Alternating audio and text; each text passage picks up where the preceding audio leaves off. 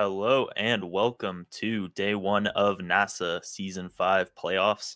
I'm here with Sloth, and we have a great matchup on our hand, the 1 seed against the 3 seed, PPL versus Flying Blobos.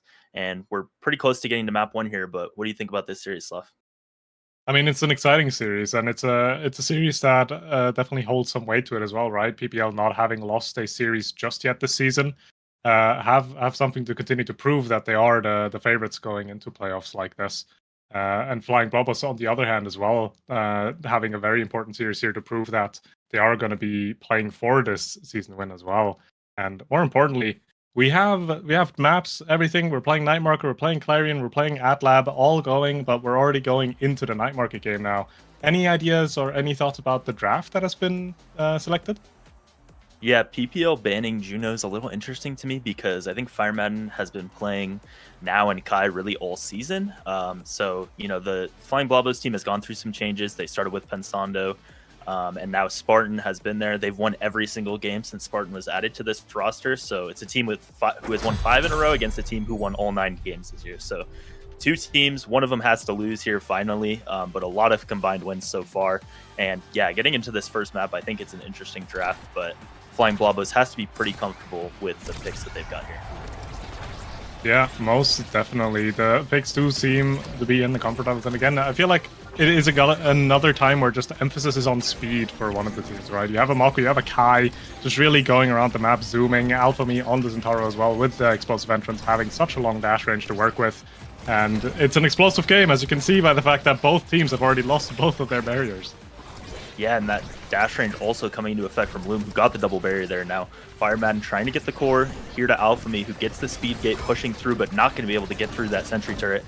Still a little bit of damage coming out, but no KOs so far. And AlphaMe getting close to that flip, as well as Fire Madden, but doesn't use the energy burst there and gets taken down. So now the power play for PPL, Average Alex pushing ahead. Spartan with the cage catches Average Alex, but not the core, but they're able to stay alive.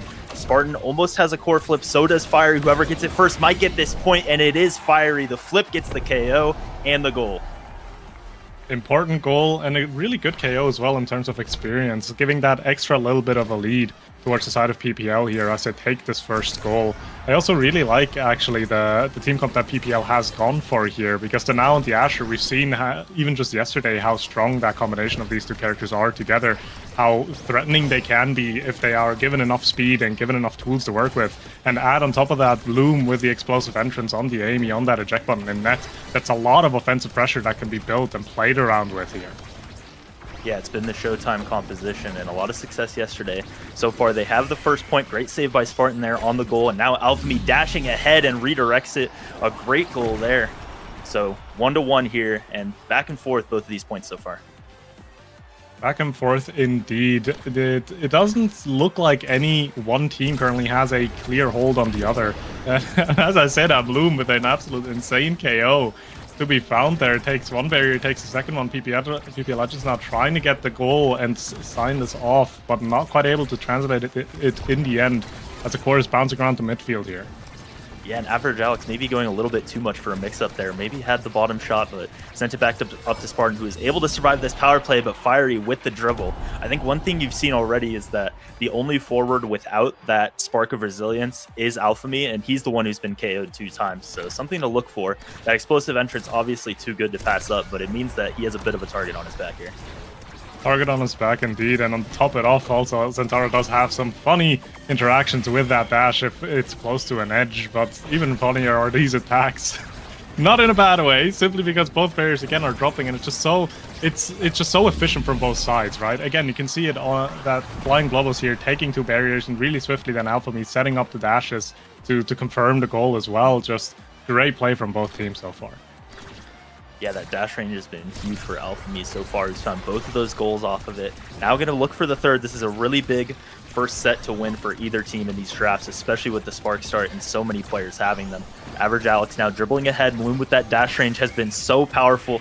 Good flip by Spartan, keeps it alive for now, but Fiery still looming with the energy burst of his own. Now uses it, but great strike layering from Spartan and Fire Madden keeps it alive. They're all taking the damage as it stayed in this corner, and now they finally do get the barriers. So Loom pushing ahead, trying to get to Average Alex, but AlphaMe does disrupt, but Spartan goes down. Fireman's gonna have to play goalie here.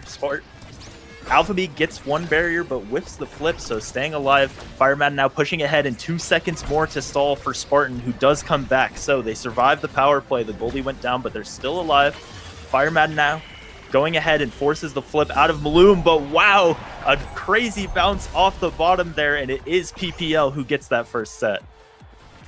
An incredibly tight angle to be found there from Alex. Really well played. And this first set is also important because you now have priorities on all of these awakenings, right? You have another Spark that can be picked up by Fiery or Alex. You have Among Titans with such a high base value awakening as well. A lot of speed to be enabling both of these very fast team comps.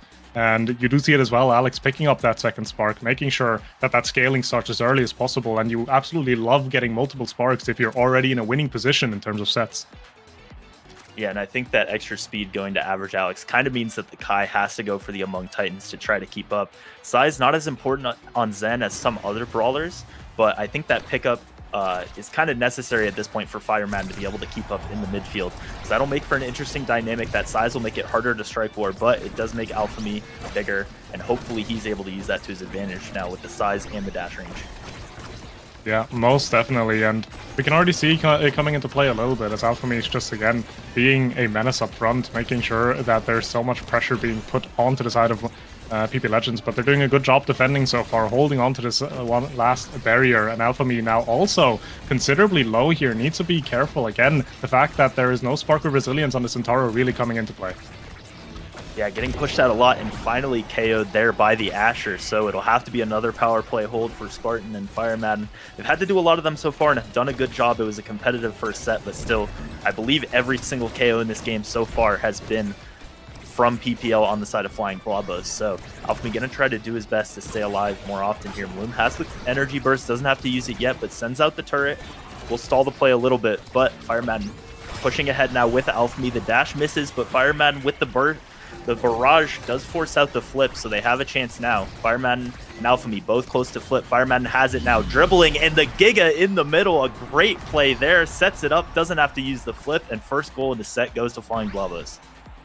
Yeah, Fireman just really great at noticing that Bloom was waiting a little bit too long there and takes great advantage of it with the Giga Blast to confirm that goal. Well executed, but again, core has been played out. We are in kickoff now. We have two flips, one coming up from Fireman in here as well, but doesn't really quite find the target as Maloom makes use of that aiming aggression, gets one jump, gets a second jump, just keeps the core in enemy half. It's so difficult to really get the core back to an attacking position for Flying Blobos. But they do find the strikes in the end to get something going here. Fireman rather low, needs to be careful not to be taken off of the map. Alphamee has a flip to their name as well if they do need to use it, and uses it to KO confirm on Fiery. Power play in favor of Flying Blobos now. Yeah, great holds from Spartan twice in the corner there. I was going to say it'd give them a power play, but that is short-lived as Alphamee goes down on the edge again to the energy burst. So Fireman gonna have to control this midfield, not able to, and the core flip from Spartan a little bit too late and leaves him vulnerable. Fiery with the KO, and back and forth we go again. A very back and forth game, and that's what you love to see, right? That's what you love to see when you come into a playoffs like this, where that both of the teams, they're here to take it all, they're here to play their best, and they're not giving each other anything for free. And you can see that by both teams here, because there's just back-to-back points scored. Yeah, and this Asher ultimate and Amy ultimate have been such a brutal combo for Spartan to try to defend at the goal line here. And there, Maloom with the dash range gets a double stun. So a second goal rather quickly that time for PPL. Just a little bit too much. These creations are proving difficult for Flying Blobos to hold on against. Yeah, Mako's doing a really good job on the defensive end, but there's really only so much you can do when you have an Asher in your face and an Owl right behind it to enable that Asher even further. And you can start to see it as well here. Again, PPL on the attack, uses a flip but doesn't find anything with it. Matter of fact, Fiery gets taken off the map completely. Power play for Flying Blobos now. They do have two flips with their name as well, but Alex doing a wonderful job holding it off in the midfield. Spartan has to walk up, use the flip to get an attack going. They find one barrier, cannot find the second one just yet though, and one gets found in return as now Alex walks up, has flipped soon as well, and Fiery finds an even bigger KO. Power play now in favor of PPL. Yeah, smart play by Spartan to try to get that power play going, but now he's left without a flip in the corner, and Fiery finds it. So Average Alex uses the flip of his own, but it's matched by Alphemy, who has a flip. So if they can get it to him on the offensive end, that's going to be what they need to keep this set alive. But the core goes off the now primary. Spartan able to save it, but so much defense having to be played here. Not able to find a dangerous cross clear, but had the timing right, so Bloom not able to find it there. Alphemy now uses the flip and finds the KO. They have a power play. Let's see if they can convert this time. Pass up to Fireman, who has the speed. Down to Alphemy, a great pass again. Gigablast doesn't find anything, but Alphemy pushing against this turret. They do time out the power play, but both goals open now.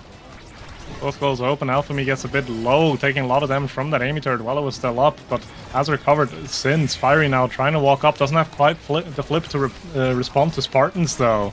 As Core is now again bouncing around. Bloom doing a really good job holding off the Core from enemy side, but Alphemy with a nice dash and a nice redirect will just slot it right in. Yeah, fantastic control by Fireman in the corner and set up Alphemy, who is just so comfortable on this Centauro. We talked about how it was a comfort draft for Flying Blobos, and you're seeing that there. A lot of control from Fireman with all the speed from the Among Titans. Alphemy has been doing a great job converting these setups. Alphemy now almost has a flip, so does Fireman. Spartan the only one really with no energy in this point so far, so it's going to be another close 0.5. Fiery does whiff the flip there, which is going to be important now. Passing ahead, the turret and Bloom's dash proving too much, and Average Alex sends it down. Another close set, but it is PPL converting once again.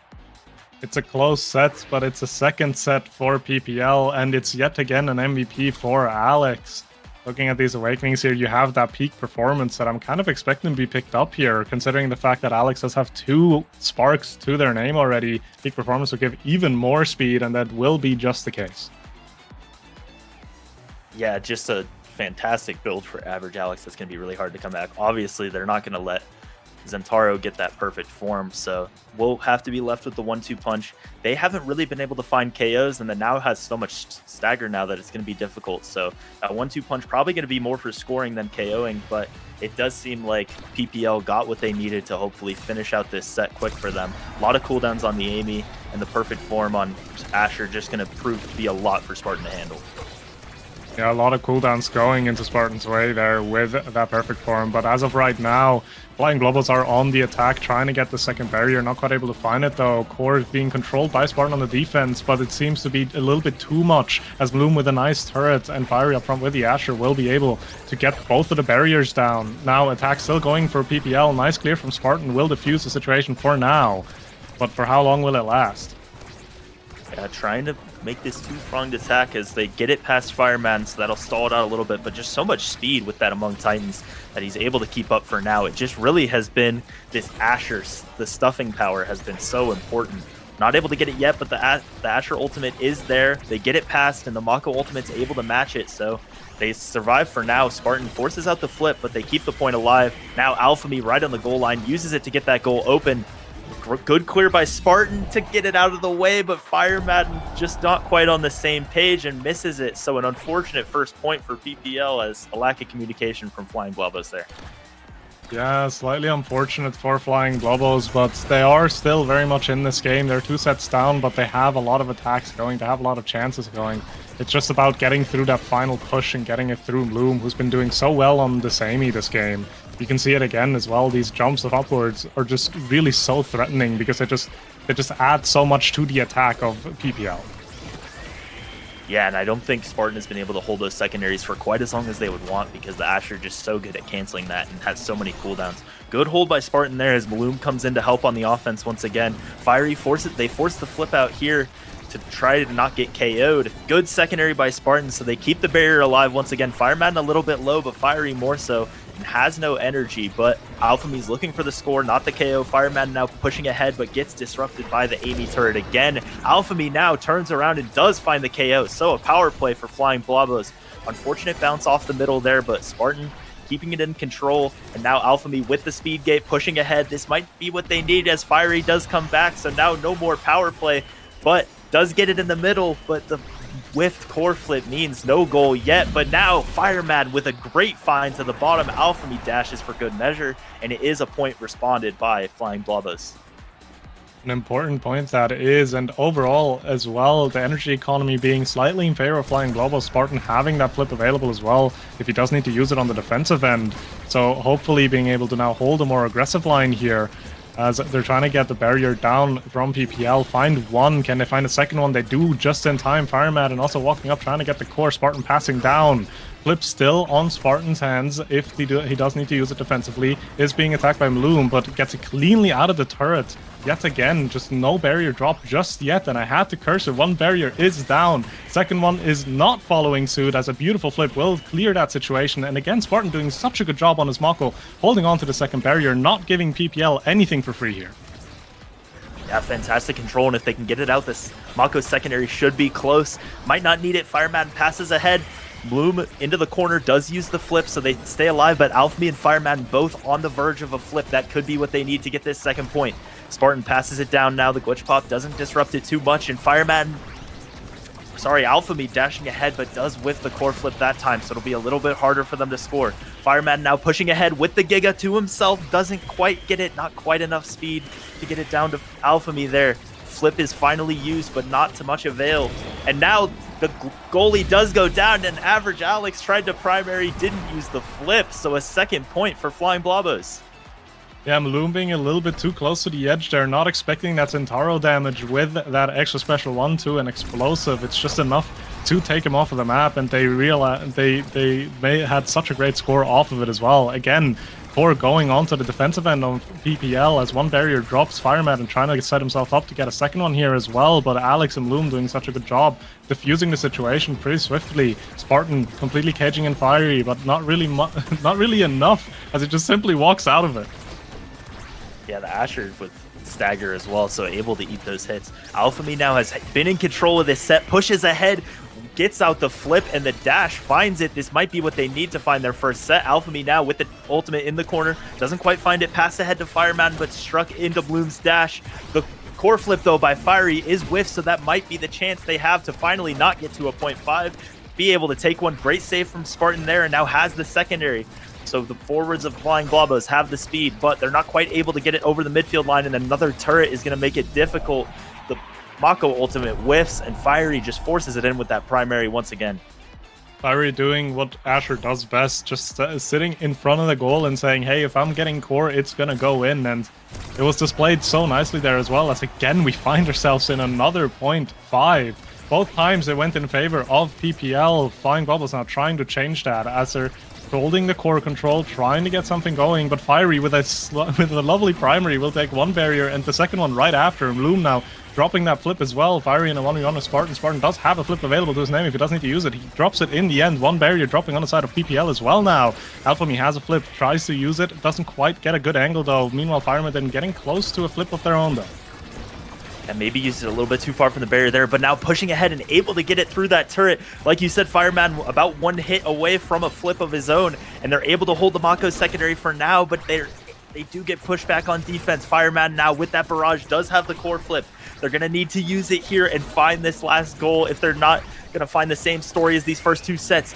Uses it now and does get it around Fiery, so they're sending it ahead. Nobody getting the speed gate, but now they do have it. They send it down to Fireman, just a little bit scared of this Amy and all the dash range.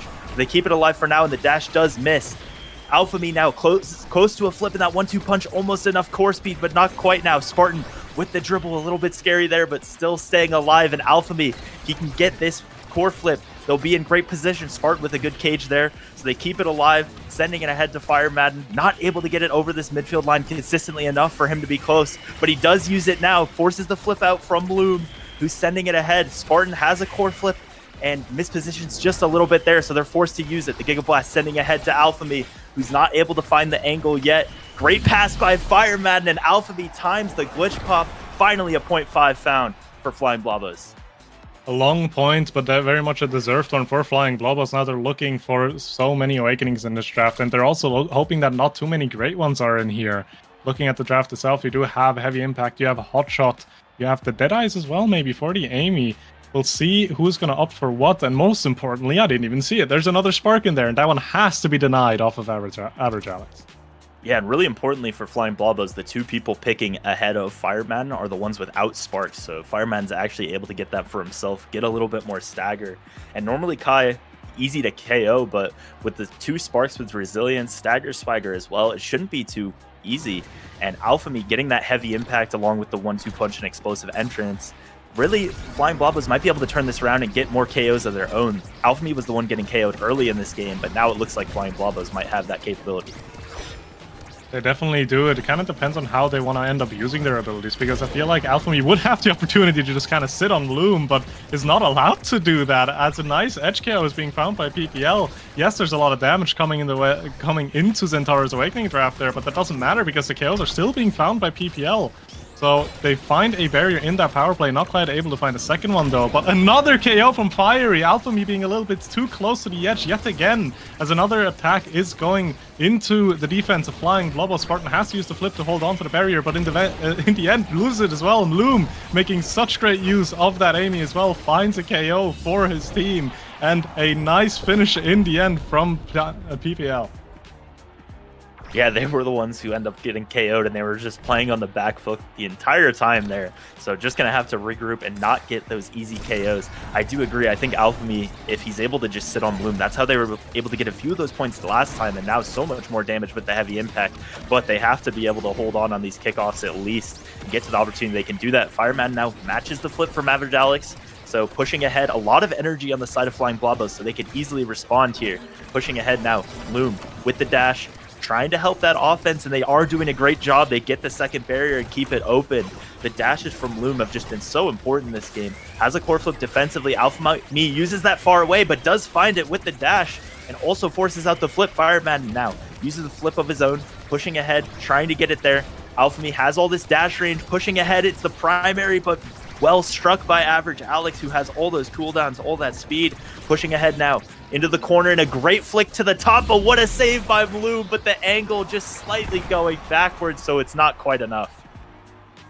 Slightly unfortunate there, almost getting that strike to then clear the situation as well, but the goal does drop in the end, putting us in an even 1-1 score again. Both Alphamy and Fireman don't really have any energy to them. Spartan has a flip to use on a defensive end though, if it is required. Alphamy down to being half HP again and taken off again. Alex playing a KO character apparently on that now. Just doing so much damage there as well. Fiery and Alex both have a flip soon as available. Are they going to be able to get anything out of this power play though? Fireman being so annoying in that midfield as that Kai, just really not letting Core get into any offensive positioning there, as a flip now goes on from Alex. Yeah, great timing by Fiery to set up the stun, so Spartan's flip buffered, and they got it, but KO'd again is Alphamy, just not able to stay alive against this Amy, and then now really it's Spartan who's having to deal with the Asher, but they're still finding those KOs. A tight clear by Spartan almost goes into that now primary, but they do stay alive. I think Fireman's been doing a great job in these power plays, keeping control and keeping it alive. So now dribbling ahead, Alphamy going to try to stay alive, and Spartan doing a good job to evade back in the goal line as they push ahead.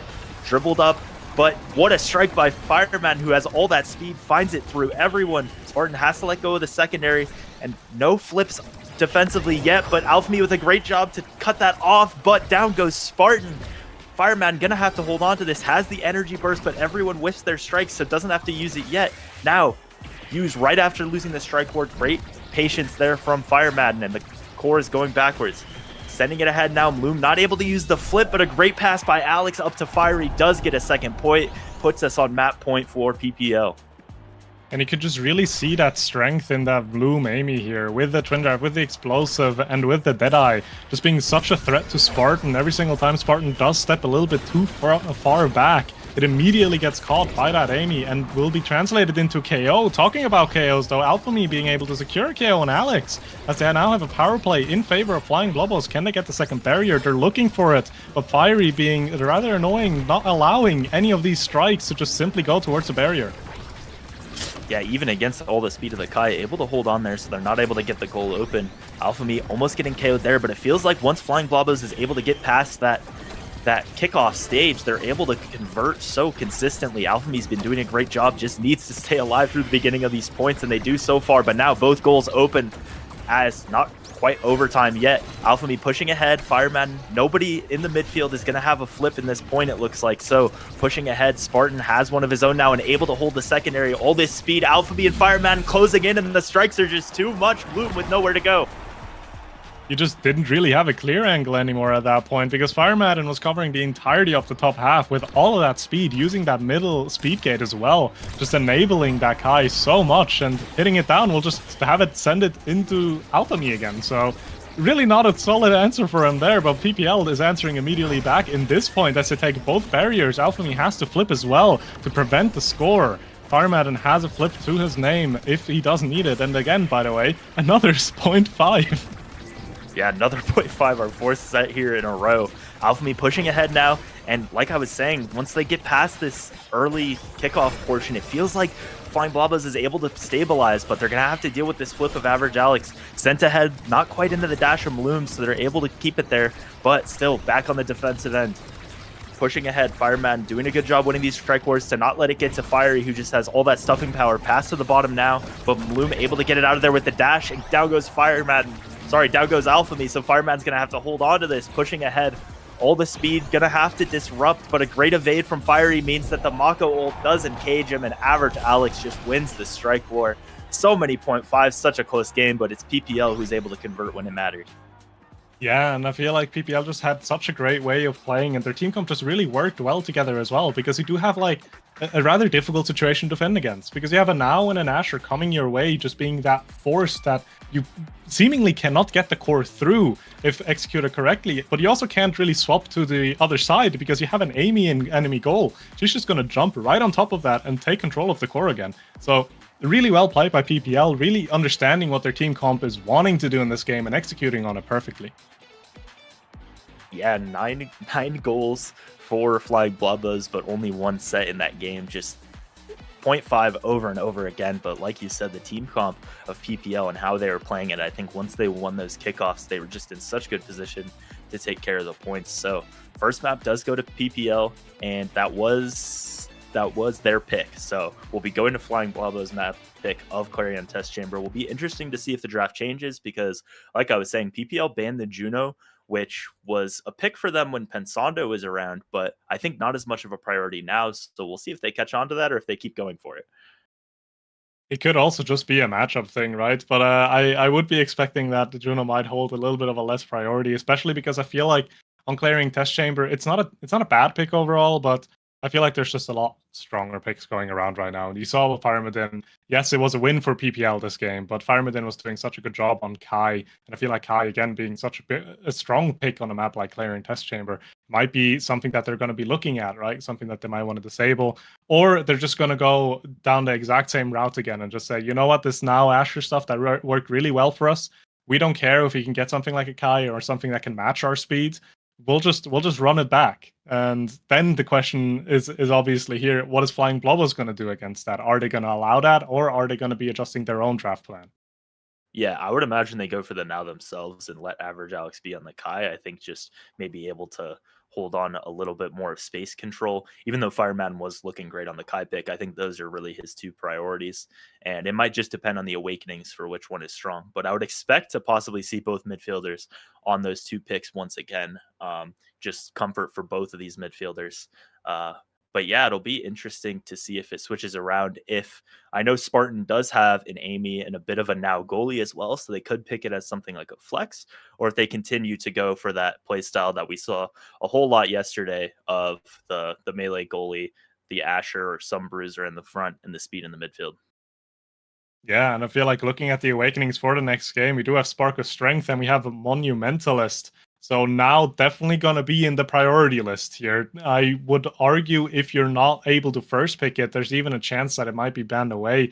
We'll see how they're going to be approaching that because that Monumentalist being such a strong awakening for now, just having such big area to just influence the play.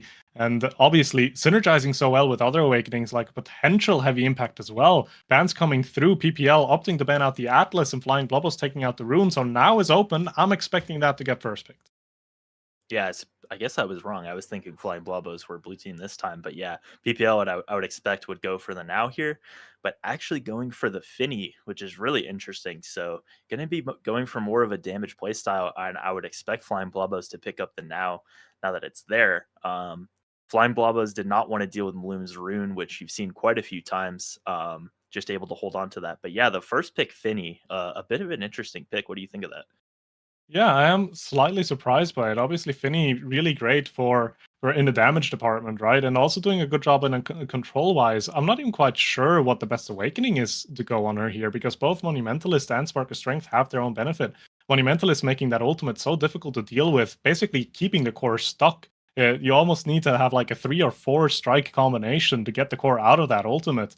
But on the other hand, Spark of Strength being such a great snowball awakening if you're going down the damage route and looking at the rest of these picks, the Amy and the X also going to over 2 PPL here, I feel like it might even be that Spark of Strength just trying to take him off of the map completely. It doesn't really matter if you have a now with a Monumentalist if she's not on the map.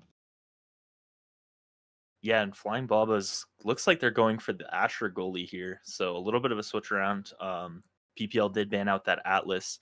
But yeah, interesting if you go for the Finny midfield and the Amy goalie, or if you go for the Finny goalie and the Amy midfield. I could see it either way around. But yeah, if they're really going to go for damage, I can see either pick being valid here. So yeah, looking at the awakenings, it'll be interesting for what they go in. But yeah, Flying Blobba is really going for the same type of composition, just switching from the Mako over to the Asher here. The Mako was available, so I guess probably just more of a comfort thing on this map in particular. But I am interested in why they didn't just go for the Mako again. Yeah, it could also just be a thing of matchups, right? The Mako into the X might be a little bit more difficult to execute than an Asher that can just plop down a primary and just be a solid wall, right? So it could be a comfortability thing, it could be a matchup thing. We have yet to see. And also looking at PPL's team comp, it now also very much makes sense to me to take out the Atlas because if you're going for a damage comp, you're not wanting to play into Atlas and now at the same time because that would be way too much sustainability. So throughout the entire draft, there a very clear game plan, I feel like, for the side of PPL. Yeah, and shades of Bozo Bunch who we saw with that upset yesterday, going likely for the Finny goalie here and all that damage. So just refusing to go for the Showtime meta of those melee goalies and instead going for what worked last game and what worked for them all season. So they're going to look to 2-0, finish this series out 2-0, and Flying Blubba see if they can respond on their own map pick. They do have Fireman on the now, which I think is his most comfortable pick. And with that Monumentalist, could really dominate. But it'll be a target for PPL with that damage comp to go for. So interesting to see whose playstyle is able to prevail here. Is really going for the same things as last game. Yeah, and considering the fact that we are on Clarion Corp here as well, do keep in mind all of these maps favor differing playstyles. So it's going to come down to what maps we will be seeing within the sets as well and in what order. Because if you're starting off on a damage map for Clarion, the side of PPL obviously going to be a lot more happy than the side of Flying Globals. Yeah, and it is going to be Finny in the midfield, so really interesting. And Bloom staying on that Amy pick, which was so powerful last game. But Finny midfield on this map with the Monumentalist, not something you see a whole lot. So it's obviously something they're comfortable enough to pick here in playoffs, but will be interesting to see what Average Alex does with that pick as they're pushing ahead. Alphamy taking a bit of damage so far, but not getting KO'd quite as much as we saw last game, but it is starting to ramp up in this middle. Nobody's even going for it as they're just attacking each other. Average Alex getting damage now a bit and still sitting at level 1. Spartan with this Asher still holding on for now, almost doubled there, but not quite. But it's Average Alex who's able to steal the middle from Alphamy, who thought he had it. Great dash by Spartan to keep that alive. And now these Monumentalist ults in the corner are going to be what they're going for. But Fiery, right as they think they have a power play, takes out the goalie, pushing ahead now and trying to take out Fire Madden as well. Alphamy has this core flip, going to try to help on the defense, and they do stall that out, but Spartan's still not back. Yeah, the 3v3 back in play now. Flip on Alphamy and on Looms. Let's see who's going to be using it first. Fiery tries to get a dash here, but Spartan cleanly defending that. Core is in the side of Flying Globos, but not quite in a dangerous situation just yet. Fiery now has the orb though, and with just a normal strike will send the core red. Yeah, that Spark of Strength giving enough power to make it red in the middle there. And yeah, I think Spartan goes for the Pauldrons, interestingly, this game. I think we were talking about going for that over the Mako. I think it's really just tired of getting shoved in by the Asher last game, and the X able to do similar things. So just going for that pushing power of the Asher to match it, but a much different game plan than the Mako because you don't have that speed, especially on power plays. So going to be difficult. Alphamy getting KO'd, getting damaged rather, all point, and now the secondary just tossing him around, and he's not able to be a part of this play. Fireman and Spartan just having to play defense the whole time, but they are able to survive to an even game state, and Fiery finding himself low here.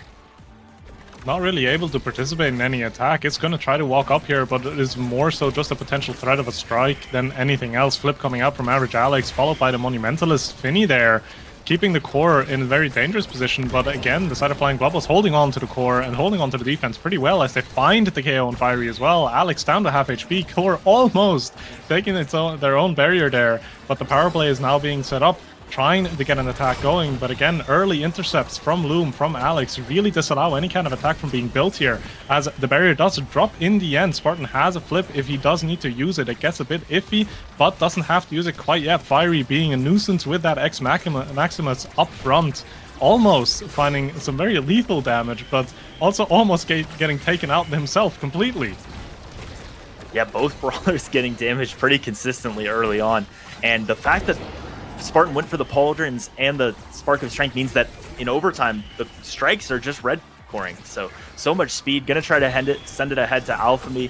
Mixes up with the primary and the dash, but not quite able to get it. Not able to convert on this power play either, and both looking a bit low. So now that Fiery's back, they're gonna look to respond with another KO. Fireman pushing ahead with those huge secondaries with the Monumentalist. Middle gets popped to try to close off the end, but Alphamy and Fireman just standing a little bit on top of each other, not able to KO, and Alphamy does go down to that Fiery primary. So Fiery trying to get pushed out here by Spartan, but not able to do it, and Average Alex with the flip in the corner finds that second point. Yeah, this game so far really just giving a pretty strong sense of just brawling. Almost like both of these teams are missing out on maybe potential Bestie Brawl or something, who knows, because they've just been fighting. And Alphamy, again, down to like 1 HP almost immediately. There's just so much damage being shot back and forth between both of these teams. One barrier down from both of them now. Obviously, the Bouncy Castle being a little bit more difficult to control where the core is going to be going here. So a little bit of an edge for the team that has a bit more control on the side of Flying Blobos. But again, like it's hard to really do anything in terms of control if your HP bar is just going down consistently, because you're just getting harassed back to back by Loom, by Alex on that Finny and Amy, and the Fiery just always being ready to get the KO in the end as well. Yeah, and Fireman has the Monumentalist, which helps with the range, but I think just not enough cooldowns to score on his own, which is what he's needing to do a lot of this time as Alphamy gets pushed out every single time. The Monumentalist Finny ult's just proving so difficult to hold on to, and now Fiery with the flip in the corner and gets it through both of them. A 3-0 for PPL, and we just saw so much damage going on to Alphamy there. Will be interesting to see what Flying Blobos can try to get in this draft to counteract that. Yeah, they do need to find something, but again, we find ourselves in a Spark start, right? So the first draft holds so much value as you are able to confirm yourself some Spark Awakenings. Unfortunately, Alex, the only non-Sparking member on the side of PP Legends here, not able to pick one up for himself just yet, is very happy with an extra special though, in combination with that Monumentalist. The Spark finding its way down to Fiery as well. 2 Sparks for Fiery. Alphamy finding a second Spark as well, giving so much more value to that Spark of Agility further down the line. Lastly, Adrenaline Rush is also a very solid pickup from Loom, just giving you all of those cooldowns back if Loom is able to find these KOs, which he's been doing so well and so consistently in today's series. Yeah, but Spartan with the Might of the Colossus and Pauldrons all the way up to 196 base power here. So if they're able to, if Fiery has to go up to try to score, maybe Spartan's able to counteract some of that damage that X just got with the second Spark. But so far, Fiery pressuring, but an even game state here as Alphamy pushing ahead, wasn't able to get any survivability, so we'll be facing much of the same. And also a lot of these Monumentalist Finny ults with the extra special going to Average Alex there. Spartan holding on as Alphamy gets the middle and now pushes ahead. Just so easy to win those strike wars and finds it. Making good use of this variant as Alphamy pushes ahead, loses the size now, but has a core flip and looking for Average Alex, who's in the middle, but it's so hard to confirm those KOs with all these barriers in the middle. Flip by Average Alex sends it ahead, but matched by the ultimate from Spartan, who has all this power. Fiery uses the flip, but Spartan responds just in time. Fireman now takes the middle and able to stay alive with that extra size, pushing to the bottom here, but not quite a consistent attack from Flying Bobos yet. Back pass by Alphamy to Fireman, who sends it ahead, has the core flip now, and yet another Monumentalist Finny ultimate as Alphamy, what a mix-up, sends it to the bottom corner. just finds that angle that Bloom would not be able to reach, even with Flip there, to get this goal for Flying Blubos. Very important. Overall, though, Energy looking very polarizing. We have 2 people with Flip available and 4 other players that are barely have enough to evade ones. As one barrier drops on the side of PPL again, trying to get another attack going. Alex being so annoying with that Finny Monumentalist, so difficult to deal with, because as soon as core is even slightly close to your barrier, Spartan can try to strike it away, but it's just going to get answered by that huge gravity well. As now one barrier drops on both sides, Fiery slightly missing the core, but that doesn't matter, as the Bounce House will deliver the core into the barrier in the end anyways. Bloom has a flip as well, might want to jump up and use it, but doesn't even have to, as Alex, with a beautiful Finny ultimate, will be able to secure this first goal of this set for the side of PPL. Yeah, and a 30-second point there, and Average Alex already able to use 2 of them, and I think every time those ultimates go out, it just forces energy use with evades, with flips to try to get it out, just burning down the energy of Flying Blubos with those ultimates, and I think that's really what they were going for with this comp here. A lot of damage that time, and Fire Madden and Alphamy both a little bit low. They're just going to have to use those energy bursts, but KO'd is Average Alex, so Alphamy finds the KO back, but now gets KO'd on the side by Fiery, who has a lot of power himself. And now the Finny ultimate trying to set up, but so far able to hold on to this power play. Bloom passing it ahead to Average Alex, who you know is just going to have another ultimate again, but they're able to get it out that time, but force the flip from Spartan. And Fireman and Spartan just trying to hold on, and Alphamy getting KO'd over and over again. Yeah, it's just so difficult to stay on the map when so much damage is being sent your way. The Finny card will also take Alphamy off the map again. Power play in favor of Flying Blubos, in favor of PPL, as they find the second barrier. They're trying to get an attack going. Firemad and also down to being staggered, not really able to assist any much more at this point. Alphamy back on the map, but not quite able to get the core of where they want him to go. Fireman now walking up with that now, using that mine to take one barrier. Alphamy almost finding a second one, but clean strikes from the defense of PPL will hold off the core from any further dangerous attack.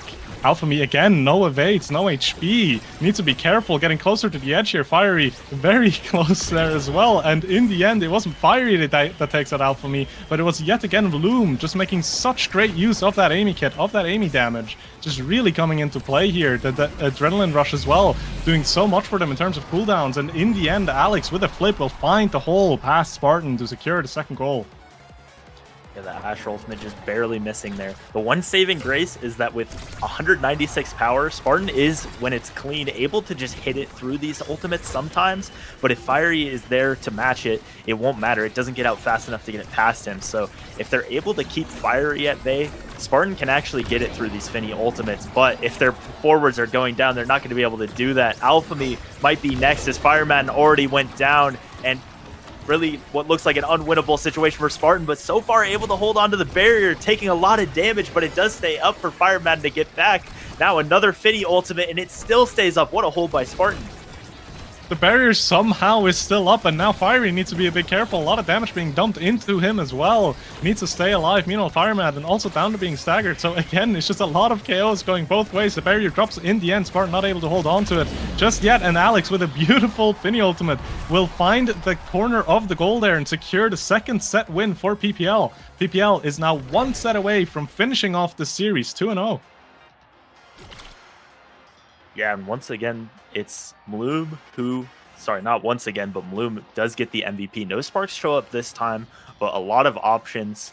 I think if you're looking possibly at specialized training, really would be good on any member of PPL, but if they're able to get that with the extra special, that could be even more damage. But instead they go for the Timeless Creator, so even more size and duration on those ultimates that are coming out constantly. That means that the Now has to deny the specialized training from X, and really the Zen is left with nothing at the back here, has to go for the missile propulsion. So another strong draft, more damage for PPL, and they have to be feeling pretty good about closing this one out. Yeah, most definitely. Bloom picking up that Super Surge also is so high value, right? Being able to now dash basically throughout the entire map, and then the added damage onto that Cyber Swipe as well will be so difficult to deal with, as that just makes more damage. That just makes the survivability so much more difficult. And even though the specialized training will assist in the healing a little bit for the side of Flying Blubos, I don't think it really matters when you just lose all your HP. and you get healed fully up again, because you're just going to lose it right away again. Yeah, the goalie and the midfield pushing ahead. Even the brawler, just so much damage on every member, and there's nowhere to hide for Alphemy, who is staggered, trying to run into the corner, and Fireman trying to find that last barrier, really all on his own. The Amy turret and the Finny ultimate now pushing into this corner just so much, but the ult from Spartan is able to keep it alive, and they do actually find a KO on Fiery, trying to push ahead, but 2 flips from Bloom and Average Alex means that they're able to do it.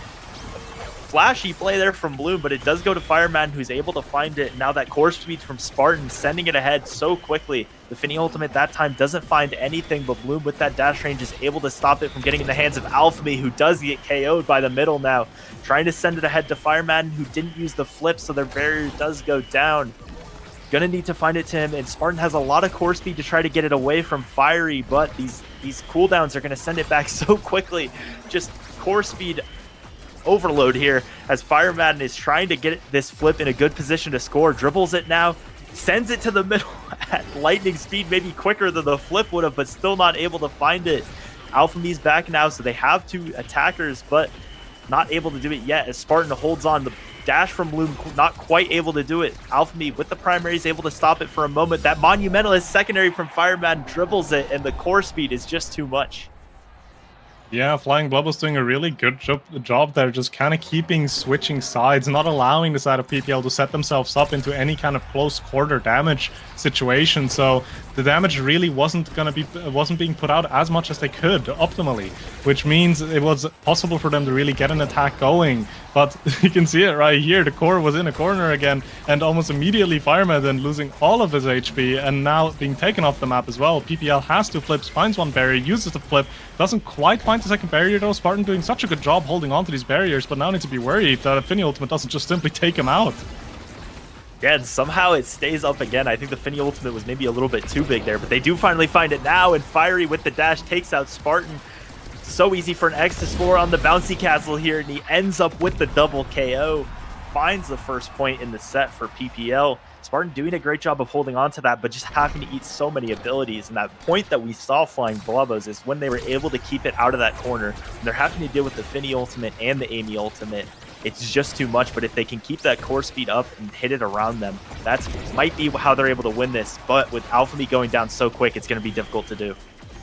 That is so difficult to play, and you gotta feel for Alphemy as well, because it's just so difficult to really stay on the map when you have all of these projectiles being thrown at you by the Amy and by the Finny. And then to finish it off as well, you have an X with 2 sparks, one of them being strength, just running after you as well, having that X Maximus to just add even more damage on top of you. So difficult to play, and an unfortunate clear angle by Spartan, or an excellent read from Alex with that triple take there to get the second goal and put PPL 1 goal away from taking this series. Yeah, PPL close to a 2-0 here. And that first map, we saw so much back and forth, but really it's just been so much dominance from especially this Finny. It was a really interesting pick when I saw it, but their game plan working out so well now. Fireman goes down, and Fiery trying to find another KO on either member. 1 KO found. Spartan still somehow keeping the barrier alive, but it's an ace for PPL. Passed ahead using the ult, and Fiery will hit it in. 3-0 for PPL, 2-0 in the series. And what a crazy last map we had for them to find it with that Finny midfield pick. Yeah, and that last point really just being the story of the game, right? Just KOs all around, so much pressure. And I feel like that Finny midfield also just really worked out well, because Loom was playing such an aggressive Amy. At times it even felt like they were playing almost something like a double midfield, right? And at that point, the Finny that's not as mobile is less of an issue, because if you're only able to hold down half of the map, it doesn't matter, because the other half's being held down by your goalie. And you can see as well the damage numbers in the end. Not a single member on PPL below 26k damage. A total of 17 KOs for PPL, just really dominating this game. Yeah, and most of the goals coming from Finny, not the X. So the X was the one finishing off the KOs, but so many of those ultimates, those big finishes, were finding the goal for Average Alex. So it's a 2-0 for PPL. Flying Blobos is able to keep that first map extremely close, but that time just a unorthodox strategy they probably weren't seeing coming, and PPL able to take care of that. So they'll move on to winners finals. Yeah, winners finals in the next round and Flying Bobbas will have to head down to the loser's side and play later today. But first, we will have a quick break, and then we will come back with Rose Petals against PLX for our other winners semifinals matchup. We'll be back for that, so don't go anywhere. Stay tuned.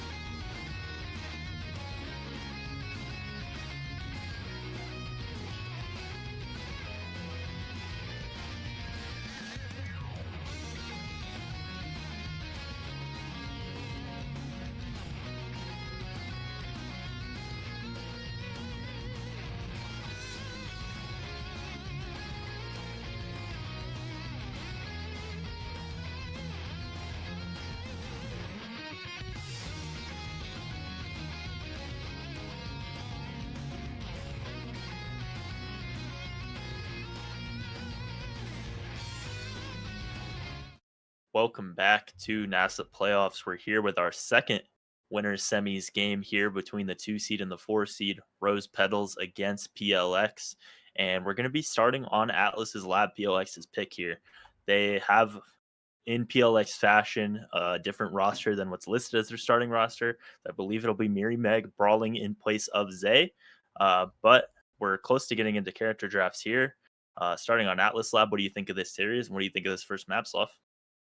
I mean, again, it's playoffs. Every series is going to be a great series, and I feel like going into this as well. Obviously, you do have PLX and Rose both having a solid showing during the season, and honestly, personally, I'm just really excited at the maps as well. Atlab and Taiko are maps that I personally enjoy playing. So definitely a good guarantee to have both of these maps to be shown here as well. And Atlab, I feel like as well, again, I really like it in terms of a character draft as well, because I think it allows for a lot of different kind of characters to be played for and different kind of comps to be played for as well, which means each team can kind of draft towards they can do best, right? And just kind of showcase their own strengths really well as well. Yeah, and Luke for Rose Petals, I think a goalie who's capable of picking a lot of different things, going for ranged, going for melee as well. And the same over on PLX. So just a lot of optionality for both teams and how to go for these. Interesting to see in the character bands there that both the Mako and the Atlas that we've been seeing so much in these playoffs both gone immediately.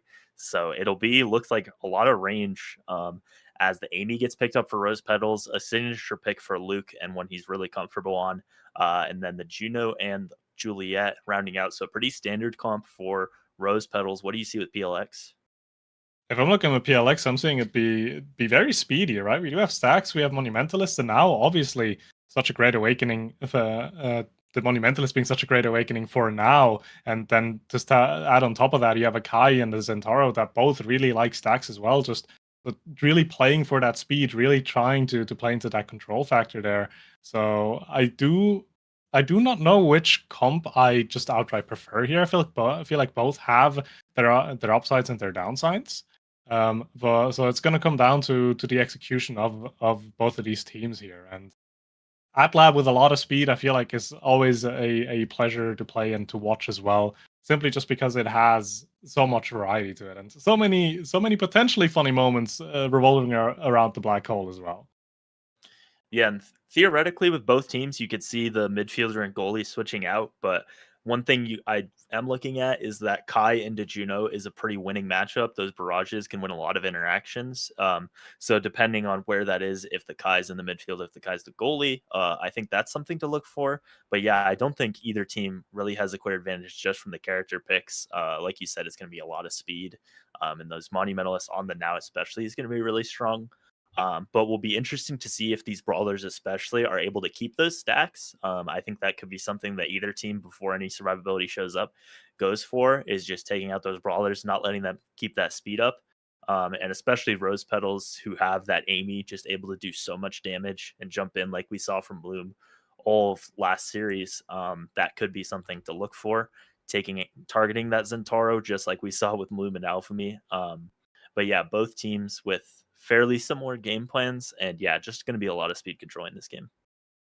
Yeah, most definitely. And I feel like there's also an interesting factor here of what the Juno's going to be opting for Awakenings here, because Stacks is just great base value, right? Has a lot of speed, moves Juno across the map much further, but the Monu actually not terrible in terms of damage. Now, would you want more damage on Juno when you're playing into a now? Not necessarily likely, but there also could just be a point made for that. I'm personally fully expecting to see 5 stacks on stacks here, though, with the only exception being that now having those bigger mines. We've seen it earlier today already in one of the series. Now with Monumentalist just being so oppressive if played properly. And again, it just opens up for more drafts further down the line as well that just make now such a big threat. Just really a strong midfielder in the meta as it is right now. Yeah, nobody going for the Finny midfield that we saw last time. Maybe just a PPL special, but we do see more Monu now. So yeah, once again, just so much area control. All the players are in, but we're waiting for them to start taking a little bit. Um, we've said quite a bit about this game, but just have to wait for it to play. And now we finally are loading into the game. So it's a West versus East matchup with at least some of the players. So we are going to be on Denver. Interestingly, hopefully ping isn't a factor in this game. But yeah, as we get into it, I think Rose Petals have a little bit more KO potential early on, especially we'll see what they choose to go for as far as the Awakenings. But like you said, I'd expect to see 5 stacks on stacks. Yeah, it's just such a solid Awakening all around. It's just really hard to pass up on it. So we will see how these Awakenings will find their way. I'm also very curious to see how well Twisty's going to be able to make use of that Juliet. Is she going to be using it to force it for barriers? Is she going to be that edge presence that a Julie can be as well? Just taking people off the map if they're mispositioning ever so slightly. And funnily enough, and surprisingly enough even, it's 6 stacks and stacks. Josh not opting to go for the Monumentalist here and would rather just have that base speed to be working with. Now not necessarily being required to pick up something like the Monumentalist. So we'll see how that's going to pay out. And again, keep in mind, Monumentalist will now remain in the Awakening pool.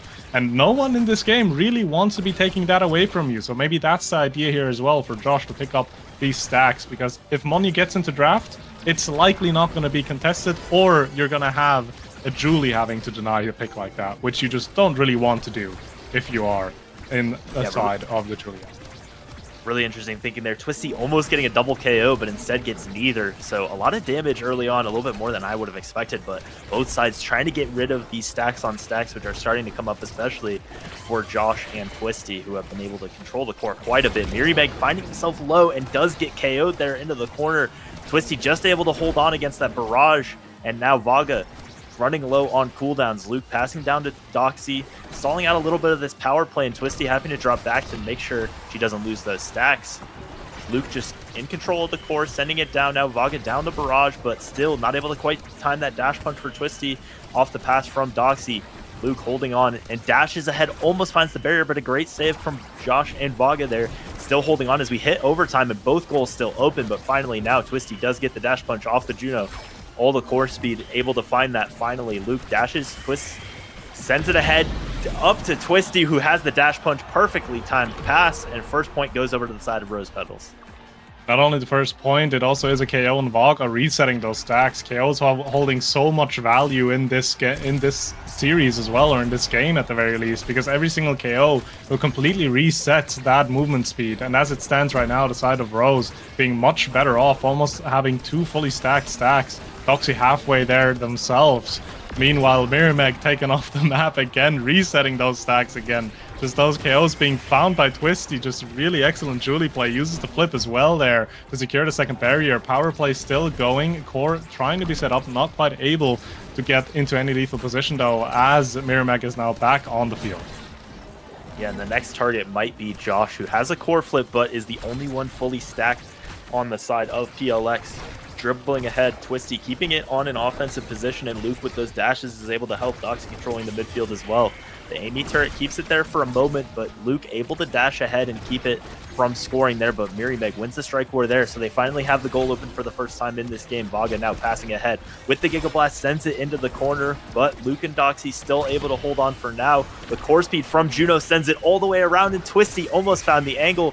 Flip from Doxy now tries to get it to Twisty, who is low and at risk of losing those stacks, but instead Doxy with all the core speed just somehow gets it through PLX. That overtime Juno really coming into play, sending that core so fast. It's so difficult to react to. And the second goal in favor of Rose. They're 1 away from taking the first set. So gonna be interesting to see if they can find it in the end. One barrier now is being found by PLX though, but a KO again by Twisty finds one to reset Miribeg stacks, and again the momentum is just snowballing in favor of Rose. Yeah, and the morale momentum as well as literally the speed, because these stacks have not been taken down at all for Rose Petals. They're able to keep them all up the entire time, so they'll just be able to run circles around PLX, controlling the corner now, finding themselves playing more defense than they'd like to, but Luke with a well-timed flip is able to keep that alive and wins the strike war against Miribeg. So they get it ahead now. Twisty going for the dash punch, but doesn't find anything. Doxy a bit low and might have to fall back for defense. Doesn't want to lose those stacks, even if it means losing the point. But now Twisty ahead, and the eject button put Vaga just a little bit out of range for that core flip. An awkward goal, but it's a 3-0 for Rose Petals. A 3-0 and a really well executed one, just really not allowing the side of PLX to get their stacks going and going into this draft as well. We again have quite a few high value awakenings here. The twin drive being pretty good among Titans to just enable even more speed. 1-2 punch being denied, not giving that to Twisty. Twisty already doing such a good job at finding KOs, not wanting to have that extra KO pressure. Pretty happy to pick up a spark of strength for themselves. So among Titans going towards Vaga, allowing Kai to be a little bit more speedy, a little bit more active on the map. Catalyst and Spark of Agility, though, still pretty solid pickups for Doxy and Mirimag themselves as well. Yeah, but Vaga taking that does make both of his teammates a little bit bigger targets, and it has been Rose Petals finding all the KOs so far. We talked about how it didn't seem like anyone had too clear of an advantage, if anyone, Rose Petals, but they were really leveraging that more than I thought they would. So many KOs, and Mirimag almost KO'd that time. The Now Ultimate is able to keep him alive, but Twisty just dominating these strike wars in the midfield against Vaga, who doesn't have that size after taking the Among Titans. Luke with the dash up ahead, trying to get it to Twisty, but not able to yet. Mirimag now dribbling, has the core flip, gonna try to find the first point for them, but they do find it, but Mirimag ends up winning the strike war against Twisty, and they're able to get on the board. PLX with their first point. And also, if you look at the stacks as it stands right now, Mirimag has 116 already compared to everyone else that's still sitting below 50. So that speed on that Zentaro is going to be so valuable as Mirimag walks up and is able to force the first barrier as well. Is he going to be able to set himself up for a second one? Not quite. Luke clears it cleanly. Doxy and Luke both have a flip to their name as well if they need to use it. Luke uses it defensively, but doesn't quite get it out as the second barrier now drops. Josh with the primary set up perfectly will just send that core flying past Luke in a 2-0 lead for the side of PLX. Yeah, and the 1-2 punch was more of a deny in that draft, but Josh able to use that core speed to find the goal there. I think this extra size from the Among Titans that Vaga took has been huge for Mirimag, just winning so many strike wars up close to these barriers. And you're seeing it once again, just pushing Luke down, finding the first one, now has a core flip to try to find the second one, but Luke with a good dash to try to keep it on offense. Twisty now looking to find a KO on Mirimag. It does force out the flip, but Twisty herself low on stagger, and they're trying to get it ahead to Doxy to keep it on offense, but Mirimag just once again controlling these corners so well. Yeah, it's just so difficult to really do anything because the Zentaro is just so fast, right? He can just walk in and out permanently. But a nice dash punch from Twisty will find both barriers flipped in front of the goal as well to secure this for Twisty. Well played on the attack there. Yeah, great job to find the double and the goal. Keeps the stacks up. We're nearing where everyone is at full stacks, and we haven't been seeing the KOs that we did in the last set, so it might just turn into everyone being speedy. But if one side starts going for KOs more, that could turn the momentum around just like we saw last time. Twisty finds herself a bit low, has to go down for the orb, but Luke and Doxy, great defense in the corner to not even lose a barrier, and now Twisty does take down Josh, so the stacks will be gone. We'll see what they can do with the power play, but either way, the damage is done. Twisty now passes ahead in front of Luke, but Luke gets beaten by the Zentaro and the barrage. Great job there, but Twisty's able, with the help of Doxy's slime, to score that. Mirimag has the flick, but Luke able to react with the glitch pops, so they stay alive. If they can get this point, they'll have a big advantage of Josh being down those stacks. Doxy dribbling onto the corner, and the slime is just able to make it nowhere really to clear. Had to hit it into Twisty there, and a second point for Rose Petals. Yeah, going into this point 5 now, Rose Petals definitely sitting pretty nicely here as Josh has basically no stacks. So it's just going to be difficult for Josh to really keep up with this speed of this game, with the control. As Luke with a beautiful jump up front, gets a second barrier, gets a flip out, doesn't quite get it through to Twisty though. Twisty in front of the net trying to get a score going, but not quite able to in the end. Flip coming out as well defensively. Twisty though is patient enough, gets the flip, gets the goal. And the second set now in favor of Rose Petals. Yeah, beautifully set up by Doxy, passing with the slimes to the other slime, and then right in position for the flip to hit the goalie and the core. So PLX had an advantage for a moment there, but it ends up costing them this set. They're not able to get it, and that means Hot Shot goes over to Juno. Yeah, if the game was already going fast and going fast in favor of Rose Petals, it's going to go even faster now with that Hot Shot finding its way to the Juno. The second spark though for Mirimag gonna help a little bit with survivability and with speed, as Mirimag already has a speed spark of their own. Deadeye finding its way to Luke as well might be enabling a little bit more KO play as well from the Amy here. So I feel like everyone's kind of picked up something that they're happy with this draft. Josh also, a Size Awakening, is now getting to a point where winning a pure Strike War 1v1 against him is going to be rather difficult. Yeah, but more damage for Luke as the Deadeye, along with the Twin Drive. Just these dashes are going to prove to be so much. We'll see if Josh and Mirimeg can stay alive. Great defense there from Vaga and Mirimeg, comboing their strikes and the barrage. And then a great primary from Josh does get the goal open. So now advantage for PLX in this first point. Like we saw in the last set, Josh with a great pass down to Mirimeg, but Luke wins the Strike War. Vaga pushing ahead with the eject button and good defensive positioning from Josh there is able to keep that alive, but Twisty does win a few Strike Wars, but finding herself low, and the Giga Blast will find the KO. So early on, the sparks go down. A bit of a misclear, though, ends up costing them as Luke with the Twin Drive has another dash, now sends it ahead, and Mirimeg with the flick to the bottom side doesn't even need to core flip. Yeah, really nice play there. It holds the core flip. Luke still has his available though as well. But more importantly, that KO and Twisty will reset those stacks. And again, we'll just delay that extra speed and extra lethality off of the Julie ever so slightly, but no speed needed. As a dash punch will find the second barrier. Really well played by Twisty. Flip has to come out from Mirimeg there, finds one barrier, not quite able to find the second one just yet though, as Doxy uses a flip defensively. Luke running up has a flip to his name as well if he does need to use it. Doesn't use it just yet though. Twisty taking a lot of damage again, but Stagger Swagger immediately resolving that issue. Well, great ultimate from Twisty as well, will hold that core. Vaga not able to shoot it anywhere in that flip, and we even it out in this set. Yeah, Luke with great coverage dashed in ahead, so you weren't able to clear it up, and then once it was in the Julie ultimate, there was nothing to do. Great job there. Twisty did lose her stacks. Almost everyone is close to that 150, but she'll be a little bit slower, but doesn't really need it, like you said. Just doing a great job finding so many double barriers early on in this game. Almost has a second one, but a good flip from from Josh there does send it out. So Luke and Doxy now having to play defense, one barrier down on each side. Mirimeg trying to dribble it into that secondary, but Luke just winning so many Strike Wars in the corner here. The Juno Slimes being as disruptive as ever.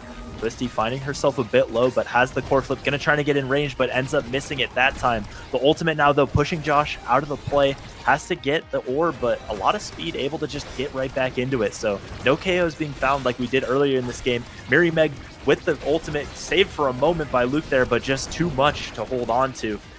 All of Rose Petals being a bit low, but Twisty once again with these dash punches is finding these barriers so consistently, but Mirimeg just runs down the goal, uses the flip at the line, and finds the second point. Yeah, not much to do for Luke there. Mirimeg just in front of the net, basically given a freebie with that flip, but has to invest the flip more importantly. Energy economy slightly in favor of Rose Petals as well here, as they find one barrier, the second one as well. Doxy trying to farm a little bit as well of that energy to give herself that flip, which she now has, and a beautiful KO from the Amy Cyber Swipe will be giving a power play in favor of Rose Petals, but Vaga with a nice clear will defuse the situation for just a few more seconds. Is it enough for Mirimeg to come back onto the field? It will be enough, but it is not enough to hold the defense completely as Doxy invests that flip and gets the second goal for the set. Yeah, great patience with the flips for so long there. They didn't want to use them, but Doxy used it just at the right time. And once again, the same story as last set. PLX, it feels like they've been playing so much better, doing so well, but these random double barriers have just been costing them so much, and we'll see if Twisty can find another one. The core speed from Juno does find one there, and Twisty now trying to dribble it to herself. Flip from Josh doesn't get it out for long enough, and Twisty finds the second barrier, now dribbling ahead with the punch, and the Juno Slimes, just too much core speed, and it's a 3-0 in this first map for Rose Petals.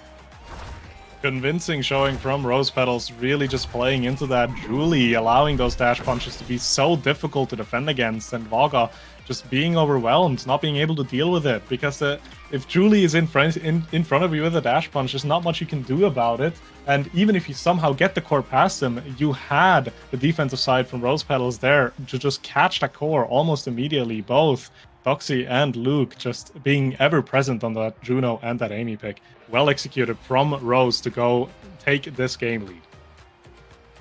Yeah, and that was PLX's map pick as well, so they'll be heading over to Taiko Temple, which was the Rose Petals pick, possibly more comfortable for them.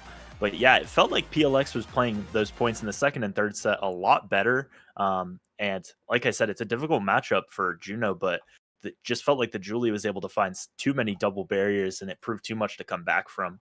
I think PLX can't be too mad. Like you could have a worse 3-0 than that certainly, but the fact they weren't able to get a set puts just Rose in a lot of position to be confident, and especially going into their map pick of Taiko Temple, they have to be feeling good about this. Yeah, I'm also curious to see how the character draft for Taiko Temple is going to be looking, right? Both teams in this game, one opting to ban out the defensive goalies, saying, hey, Mako Atlas are kind of good right now, but we don't want to deal with any of it. So I'm curious to see if that's going to happen again in Taiko Temple as well. Obviously, Taiko being a map that does pretty well for defensive goalies. That is very strong if you just have that character in the back that can completely lock down the barriers. So I'm curious to see if we're going to see a similar draft where the defensive goalies are just going to be taken out, or if maybe this time one of the teams is going to opt into maybe a more consistent pick for the defensive line. Yeah, and even if those two do get banned out again, Dubu I think is a really strong pick on this map and something I know at least Luke is really comfortable with. And then the Asher also could be an interesting fleck because it's really Miri Meg's main pick, or at least one of his main picks. So both of those would be interesting. Like if you choose to ban the Asher and let one of those defensive goalies that we saw banned last game instead. But yeah, I could see it going a multitude of ways, and also just it's always going to depend on the awakenings. And if there's something strong for a Juno, I could certainly see PLX not wanting to deal with Doxy on that pick once again. Yeah, most definitely. And I'm really looking forward to the awakenings again because the awakenings, they can just decide that character draft so much. We can talk about all of the potential gameplays that will be happening, but then suddenly we're sitting in front of a dead eye and the complete priority pool will be swapped around and just made a mess of essentially. So I'm curious to see what we're gonna be dealing with here. But in terms of mentality, PLX does need to find a pretty convincing set one, I feel like, for this Taiko Temple, simply just to kind of regain some of that confidence and go into the series and contest that series win as well. Yeah, and another stacks on stacks start here for the Awakenings might mean it's sort of the same story. I mean, really similar, just Timeless Creator instead of Monumentalist here. But you could see another game of 6 stacks on stacks. PLX opting to get rid of the Amy, which I think is a really strong pick, and especially comfort for Luke. But that might mean that Luke is able to get onto one of those melee defensive goalies, which I think are really strong on this. But it will at least force Rose Petals into a different play style. And like I said, that Asher, a really strong pick for Mary Meg. So Rose Petals do decide to ban it out.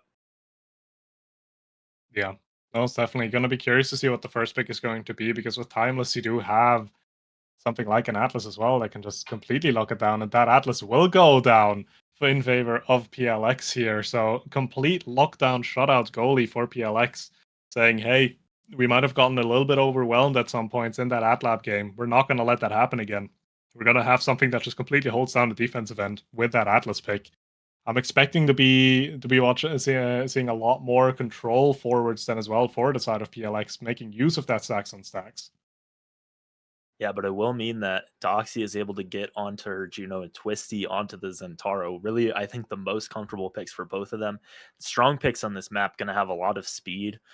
So it will mean that Luke is last, but if they want to, probably able to pick up a Mako, which was banned in the last game, if he wants it. We'll see once we get there. But first, we'll have to see what the forwards end up going for PLX. With stacks, you can see a ton of different things, but we do see the Kai again like last time. Last time it was in the goal box, but this time presumably in the midfield. But if you're able to keep the stacks up on that, really strong pick. But we do see the Julie change hands over to Miri Meg this time, and then we do see Luke pick up the Mako in that last slot. Yeah, double defensive goalies on Taiko. Who would have guessed? It's just a really strong pick for both sides here. So we'll see. We'll see how it's gonna be played out. I'm also curious to see how well this Kai is gonna be able to stay on the map. Right, Stacks is a great awakening for him. It's gonna be there, keeping that, giving that speed, giving that control. But you're going into a Juno and a Zentaro. Both of these characters really good at dumping damage and even passively doing damage. Right, those Juno blobs are gonna be ever present. And as Kai, you're gonna be walking through them quite often. Yeah, we had Utopia for just a moment. Atlas and Mako both gone, but they're both back, and so we might have a bit of a slog as they hold down.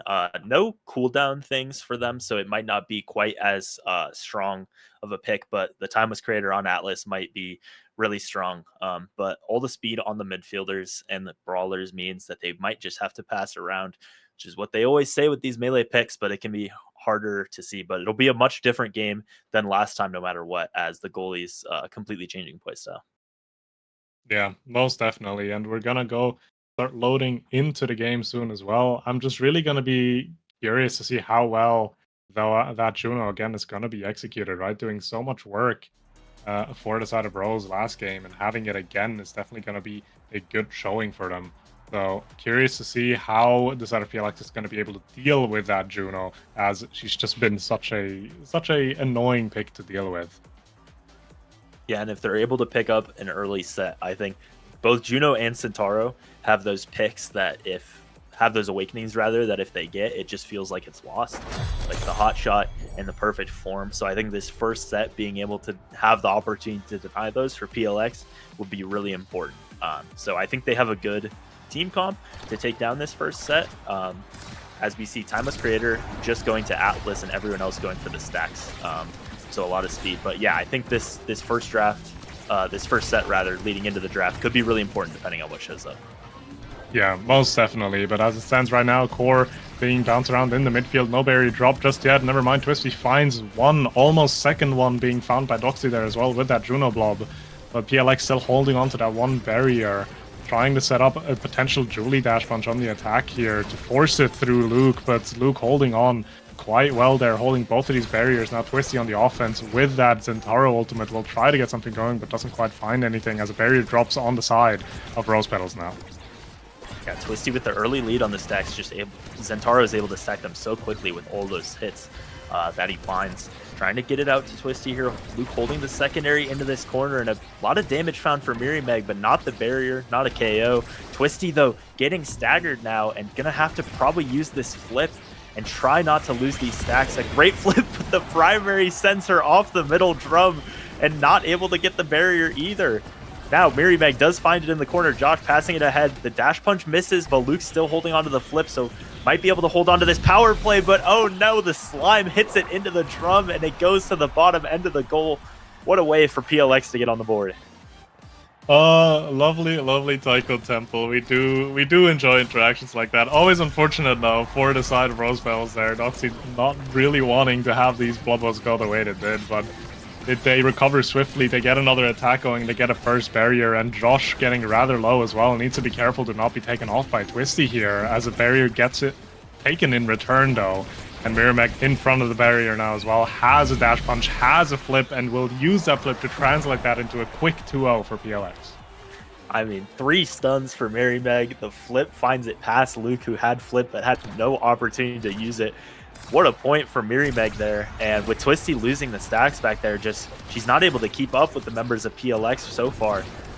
Gonna have to build that back up, but a lot of energy for Rose Petals to try to get this point back past to Luke, who sends it ahead with the secondary. Doxy and Luke trying to get it through this bottom side, and now both flips in the corner, only one used there, but Twisty might find herself KO'd so far. It's been Zen who's not able to quite keep these stacks up and keep the stagger up, but she is able to get an orb in the corner and stay alive for now, but just so much offensive pressure for PLX in this corner. Yeah, the side of Rose Petals do have 3 flips to work with. One is being used by Doxy, the second one being used by Twisty here to try to get the skull going, but not quite able to get past the defense of Vaga right there. As Twisty again just needs to be so careful. She's just so low, no evades, nothing really to be working with here. Just going from orb to orb. But the attack will be built again. Doxy with Juno up front, tries to get the core past Vaga, is able to also set themselves up correctly though, with Twisty finding the first goal in favor of Rose Petals for this game. Yeah, great setup with the primary into the passive there, and that means full stacks on all 5 members who have it. Vaga the only one who doesn't have it, but everyone has the speed now, and Twisty with a great evade to not lose them all there. That was dangerously close, and getting bounced off these drums, but still staying alive for now. And dashing into the corner, trying to find this, but instead it's Doxy who goes down, not Twisty. She loses the stacks, and now they'll try to convert this power play into this first set. Josh dribbling it to Miri Meg, and a great strike shot from Vaga. Luke was able to get the clear, but just nothing he could do, and Vaga with great awareness to find that. 2 flips for the side of PLX on their forwards, pushing into the corner. They both use it at the same time, but it doesn't matter. They take out Doxy once again, and a quick 3-1 for PLX, their first set in the series. Optimizing their play for experience as well to get the KO first and score right after. Now going to the set, a lot of high value awakenings we see. Fight or flight finding its way onto Josh almost always. Just enabling that Kai even more, giving even more speed to be working with here. Other than that, perfect form in the draft, not finding its way onto Twisty as it's going to be taken away by Miri Meg, but still a very solid awakening for Julie herself as well.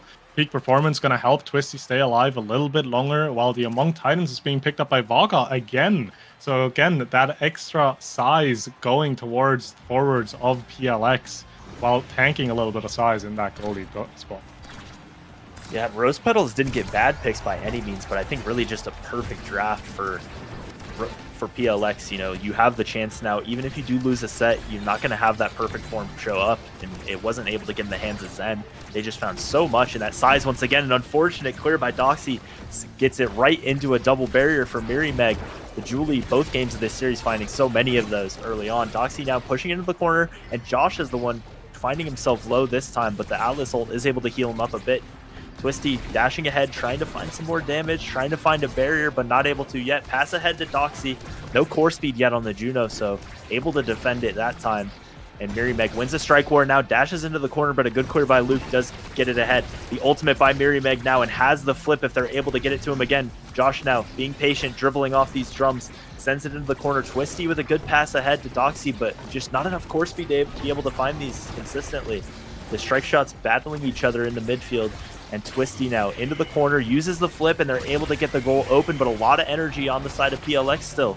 But all of it is burned without a goal found, but now it is. What a strike board by Miri Meg, gets it past Doxy, and they're able to score before Josh is KO'd. Yeah, and how unfortunate as well for the side of Rose Petals, because Josh was about to be taken out, but the Mako Ultimate's wall was there to save him just in time, so those stacks have not been reset.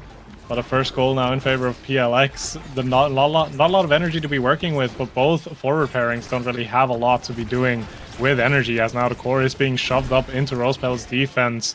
Both barriers still staying up though. Josh going after the core, just really not allowing the score to go in anywhere close to Vaga almost, as the first barrier is taken. Miri Meg now up front as well. Maybe tries to look for a dash punch here. Not quite able to get it out though. And a lot of damage being pumped into Miri Meg as well here. So a little bit difficult, but Vaga showing the value of that Atlas pick, just almost immediately healing up Miri Meg to full HP again. Yeah, great strike wars won by Luke for a moment there, but unfortunately that one not quite caught by the slime. Holding the secondary now, so Twisty and Doxy have the speed to try to make a play happen here, but they're not able to get it. And I think you're seeing Vaga wasn't the only one who didn't take the stacks the first time, but now with that Among Titans is able to push up more. Wasn't quite able to do that before because he was just so behind on speed, but now Strike Shot sends it ahead to Josh, who's trying to get it to Miri Meg, all of them with a lot of energy, but Twisty trying to disrupt with this ultimate, but unfortunately it sends it right back to Miri Meg. Josh now uses the core flip, tries to send it in, but matched by Doxy and Miri Meg. Miri doesn't use the flip there, and it ends up getting around. Now Twisty's able to open the goal, and the greed almost comes back to bite them, but the core does find its way to Miri Meg again, and it's another point for PLX. Yeah, the Among Titans really coming into play there, making the core sneak past Vaga and giving those two barriers in favor of Rose Petals, but with an unfortunate bounce, able to find a goal in favor of PLX again. Anyways, Twisty finds a barrier now on the defense of PLX, but a dash punch from Miri Meg will secure one right in return, as now both teams are down one barrier. It's the second one going to drop soon for Rose Petals though, as again a lot of attacks are being launched towards it, but Luke doing such a good job on the defensive end here. Miri Meg almost finding a KO on Twisty as well, and the Mako Ultimate coming in to add some extra pressure here. Twisty still very much low HP though, so she needs to be careful, but the Juno Bubbles from Doxy will be able to secure the second barrier, as we're now going into an open goal situation, and a nice dash from Twisty will secure the goal for them. Yeah, great combination of the Zen Ultimate and the Juno Blombos was able to get that barrier, and then a perfect dash from Twisty's able to find that. Everyone who has it is at full stacks here, so just a lot of speed. It's going to be who can win these interactions. And I think especially if the Mako is able to hold secondary with both members on offense, that's going to be huge for them, but they're just not able to stay on offense quite as consistently as PLX has early on. Twisty, though, pushing into the corner, dashing into that Atlas secondary, always a little bit dangerous for Zentaro, but doesn't get KO'd there at all. Twisty pushing into the corner, and it just seems like no one's really able to find the KOs, but Luke, an unfortunate missed strike there means that the goal gets open. PLX now just needs to find the goal here, and they'll have a second set. Josh finding himself a bit low there, but the Atlas ultimate is able to keep him healthy. Doxy now dashing ahead and has a 1v1 for a moment for Twisty, but all those Atlas cooldowns are able to keep it out. The Zen ultimate saves the goal for now, so Mirimeg is low on HP and doesn't have any energy, and another flip is matched, so this is a chance for Rose Petals. Fantastic play and a great pass by Twisty to Doxy there. This point, if they could get it, would be so much momentum. Doxy now dribbling ahead, almost has flip, sends it ahead, Twisty, but what a save from Vaga. So much defense being played this time, but it's sent ahead to Twisty, who had the dash, but not quite. What a clear from Vaga again, who's nearing a core flip. The Giga ends up sending it ahead, so not able to find it there, and a great evade from Doxy means she doesn't get KO'd. Pass down to Josh Dow, and the barrage does get it through, but secondary from Luke, released at the right time, gets it ahead. So much back and forth here, so much defense being played. The ultimate from Twisty keeps it out for a moment, but Luke trying to get it ahead. Good patience to get the cooldown away from Mirimeg, but still finding it. So much core speed. Now we're seeing that Juno. Good dash from Mirimeg and mixes up the timing on Luke. PLX eventually able to find that point. I was starting to be a little bit confused when the dash went upwards, but I was wrong. That mix-up went perfectly and just got the core past Luke. PLX now in a 2-0 lead going into this draft as well. We are looking at a few of these awakenings here. You have a heavy impact, which will potentially find its way down to Twisty, which could be an issue. Josh not wanting to deal with that at all, denies that pick. 1-2 punch, still a very solid pickup for Twisty here, though. Twin drive being picked up by Mirimeg. Also likely, again, a deny pick off of Luke there. And I feel like overall this draft, even though PLX has won the set, they were much obligated to just deny awakenings off of the side of Rose Petals. Yeah, a bit of a weird one. And they, getting the twin drive on the Julie instead of the Atlas is a bit strange. And wow, a quick double barrier for Twisty and Doxy there. Doxy was able to get that spark of strength to hopefully get some core speed, which found them a lot of goals last time. It's not going to be enough to red core too consistently, but a little bit more for them. But Mirimeg just dominating this whole game, pushing into the corner again. The dash punch doesn't quite find the goal there yet. Josh trying to control this midfield and get it ahead to Mirimeg with those cooldowns again. Misses the timing that time, and Luke's able to get it out with the strike shot. Now Doxy with the slimes, able to get it past Josh for just a moment. And Mirimeg now uses the flip, but great coverage from Doxy there. But oh no, it gets through both of them. Without a strike being up, Josh just finds the goal somehow there. And it's another point, another set lead for PLX. Yeah, and if we're paying close attention to the levels as well, you can see how much Josh is doing, almost getting towards that level 10 already, while the rest of the lobby is all hovering around the 6s and 7s. So a lot of great control from Josh in that midfield there, making use of that Kai so well. And the attack, again, they just keep on getting built. Josh just delivering that core all the way up to Mirimeg. Mirimeg trying to get the dash punch in, but not quite able to find it. Flip coming out from Josh as well, not finding a result though. Twisty has a flip to her name if she does need to use it, but the core again finds its way to the defensive end on Rose Petals. A flip coming out from Twisty finds the KO. Power play in favor of Rose Petals now. Are they going to be able to find the barriers off of this though? No, Vaga with a nice expanse will hold on to both of the barriers. Flip coming out from Vaga as well now. Nothing to be found, and the power play is over. Josh back on the field, and even though Rose Petals found a massive KO, they weren't really able to do anything with it. Yeah, great passes, but now they find it once all three members are back, but Twisty goes down right after, so they got momentum for just a moment, but now Twisty down, the stack's gone. Mirimeg dashing ahead, but what an evade clear by Luke. Keeps the point alive for now, but doesn't have it that time, and Mirimeg's cooldowns are back. One more point is needed for PLX to find this map, and it just feels like they're firing on all cylinders in the midfield here, and like you said, Josh, with all that speed, just taking control. Yeah, it's just so difficult to deal with this Kai. He's just executing it so well. But again, the attacks are coming. PLX not giving any room for the side of Rose Petals to really get an attack going for themselves. And again, Vaga doing such a good job of using that Atlas as well, just locking down those barriers as the barrier now does drop on the side of Rose Petals. Yeah, Luke trying to get it ahead, had to use the secondary there so they won't have the speed on offense here. Doxy trying to get it past Twisty, but Josh just doing such a good job in these strike wars. It does finally get past now. Not quite the core speed you want from the Juno, but still able to take control with all those slimes. Good rotation down to the bottom side here, but it's such a long way for a Zen to make it against the Atlas, who has those huge secondaries with the Monumentalist. Now, dribbling to the bottom. Luke trying to keep it out of this corner, but misses the primary and the strike and stands still for just a moment. They're able to keep it alive somehow with Doxy covering the top side of that goal. Secondary gets it past Mirimeg, so they stay alive for now. Twisty now gets it behind the expanse somehow, and the flip is forced out of Vaga.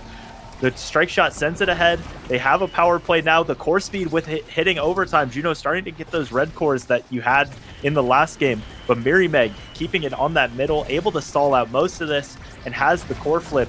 Trying to find a KO on Twisty or find a goal with this core flip. Sends it to the bottom, but Luke still able to save it and keep the core flip of his own. Doxy sends it ahead with the primary. So many slimes, so many dribbles off the middle. Vaga wins the strike war again, and Twisty just not able to get it past. I think the speed on this Atlas has been huge in this point. Luke sending an ult, but not finding anything, and Twisty sending it ahead to Doxy. Great passing from Rose Petals, but they're still not able to do it. And wow, great strike layering from Josh and Vaga, who have held on to so many opportunities this point. The Zen just not able to soar consistently enough against this Atlas pick and all these secondaries. Doxy now with the core speed sending it ahead. Gets to Vaga, forces out the secondary again, and Luke trying to push ahead. Gonna have to use the core flip, but misses, but still able to get it out. Twisty just over and over in this bottom corner is not quite able to get it past Vaga, who has so many cooldowns. It's sent ahead to the bottom now. Twisty wins the strike war against Mirimeg, who used all his cooldowns and wasn't able to find anything. We'll see if this core speed from Doxy can get it down again, but they're just still not able to do it. And I'm out of breath. You go, Slough. It gets rather difficult because that point was going on for ages, but in the end, Twisty was able to find this goal, and what an important goal. Obviously, PLX is one goal away from finding that game victory, forcing us into a game 3, but Rose Petals not really wanting to give that for free, and you can see that off the kickoff as Twisty finds a beautiful double barrier flip as well, and finds the angle up top, in complete contrast to the last point. This one lasted 6 seconds. What a point. Yeah, incredible there. You did I did the last point, you did that one, and we're even now, I guess. But Doxy now, they have a chance to find a set here out of nowhere. It felt like they weren't able to find anything but Twisty. 2 double barriers, 2 points in a row, but now does get KO'd, loses all those stacks. Doxy pushing ahead, trying to use this flip, but doesn't quite have a chance, but Luke stalling out the time. Mirimeg trying to find a KO, but Doxy still with the flip, uses it and sends it to the bottom. So somehow Rose Petals are able to find that set.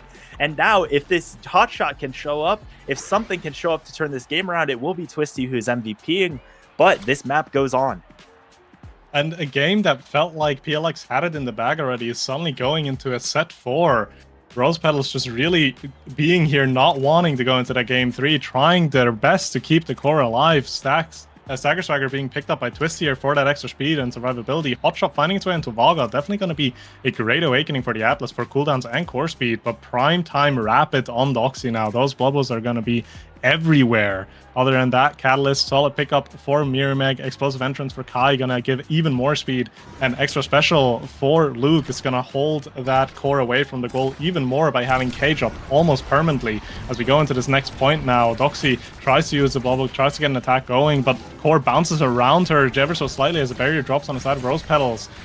Twisty up front now, trying to use the Centaur, trying to get that core past Vaga, but Vaga holding on, but the core does not leave their half just yet. Luke walking up aggressively, trying to get any kind of play going here, but again, the defensive end of PLX just holding up so well, not giving anything for free, as now Josh walks up, the dash punch goes wide, doesn't quite get the second barrier though, but Luke takes a lot of damage. Mirimeg has a flip through his name as well, uses it, but not quite able to find a KO. Vaga using the Atlas ultimate as well to keep his teammates alive here, as the core is trying to be set up for both sides here. Now PLX again on the attack. Josh controlling the score perfectly. Flip coming up from Doxy to keep the core alive. Meanwhile, Mirimeg finding the KO on Luke there. Power play in favor of PLX, as now the core is bouncing back and forth. The flip has to come out from Vaga. Not quite able to get the attack going into the net, though, but never mind. The Expanse will send it flying directly into the net. Doxy has to jump to try to save that, but doesn't quite hit the strike. Yeah, not quite able to. So many stacks got stacked up there, and Mirrimeg's almost at 150. Doxy nearing it as well, but Luke all the way back to 0. So not going to be able to push up as much as he might want to with the lack of speed, but good corner control for the Rose Petals so far, and a great rotation. Perfect passing, and the flip from Twisty finds the second barrier there. They can get out of this corner with one barrier up. They'll be in good position here, but Mirrimeg and Josh both threatening. All of Rose Petals having to come back on defense, but you see Twisty gets to the 150 stacks there now. Mirrimeg with a great flip and the punch finds that, and now Josh uses the flip of his own, dribbles it down, tries to get it to Mirrimeg, who's trying to win these interactions. Luke with a great strike after the slime sends it down there. Twisty finding herself a bit low, but has all this speed, zooming ahead with those Mag Souls, sending it ahead. The primary mix-up, but ends up leaving the core behind, so not able to get it yet, and Josh just has too much speed to get it around him. Vaga sending it down again, and the Kai able to get it past this Juno pretty consistently, but the slime sends it down to Twisty. A great redirect there, and Twisty's able to get a goal and even this set out. And what a play by Twisty as well. Her read to dash downwards there, it seems completely like, I wouldn't have thought of it like ever, but it works out perfectly as the clear is being read. But the kickoff immediately commences again. Flip has to come out by Luke as a barrier drops on Rose Petals. Josh, though, being really low and being hunted by Twisty now. Atlas has something to say about it, though, with the ultimate as the second barrier drops on Rose Petals. Mirrimeg now up front with a flip is going to likely try to use that to secure the KO. Also needs to make use of it pretty soon, because otherwise you're going to be taken out, but never mind. Josh with a nice bounce off the middle drum will find the second goal for PLX, and again, PLX is one goal away from taking this game, but we've been here before. Such a big play there to keep the flip on Mirrimeg as well as the stacks. What a goal by Josh. And just like we said, has been controlling the midfield so well this game. Twisty's going to have to make a miracle happen again. They can continue this set, but they did it in the last one. Mirrimeg now dashing ahead, just so much speed. With the Mako secondary being held and not canceled at all, has the core flip now, and she sends it down, gets the barrier before she uses it, but maybe just a tad bit early and not able to find it. Good strike shot by Luke, keeps that alive, and Twisty now at danger of being KO'd and losing all those stacks, runs all the way back, gets the orb, so able to stay alive for now, gets unstaggered, and now as Luke holds this secondary, they might need to find the goal here. This might be their best chance, but they don't quite yet. Great strikes by Mirrimeg, gets it out, and then a great punch finds the barrier, so both goals are open. Mirrimeg, the only one with a core flip right now, isn't able to use it there, but sent down to Josh, who just has all this speed with Vaga. They're controlling this defense so well. Doxy trying to get it ahead in good position for Twisty, who doesn't have the energy that Mirrimeg does, but winning these strike wars, and the Mako able to hold the secondary, but those Timeless Creator Atlas secondaries are so much. What a clear angle, gets it around to Twisty for a moment, but the primary gets it ahead. What a strike shot from Luke. They're still keeping this point alive, just like this last set. A crazy point once again, but Mirrimeg with the flip finds the gap in the defense, and the map goes to the side of PLX. I think Mirrimeg heard you when he mentioned the last set, because the moment there was an opportunity to use that flip to secure this game, the flip came out and the angle was found. PLX taking this game, now evening up the series, forcing a game 3. But overall, I feel like PLX just had such a great showing, and honestly, Josh just holding down that midfield so well. You can see it in the redirects as well. Almost 300 redirects on Josh alone. There's so much influence and so much power on that Kai pick. Yeah, not a ton of KOs, but Mirrimeg, especially early on in that game, was able to leverage so many of those into those early sets that they needed to deny in the drafts what they had to. Twisty found some miracle plays in those last two sets, like we were saying. Did a great job to extend that game as much as they could. But yeah, Josh and the control, the speed on that Kai was just too much to deal with. And like you said, 292 redirects. And we're going to have a third map of this series. It will be Night Market. So each team taking the other team's pick, interestingly. Both pretty close games, but you know, this third game, we've had two very different games as far as the goalies, but this third game could really be anything. And what a series we have on our hands. What a series indeed. And I'm again just curious where the character priorities are going to lie, right? Because we've seen similar characters in both games with the exception of the goalie pick. Julie has been played in both games. Juno has been played in both games. We've seen Kai as well. Just a lot of like overlapping characters and priorities that both of these teams will be fighting for. And the same three characters are also very playable and very strong on a map like Night Market. And again, Night Market, Speedgate, fast characters. We might just see another masterclass from either from these midfielders. Yeah, and you've also we've seen the Zentaro a lot, we've seen the Julie a lot, so those picks both really strong on Night Market and all the midfield picks as well. Like you said, I think any of these characters could be back that we saw from these last two games. They could be on either team, so just really hard to parse where we're going to be going this time, and the goalie picks could be different again. We'll see if we have a third stacks on stacks start, because that's just been so much of how these games have been going, has been the stacks. But this time, as we get into the Night Market, yeah, I think if it's a really strong start for Juno, it wasn't quite as big of a problem in that last series, but still, Doxy has been doing a lot with that core speed, and that's how are they were able to find so many of those goals in that first set. But yeah, just a really interesting series, and we might see that chess match of who decides to ban the Atlas, and if they ban the Atlas, do you ban the Mako, or if we go back to those range goalies? Could be a lot of things. Yeah, and all kind of playable on the Night Market as well, as we now have the Awakenings, and it's a heavy impact catalyst. So no stacks on stacks for this game, but we are getting other Awakenings that do just hold so much value. The catalyst enabling these evades and these flips permanently into heavy impact, just doing so much in that damage department. So we'll see if picks like I'm kind of expecting a pick like Zentaro and the Julie to maybe resurface again, because both of these characters just have so much value when being paired together with that heavy impact. Yeah, really strong again, and the Catalyst as well. Interesting to try to keep the survivability up, but no stacks to deal with this time. Rose Petals do ban the Atlas, which is a strong pick for themselves and the other team, but I think Vaga especially was looking great on that pick last time, especially when he was able to get the size. We'll see how PLX responds with their own pick if they ban the Mako and send us to an all ranged goalie matchup once again. But yeah, the heavy impact means that damage could be really strong this game. And, it's kind of an arms race of how much damage you go for if you try to survive and take that catalyst.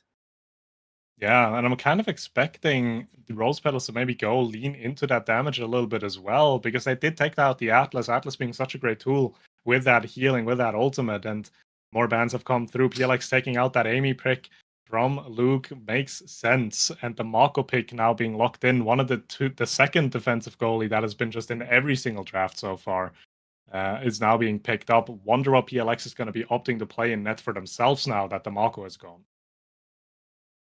Yeah, the Mako going to Luke once again, and I think was playing fantastic defense that last game. It really wasn't that Luke was losing any quick interactions. It was just that there were so many, and you eventually run out of cooldowns.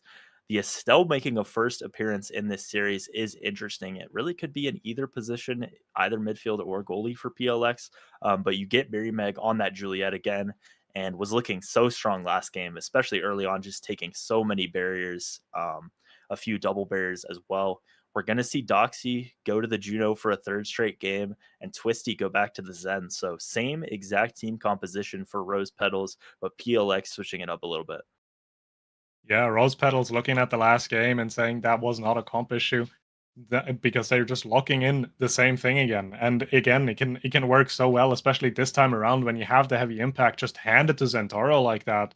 Twisty's gonna have a field day with that KO pressure that they can bring to the table here. And again, the defensive prowess of the Mako is not to be underestimated.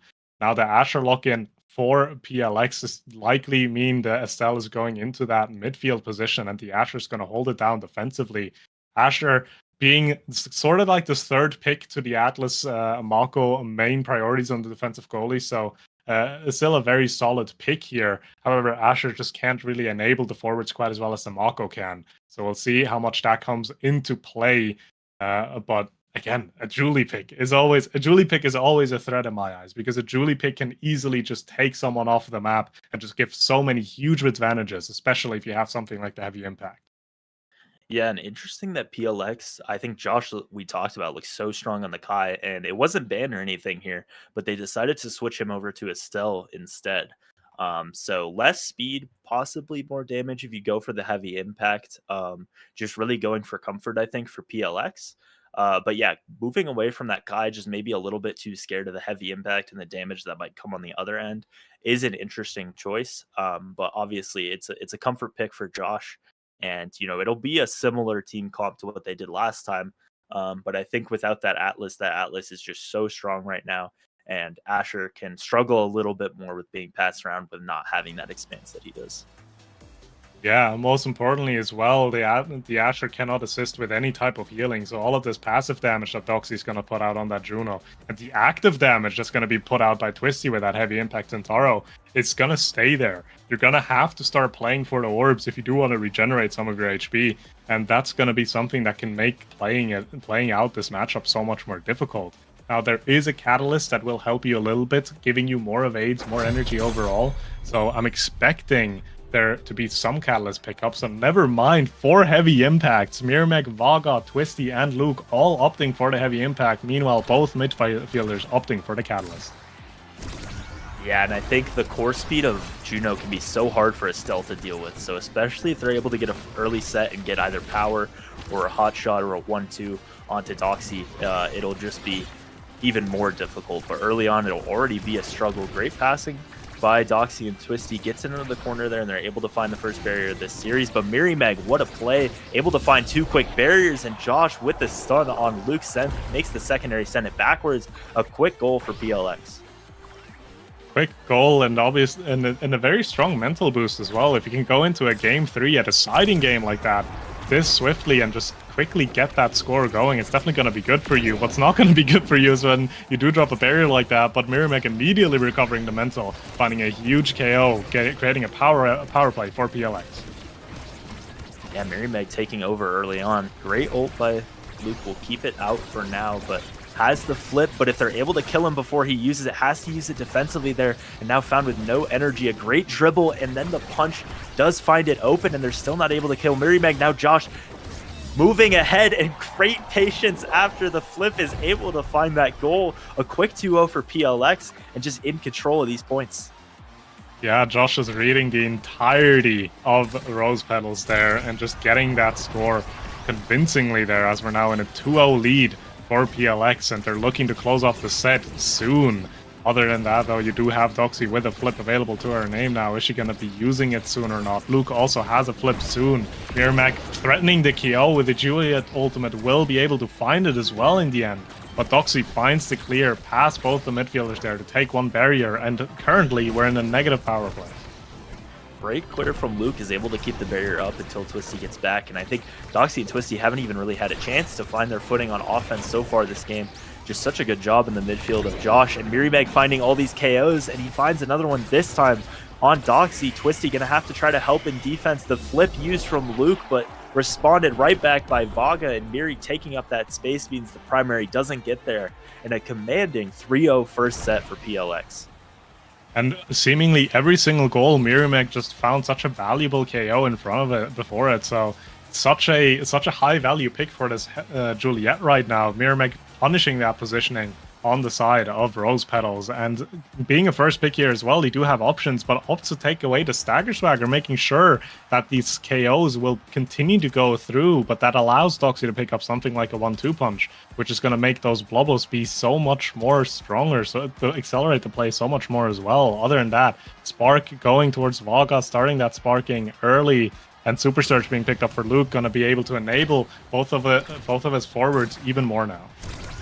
Yeah, interesting that you don't go for the 1-2 punch and instead takes the Stagger Swagger. I feel like the KOs have been so knockback that I'm not sure the Stagger Swagger was too much of a deny, but more so just insurance for Myrmec to not get KO'd himself. So far, it's Luke finding himself low on Stagger this time, able to evade that Estelle primary, but the strike shot just barely misses. So once again, PLX just getting the goal open so quickly and not letting Rose Petals stay on offense. This time, they are able to get in the corner in a 1-strike court. By Twisty is able to get that first one in. The ult keeps it in the corner for now, but Josh and Myrmec, wow, Myrmec just finds all that open space and perfectly finds the corner of the goal. And so all 4 points for the side of the PLX. And seemingly this feels like a completely different game. PLX seems to be having everything under control so much to a point where it almost feels like they're toying around with Rose Petals here. As again, another attack is being found. A flip is on Josh. Is he going to be using it soon or not? No. Has to use it defensively now, though, as it does come out. The barrier still does drop on the defensive side of PLX, but again, Myrmec with another KO. Yeah, and Twisty probably not even wanting to get the full flip there because it meant she had to use all of it there, not able to get the barrier, and then in such a good position to get KO'd. Doxy now pushing ahead with a flip of her own, trying to find it, but what a read on the strike shot from Luke. They finally have the goal open for the first time this game, and we'll see if they can find their first goal. All the Judo Slams are disruptive, but Vaga is still able to win the interaction, and oh no, Doxy gets KO'd now before she can use the flip, and it just feels like every time they start to get momentum, one of the forwards goes down. It's just so punishing on a map like Night Market, where the play is just close to the edge almost always, and Mirmek is so aware of that and just takes advantage of it over and over and over again, as Mirmek almost finds a KO and Luke there as well. And you can just really see Josh and Vaga, they're holding out the defense so well, just allowing Mirmek for a playstyle like that as well. As now the core is back on the defense end of PLX, but again, no real solid attack being found by Rose Petals here, as the second barrier drops now as well. Josh does have a flip, uses it. Mirmek trying to go for a dash punch, but not quite able to find a KO. Meanwhile, Mirmek has flip soon to his name though, but doesn't even need to use it, as the core bounces up just for free to Mirmek, and 2-0 for PLX in this second set. It's just feeling like such a different game right now. Yeah, the ultimate from the Estelle is able to send it up there, and like we said, much different than the Kai pick, but doing so much work here, helping support Mirmek, set up the core in the perfect spots. And once again, just the same story. Rose Petals having to play so much defense, and Mirmek finds both barriers, the flip, and a 10-second goal. 6-0 for PLX so far, and Rose Petals going to have to find something in this draft to try to turn this game around. Yeah, they need to find something quick, because we're at the end of the second set and the entirety of Rose Petals is sitting at a level 3 right now, compared to almost everyone on level 5 on PLX, Vaga being the only exception there. And obviously Stax has been defining the series, and Mirmek picking that up for himself is going to help quite a bit. Hotshot not being picked up just yet though, probably going to be a deny pick on Vaga then. Never mind, Hotshot being picked up by Twisty here. Yeah, interesting there, because you know, you had Missile Propulsion, Timeless, and Siege Machines, so really absolutely nothing for Zen. So since you already had the 1-2 punch on Doxy, I guess you're okay denying the hot shot, but just a terrible draft for the Zen there, especially to be later on in the draft. And yeah, these stacks for Mirmek, I mean, so far the points haven't been going long enough that he's going to get to that 150, but if Rose Petals is able to start fighting back, that speed will ramp up, and they haven't been able to find any KOs. Twisty now the one who's low and dashing in, trying to find something. Doxy passing it ahead. Luke able to hold this secondary for feels like the first time in this game, but Twisty not able to get through Josh and Vaga, who are just layering their strikes and playing this defense as well as they have all the last 2 games. And Mirmek now the first time in this set finds the KO on Doxy. Power play now in favor of PLX. Cannot find the barrier just yet though. Flip does come out, not finding the core, but the core finds the barrier in the end nevertheless, as now a nice strike shot from Vaga will prevent the second barrier for dropping on the side of PLX. Mirmek has to be a bit careful, does not have any HP to his name, but has a Stagger Swagger, is able to pick up an orb as well, so no worries there, as the side of Rose Petals are trying to get an attack going, but Vaga and Josh just again laying these strikes, layering these abilities so well, not much you can do about it. Flip comes out from Vaga, doesn't connect to Mirmek quite right there though, as the core goes back onto the defense fin for PLX, but Asher just such a good character to deal with these flips. Twisty not really able to do much for herself there, as now the core stays at the bottom here, but again, Vaga just keeps finding these strikes and just does not want to give this barrier. Finally goes down now, so the goal is open. Rose Petals have a chance now here in the primary, going ahead to Twisty, who finds herself low. And Doxy did take the orb right before Twisty wanted to go for it, but they're able to get all this speed passed down to Doxy, and a great flip, super well timed to get it past that Estelle secondary. So finally, Rose Petals able to hold on for that point, and they get their first point of the map. That first point is important because they need to keep on having this momentum and play off of it. Luke has a flip as well as available to his name. Is he going to be able to use it any productive way though, or is he just going to have to use it on the defensive end? The core does go over to the side of PLX again. Damage being dumped into Josh here, but I don't think Josh's out of danger of dying just yet, as Mirmek again, you can just see it, that extra speed, that truly, he just consistently fishing for those KOs. Flip coming out, not quite able to KO Doxy there though, due to a great evade, as now the second barrier drops on the defensive side from Rose Petals. Yeah, what a primary by Josh, and what a pass to Mirmek, who kept the core speed up and sends it in the corner.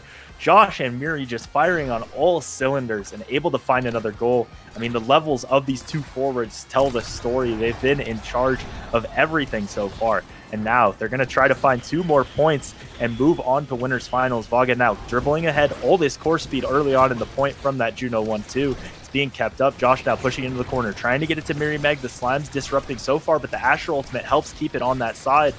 Good win for Twisty there, who has the flip and now ends up missing it. It got buffered right after it went out. Miri Meg went for the punch there, but it is missed out, and the flip from Luke gets met by the Estelle ultimate. Been finding those at the perfect times, and now Twisty gets KO'd, and a perfect primary from Josh, 1 point away for PLX.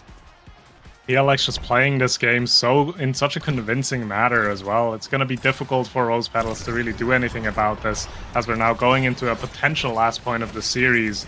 Core is going over to the defensive end of Rose Petals again. No berry drop just yet. No, one does go down. Mirmek tries to secure the second one, but isn't quite able to get it past Luke there. Twisty needs to be careful. Again, low HP though. Tries to go for the Colior, but is getting hands thrown at him by Vaga as the second barrier now drops as well on the side of Rose Petals.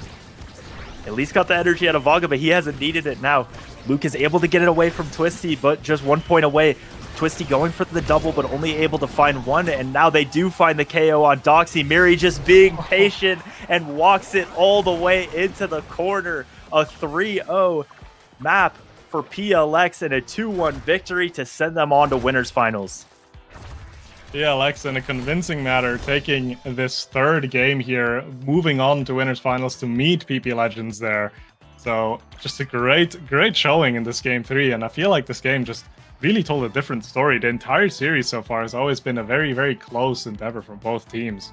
PLX just found something in this game and just really took advantage of it. Yeah, having a very convincing third game win here. Well played. Yeah, and the fact that Doxy and Luke have pretty much the same amount of saves, I think kind of tells the story that just having to play way too much defense and Vaga not really having to do much, just sit back there and watch Miri Meg and Josh win every interaction seemingly. So a great job from PLX. They'll move on to winners finals to play PPL, like you said. But before that, we'll have a few of our losers quarters finals right after this. Me and Sloth are done, but we'll have Flying Blobos against Now with Spiro of Striker. Thank you, everyone, for watching NASA Playoffs as they continue. Don't go anywhere, and we'll be back.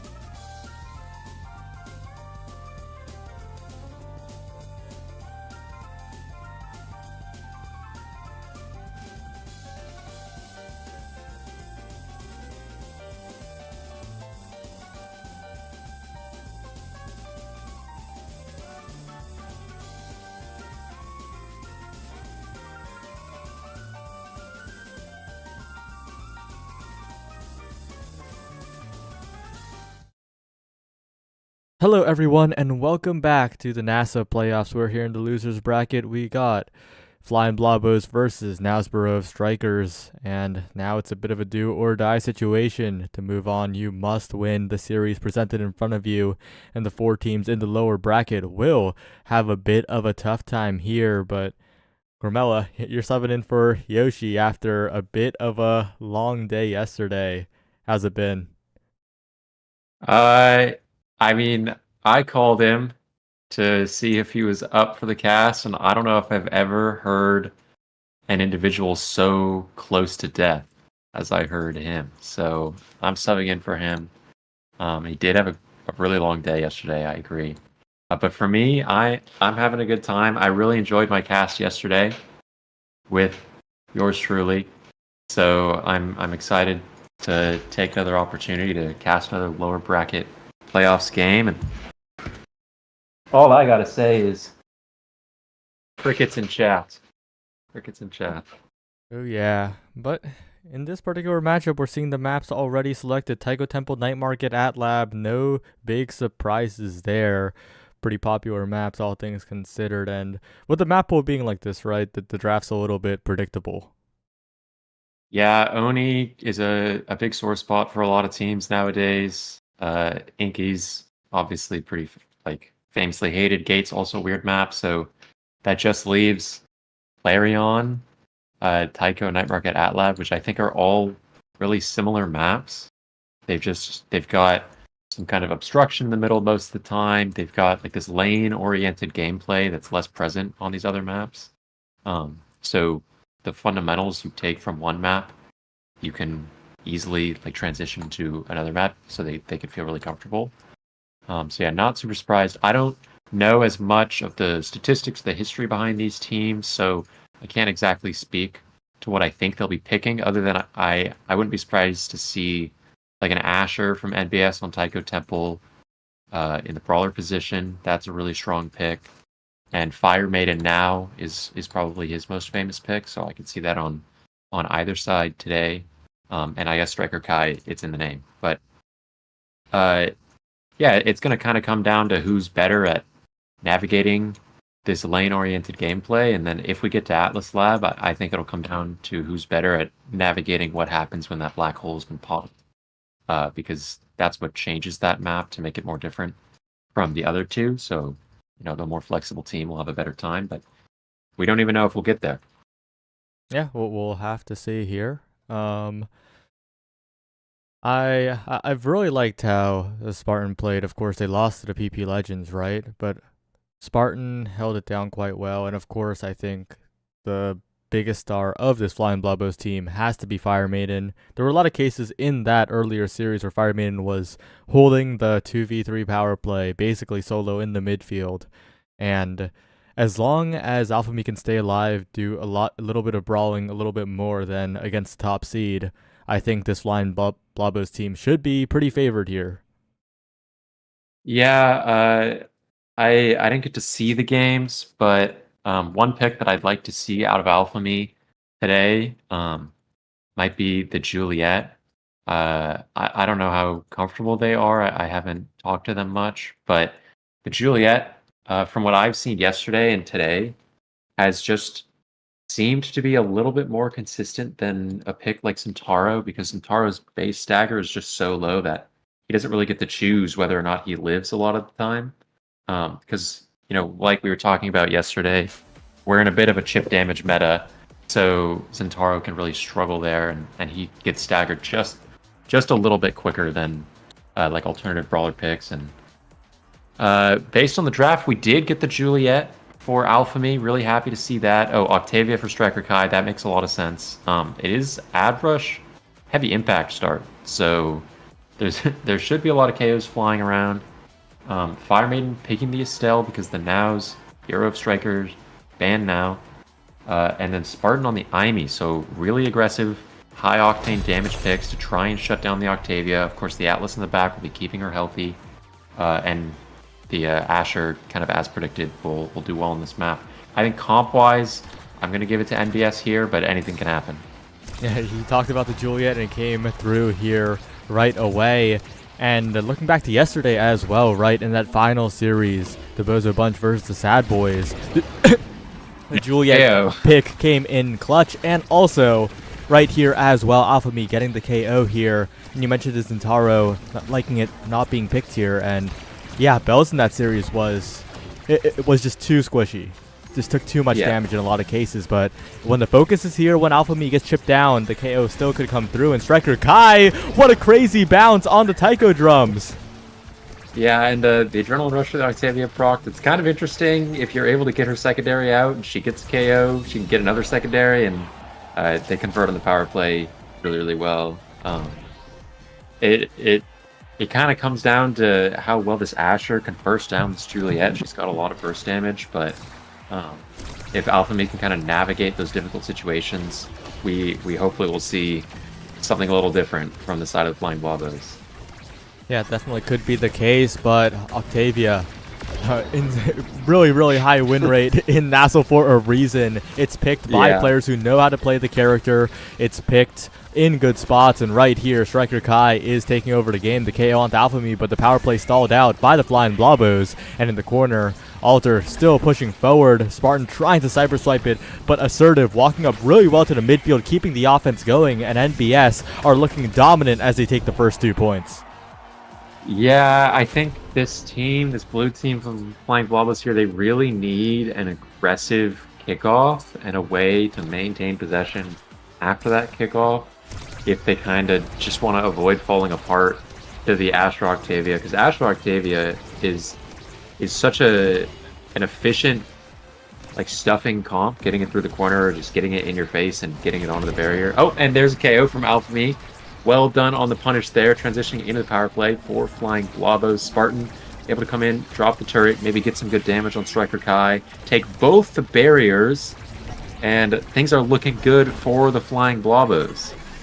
They definitely are. Flying Blobos now looking for a final pass to close this one out, but Alter, Strike Warring in the midfield, gets it all the way to Striker Kai. Ooh. The Flying Blobos managed to get it away for the moment, but with the flip available on Striker Kai. Alter still pushing forward, and the barrier sniped out with a really nice bounce, but Alphamy, the KO is huge. The flip takes away from the primary, but Assertive with a good strike shot, and strike shot's dominance needs to be studied right now because that Awakening is just taking over the melee goalie meta. Spartan, on the other hand, playing that range goalie, trying to break that just like the Bozo Bunch did, but they still have to score on this Atlas, and it's looking like a very difficult task as Alphamy is staggered and out of the play.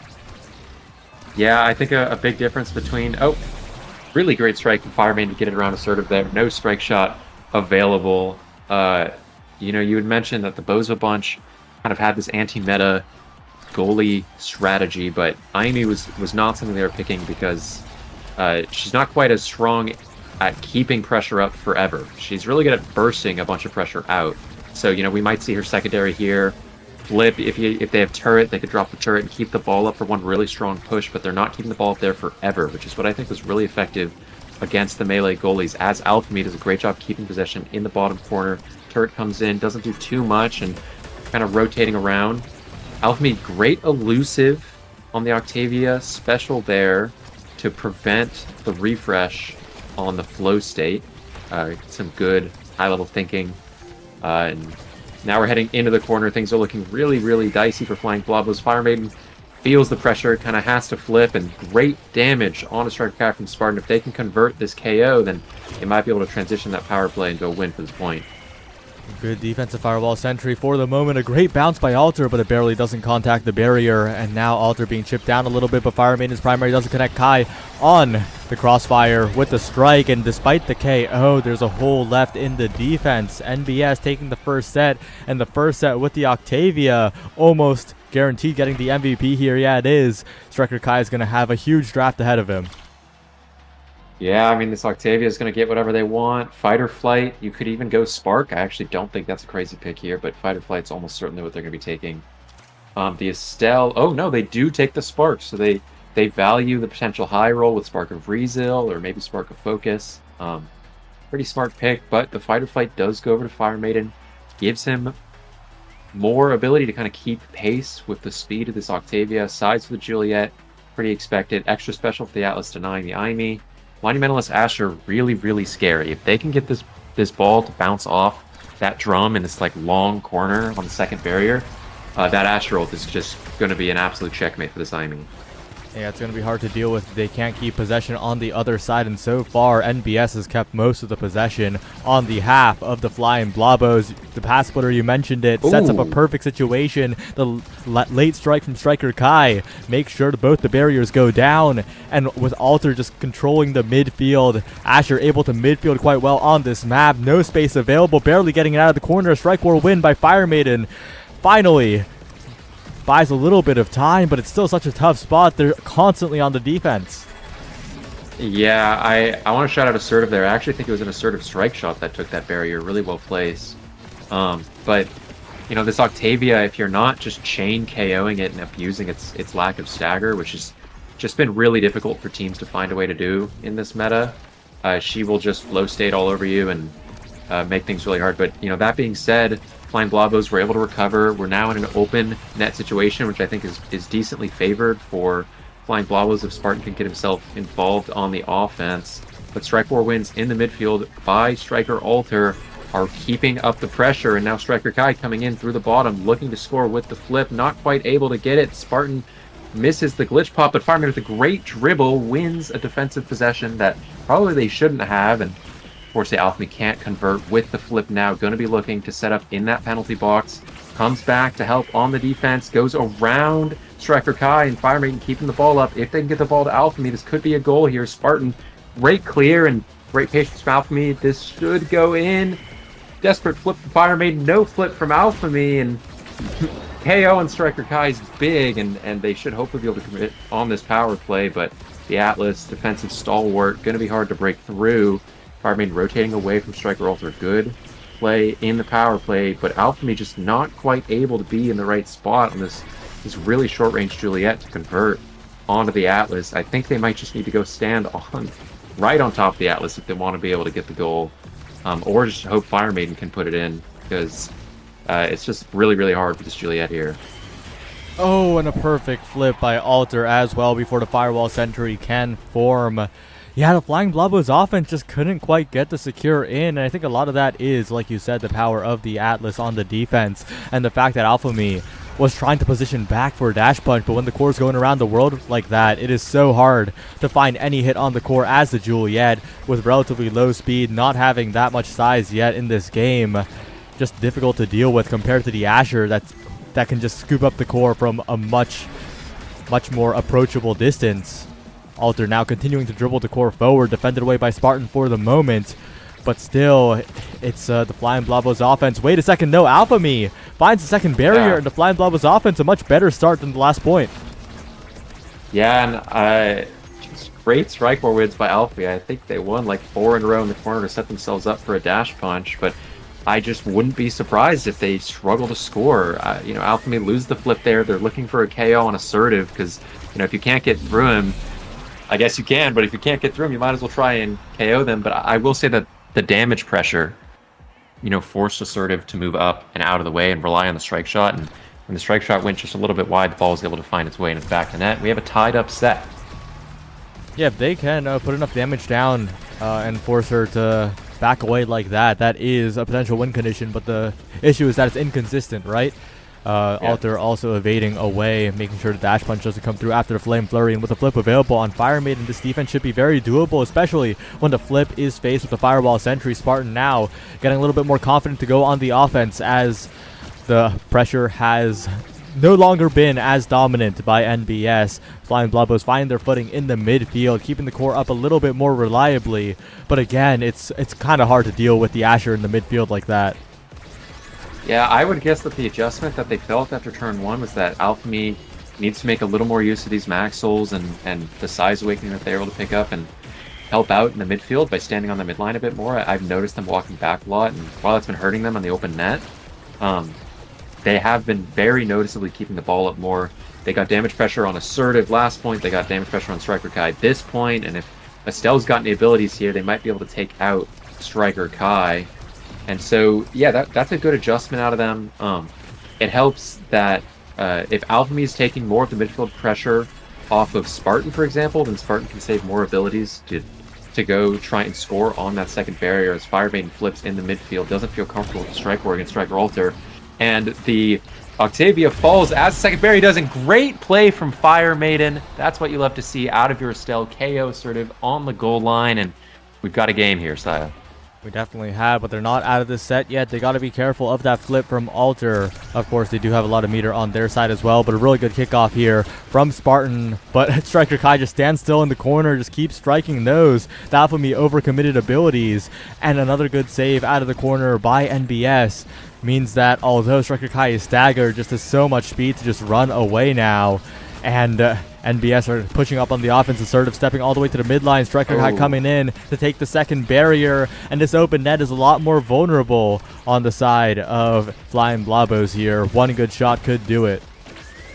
Yeah, I think this open net for NBS with both goal gates up for NBS in the back end just makes things so safe for them. Sort of has the flip. Things are looking really, really scary, and as long as they can kind of maintain that possession, they should be able to convert, especially against the slightly weaker defensively IME. But good dribble by Spartan. Keeps the ball out of threat range, but Striker Alter picks up the ball and is able to put it in.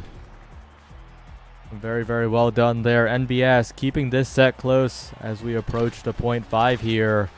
Although, I looked at the bottom two members on their team and saw, okay, no meter. I looked at Striker Kai, who's forced to burn meter there. Wait a second. The energy economy looking pretty fine for Flying Blabos here, especially with a quick barrier take like that. But Spartan can't quite reach the other barrier. Ooh. It is 1-1 now, but it's going to be so hard to get past that bottom corner. Yeah, that was a really, really important strike from Fire Maiden there to clear it around the Asher airship. And Spartan, little panic moment there, loses the ball in the corner against the drum. That core speed just made positioning a little too difficult, and now we're seeing possession go back towards the side of NBS, and crazy bounce off the drum from the strike shot. Things are actually not looking too bad if they can get it through the forwards, because they're really, really out of position. Alphamy not able to find the barrier. Fire Maiden used the secondary, couldn't quite stuff it in, and now NBS just really strong defensively. They've got 3 people back, and the Octavia on defense is able to stack up the flow state. Just barely is able to stack it back up. Loses it though. Tries to keep it on Alphamy with no meter. Not quite able to. Fire Maiden just pixels off the barrier, but finds it with Alphamy anyways. Beautiful punch. Great team play out of those two. And as long as they can hold here, Spartan, a little bit of a panic flip in the corner. It's all right though. You can see Alphamy tries to convert in the open net. Fire Maiden, a little bit of an ambitious bounce off the drums. Strike into primary, looking really good. Striker Alter now looking low. Alphamy not quite able to kill with the dash punch. But Fire Maiden able to pick it up with the beam from afar, and this power play is looking really good. Striker Kai, great cut on the pass there, and as long as Fire Maiden's got abilities up, things are looking good. They burn the flip, and now this Asher's coming back. New possession for the NBS. We'll see if they can convert, but things are kind of coming up all Flying Blabos right now. Yeah, they are. The Flying Blabos maintaining possession, making sure that their barrier doesn't fall just yet. Fire Maiden doing so much work in this midfield, but Spartan overcommits to the bottom side, and Assertive now can breathe a little bit easier as, oh no, a perfect pass, a perfect bounce to Alphamy. It is Flying Blabos equalizing this game. It was incredibly close at the very end, but NBS let it slip away for a moment. Yeah, I mean, great glitch pot from Spartan there. It's one of those situations from Striker Alter where you want a glitch pop, you want to strike board the glitch pop as soon as you can so that you can keep up as much tempo as possible. But if you miss that strike, a crazy bounce is going to mean it goes right through you, and so it gets perfectly to the Juliet. They're able to maintain speed. And looking at the draft here, I love the Stacks and Stacks pickup for the Estelle. That is such a big pickup. The Twin Draft for the Atlas also huge, and the second spark for the Octavia. I mean, everyone just got an amazing awakening. Like the power level has skyrocketed in this game after that draft, and if that draft had happened with Fly going down 0-2, I would say that I don't think they can come back, but they've built up enough wiggle room that they can keep pace, and I think that's the first revive of the game that we've seen from this extra special Atlas. Maybe just not a point of comfort for Assertive, but regardless, offense being generated in the bottom corner here, restacking from side to side from the side of NBS. and find the second barrier off of an unfortunate bounce off the drum for NBS. Fire Maiden dribbling through. Striker Kai says no thank you to that, and kind of going to enter yet another likely exhaustive open net situation for the offense of Flying Blobos. Oh, but Spartan tries to go for the out clear, but Striker Alter predicts it, and that blows the point wide open in the favor of NBS. They got flips available. They're pushing forward. Being careful around Alphamy, though. Heavy impact 1-2 punch means that Juliet is such a threat here, and Striker Alter's got to watch out for those dash punches potentially. But lots of meter available on both sides. Looking for one flip to close out the point. Striker Alter finds the opportunity, but it's blocked away.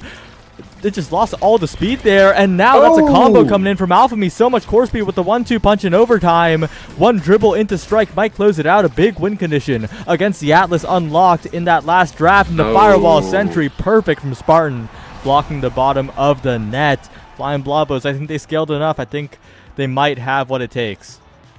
Yeah, something I wanted to bring up earlier but couldn't quite was that I was going to say that we should be looking out for Aimee to get a Dash Awakening this game, because on this map, with these drums and the core speed so high, she has to play a little further back or else she risks completely falling apart defensively as a crazy KO happens. The reverse KO off the Dash Punch. The Adrenaline Rush procs for the Octavia, her secondary, is going to be back up soon, and great patience from Spartan to hold this top barrier, stalling out for Alphamy, uses yet another Dash Punch, and Spartan blinking forward, trying to generate some offense. Nothing quite can fall for them, and Striker Alter is just so large. These strike wars, it's really hard to get around them, and Striker Kai, great position to punish, take the second barrier, but this aerials from Spartan means that even though they have to play further back, and in these open net situations, they might even have to play all the way back in their net, they now have the dash range to meaningfully enter the opponent's box despite being so far away. So the offense is a lot better for this Aimee, but as I say that, ball slowly dribbles into the corner for Striker Alter, who is easily able to convert on the Asher. Yeah. Well, we will see if things change in this one, but Striker Alter having basically a full core flip now is huge for NBS. A good revive coming out from Assertive, making sure Striker Kai doesn't fall, especially with all that meter available. 2 core flips on the forwards of NBS, as the Flying Blobos are also not too far behind in the energy department. Fireman continuing to patrol the midfield, but Striker Alter picks it up. The Firewall Sentry ineffective. The flip perfect through 2, and now Assertive walking forward, helping, but it's emotional support only as Striker Kai comes in and scores another goal for NBS.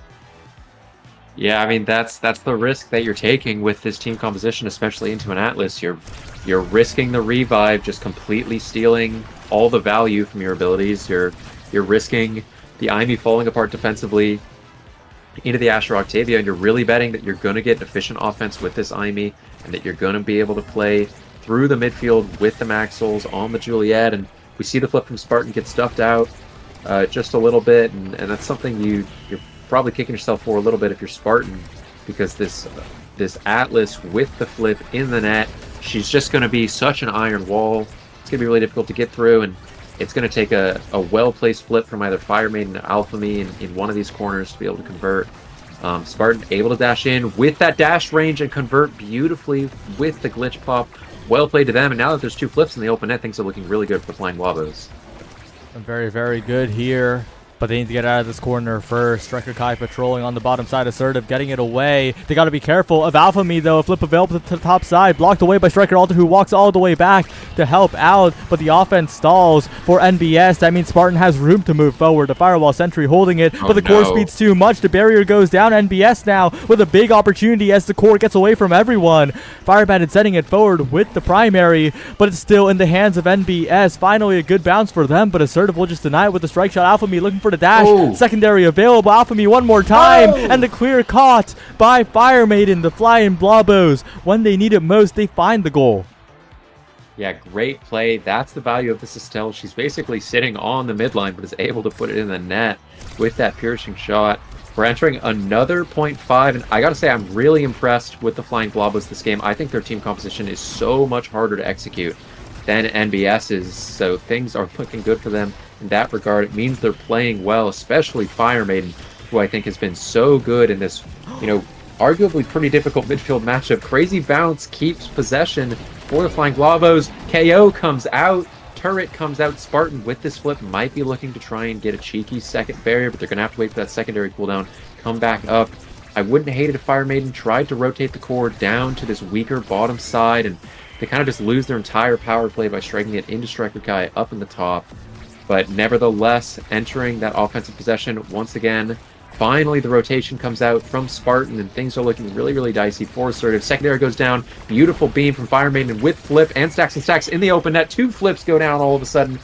And things are could be looking a lot worse for NBS, but nevertheless, things are ultimately looking great for the Flying Blavos here. Yeah, but with one barrier going down, they got to be careful. Spartan can't quite reach that one. Both barriers falling now, and the Flying Blavos need to be careful. They need to score fast because Spartan is looking quite vulnerable without any barriers left. Assertive still pushing it forward. Spartan has to deal with so much core speed here with not that much ability to cover the entire net, but still handling it so far. Firemen trying desperately to find an opportunity. So much core speed to the other side. Burns the secondary. The shot isn't good from Alfie, but there's a strike shot anyway. But Alfie will have one more chance here. Firemen sets up the passing plays attempted, interrupted by Striker Kai. Good positioning by the Octavia, but they got to watch out when the core speed picks up as well, because Fireman's primary is down for the moment. Should be back up by now, trying to send it forward. A really good patience to get it around Striker Kai, and now Fireman trying to do it all alone. Flip available, but a great primary by Assertive holds it down for the moment. Spartan not getting mixed up by the pass splitter that time, thankfully, and moving forward. Perfect pass by Spartan to Alphamy when they needed it most. Make sure that Assertive can't even use the core flip, and they take the lead. Wow, I mean, that bounce off the drum, I'll be honest, a little unlucky for NBS, but beautifully placed by Spartan. Incredibly well played, and unsurprisingly, this Estelle is going to get first pick in this draft. Probably going to take that Spark focus away from the Octavia. Don't want to let her scale to the moon. Octavia kind of gets free picking here, takes the cast last. It's a huge punish, and a really unfortunate draft for the Flying Blavos, but the perfect form. The IME looks great. Prime time for the Atlas, not a huge price. Peak performance, I really like that out of the Juliet because, you know, as we were saying earlier, this Juliet's having a lot of midfielding pressure being applied to them. You know, they can't play as aggressively forward as they'd like because they are relying on this IME to actually get the job done. And the peak performance, really, really nice for keeping Stagger up in case there's a lot of chip damage from the Asher, or just giving them the move speed to maneuver through the midfield and keep the ball up and away from Striker Kai. Yeah, but with the dash punch going wide, that gives an opportunity for Striker Kai and Alter, and they convert very precisely. The Asher making it so easy to convert onto the barriers. This composition so straightforward to pilot, and they do stuff it forward. And that's something that continues to be a challenge, right? Although the Flying Blavos are piloting their comp pretty well, it's very easy for things to go wrong. Yeah, I mean, that point was a great example. If they lose just one too many interactions in the midfield or in the corner, it's just lights out for them. And with the prime time from this Atlas, there's going to be just a little bit more forward pressure there to help out, to kind of counteract this more defensive Juliet and aggressive IME. The ball moving into the top. Really scary, great strike from Spartan. Really impressed with that one. Striker Alter, unfortunately, able to walk in, gets the flip off, and this chip damage is kind of adding up, but don't forget this extra special Atlas still has it up, and great conversion from Striker Kai to punish the pass from Spartan, and it's a 2-0 lead for NBS, and I'm not too surprised that this is happening. The draft was looking really good for that Octavia, and they're able to just mount so much pressure so far. Yeah, it was pretty overwhelming here. This time trying to push in the corner. Great secondary by Fire Maiden. Dash punch by Alphamy. Flips all three. A lot of chip damage onto every single member. Now a flip available. Fire Maiden waits all the way past the barrier beam. The Asher primary stalled out perfectly. And that will be Flying Blavos getting a very, very quick point. Yeah, I mean, that was some swag out of Fire Maiden there. Really, really great patience on the strike. Huge call out on Striker Alter. I mean, you can't really blame Striker Alter for going for that strike war like that in such a high pressure situation. You know, you're down in a playoffs game, and great conversion in the corner by Alphamy, getting that valuable chip damage on Striker Kai, who maybe regrets not taking the free stagger from that peak performance. But as I say that stagger is helping out Alphamy, who's low in the corner but not out of it yet. And if Striker Alter can convert with the flip here, as they do, things are looking really, really good for NBS. It's going to be difficult for this IME to find a way out of this point, especially with Assertive's flip now up. and Alphamy trying to go in. Blink goes wide from Fire Maiden. The ult committed in the midfield, but the special also committed from Assertive. KOs are possible from dash punches if they can be found. Alphamy picks up valuable orb. Dash punch goes wide. Spartan alone in the open net, but the KO comes out onto the Octavia on this power play, meaning things are looking up for the Flying Blobos.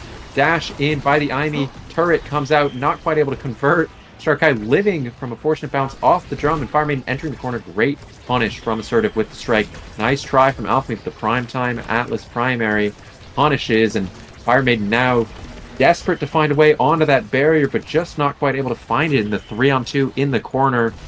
Crossplayer from Striker Kai. Castellast keeping up the core speed from puts it in the net, and unfortunately Spartan not able to make it in time, and that's one of the risks you take when you go eject button Imi on this map is once it hits overtime, the ball could just fly right into your net. Yeah, the core speed getting a little too fast, and now in this draft, the core speed's gonna speed up even more with the hot shot being available, and of course with the sparks previously, that's gonna be even more scaling for Striker Kai on that Octavia. Gonna be much more difficult to kill, and that is a scary proposition for the Flying Blobos, where they had to play a lot around the damage, right? The 1-2 punch, heavy impact. Of course, they still have a lot of damage. You get Deadeye on the Imi as well, but it's going to be so much more difficult to deal with that Octavia. Yeah, I mean, the way I see it, the most efficient way for Flying Blobos to win this set is for these Deadeye, Glitch Pop, or Dash Pop KOs from Spartan. He's been going for them this game, but hasn't been able to convert on a KO off kickoff yet. Isn't able to there yet, but there we go. There's the Dash Punch KO. Something I want to point out is that Assertive has not been quick on the reaction time with those this game.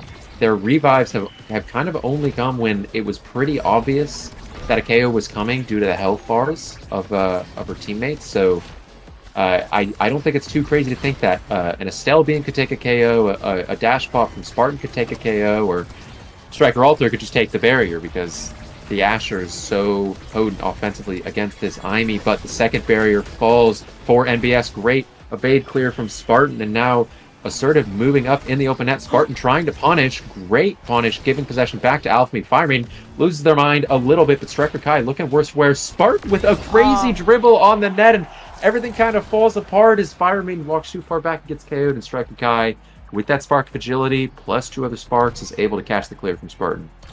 Yeah, I saw the vision too. Like, it was almost a good play, but I think Spartan just waited a little too long at the end of it, right? Just tried to find the perfect opportunity, and unfortunately, the situation only got worse as time progressed. So need to get out of there, but it's a tough spot. Alphamy, though, in the corner, making it a tough spot for NBS. Spartan sending the core forwards perfectly now, but oh no, you gotta watch out. Striker Alter just flips everyone off the edge pretty much, and with the midfielder gone, this team comp kind of collapses in terms of their presence in the midfield, right? It's so difficult for them to do anything, but Fire Maiden back, and maybe another chance for the Flying Blobos with this flip, stalling out the secondary as well, perfectly angled, and if they can get one good passing play, this could be the Flying Blobos turning it around. I mean, Spartan's got flip. I'm going to be looking at that the next time the secondary comes up. But this point went from complete disaster to relatively even. But Striker Kai with the flip, really scary in the corner. Going to try and put it into the top. Spartan feels the need to use the flip, and the core speed looking really scary. This hot shot Estelle is going to be so strong, but an unfortunate bounce off the Glitch Pop sends it backwards into their own net, and things are looking dire for the Flying Blobos. Completely dire. This is 1 point away from NBS erasing this close game into just a 1 on the scoreboard. Flips available for Striker Alter and soon to be Assertive here. Fire Maiden and Alphamy trying desperately to push forward, but they're just facing a brick wall in the face. The Asher playing the midfield role, making sure the core can't move forward, and finally the flip burned. The offense coming up, and the Firewall Sentry having to be burned for defense. Alphamy unable to find an offensive play because it's so easy for the Atlas to just get it out in that encounter, and once again the Flying Blobos, it's so hard for them to get something going. But wait a second, as I say, the Glitch Pop unlocks everything from Spartan, but the Pat Splitter does so on the other end as well. You take over. Yeah, just a little bit of a word salad there. We're back in an open net situation, and Fire Maiden appears that they're out of here. Really, really unfortunate for this to happen on a game point situation like this. Everyone, I think NBS has kind of recognized that they don't really want to convert Striker Kai, not playing the most aggressive, but realizing that it's in the rules. You got to just take it. Fire Maiden going to be cursing, maybe even cursing out their internet service provider later. Unfortunate crash, and NBS, they were in a really dominant position at that point. That whole set, it's not entirely realistic to say that the Flying Blobos got completely robbed there, but that does do a lot of damage to your mental. And looking at the stat sheet here, Fire Maiden redirecting the entire lobby, so their presence definitely missed, especially at the end there. The old EMP tactic pulled out by NBS, really well done by them. And hopefully it doesn't happen again.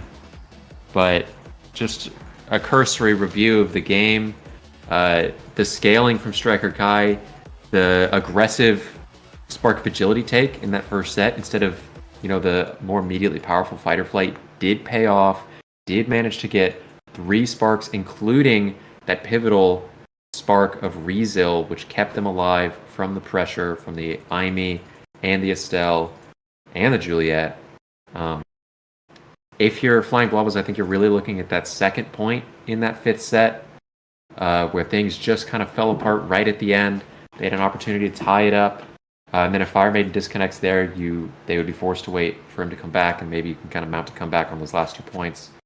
But nevertheless, really impressive performance from both teams. I think NBS had a really, really solid game plan and were able to capitalize. Assertive, I thought, played really, really well that game, holding it down. 129 saves with Spartan on the much less individually defensively capable goalie, finding 105 saves of their own in what I think is a really difficult matchup. So things are not looking lost if you're a Flying Blobos enjoyer out there, because I personally think they played really, really well that game, and they kind of had a mountain to climb ever since Character Select ended. Yeah, it was not really tough, and next game's also going to be a little bit tough, I think. Night Market, bit of a core control map, a bit of a slog sometimes. And I do know that NBS has some interesting picks when it comes to this map sometimes. Striker Kai has been known to lock into Drakkar sometimes. We'll see how this one goes. You called out the Drakkar yesterday on Night Market. For NBS's sake, I hope you don't call it out again. But the pick might be a little bit weak, and not in the sarcastic sense.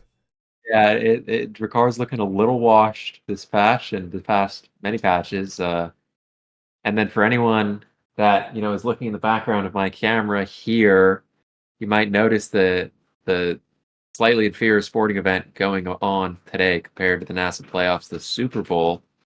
But I'm glad that everyone is here watching Omega Strikers. Yeah, for my predictions for this draft, I think we're going to see another now ban from the Bureaus of Strikers. A little hypocritical of them, but when you're against Fire Maiden, it's something you got to do. If the Estelle comes back out, Car actually looks pretty good in that instance. Spartan, I have a feeling Spartan didn't feel comfortable picking.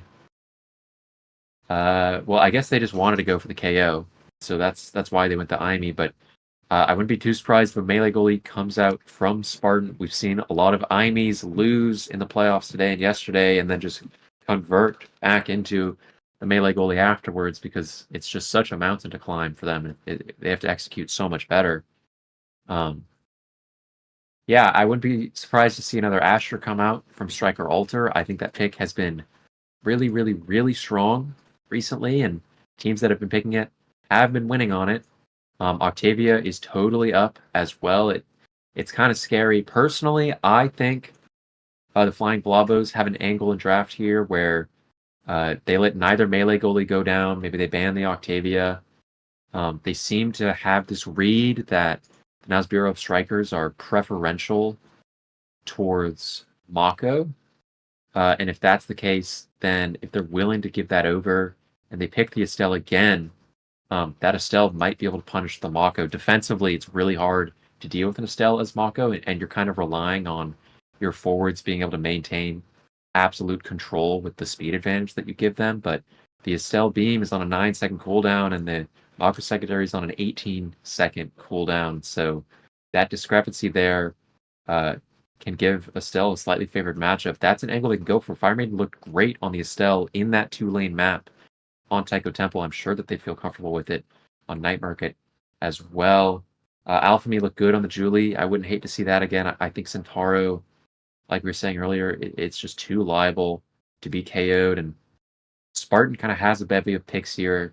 They can go into their bag a little bit, but I wouldn't be surprised essentially to see something really similar out of NBS, and something either remarkably similar out of Flying Blobos, who are saying that maybe it was the map or the goalie pick or something that wasn't favoring them. But yeah, I guess if I'm looking for one main change, it might be changing from the IME and also maybe changing to an Octavia ban. But we'll see how things go on the Night Market. Yeah, they should be heading into character draft pretty soon here. And that should be an interesting thing to look at, especially because the Awakenings will determine quite a bit here. And just waiting for character select to get going, especially because of the server issue, the teams are taking a bit. There's been a bit of policy stuff going on as well because of that. We'll have to see how it goes. Yeah, I blame Jeffrey Bezos. It's his fault that we're having server issues. Do I clarify that that's a joke? I guess. Well, but after what Ian said yesterday, I don't think that's that extreme. Yeah, I mean, Jonathan Bezos, please bless us with a stable connection for Fire Maiden here so that we get as competitive a playoff series as possible. I mean, I like the damage angle Flying Blobos took last game, and I think they could go for it again. I think the drums meaningfully make IME's life just that much harder than the Speedgate does on Night Market. And if Alphamy is willing to play a little bit more of a midfieldy role once again on the Night Market, stacking on that Speedgate, abusing that speed to maintain control, whether against the Mako or the Atlas or whatever assertive ends up pulling out this game. But nevertheless, it looks like we're heading into Striker Draft here. We've got an extra special start, which clues a little bit in to either of those melee goalie picks. Maybe the IME gets picked again. And a Might of the Colossus, as we see the now getting banned by NBS. Flying Blobos, waiting to see what they ban. They are on the red side, so if they ban a melee goalie, then NBS is very likely to take the other melee goalie and kind of leave them out to dry. So, kind of as you can see here, Saya, I believe you're a little bit more live than I am on the Striker Draft, so you might have a bit more to say than I do, but there's the Octavia ban. Yeah, Octavia ban Mako pickup as the first pick for NBS, and especially on Night Market, right? That Mako is so powerful. I'm interested to see whether we see an Era, because Era X might be a powerful 2-character combination on that Might start in particular, of course, Era. Not seen as the strongest character, but on Night Market, more than serviceable, especially on Might start with the potential X. Very, very solid, but it looks like Fly are heading to the Comfort Centauro.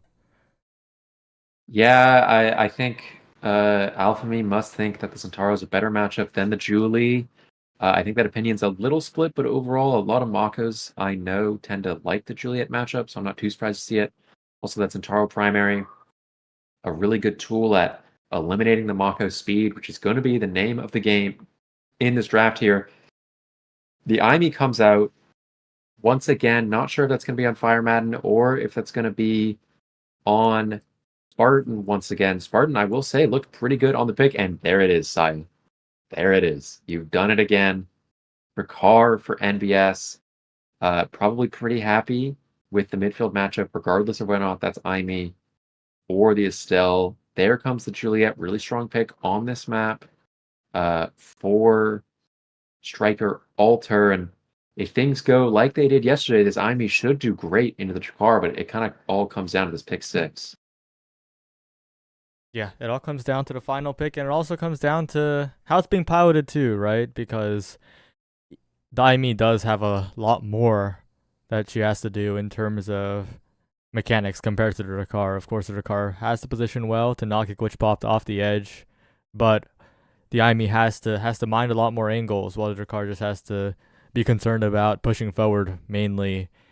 And I do think that Zentaro is going to be suffering quite a bit here. Drakkar Juliet is a very high damage forward combination, so that's something to be worried about.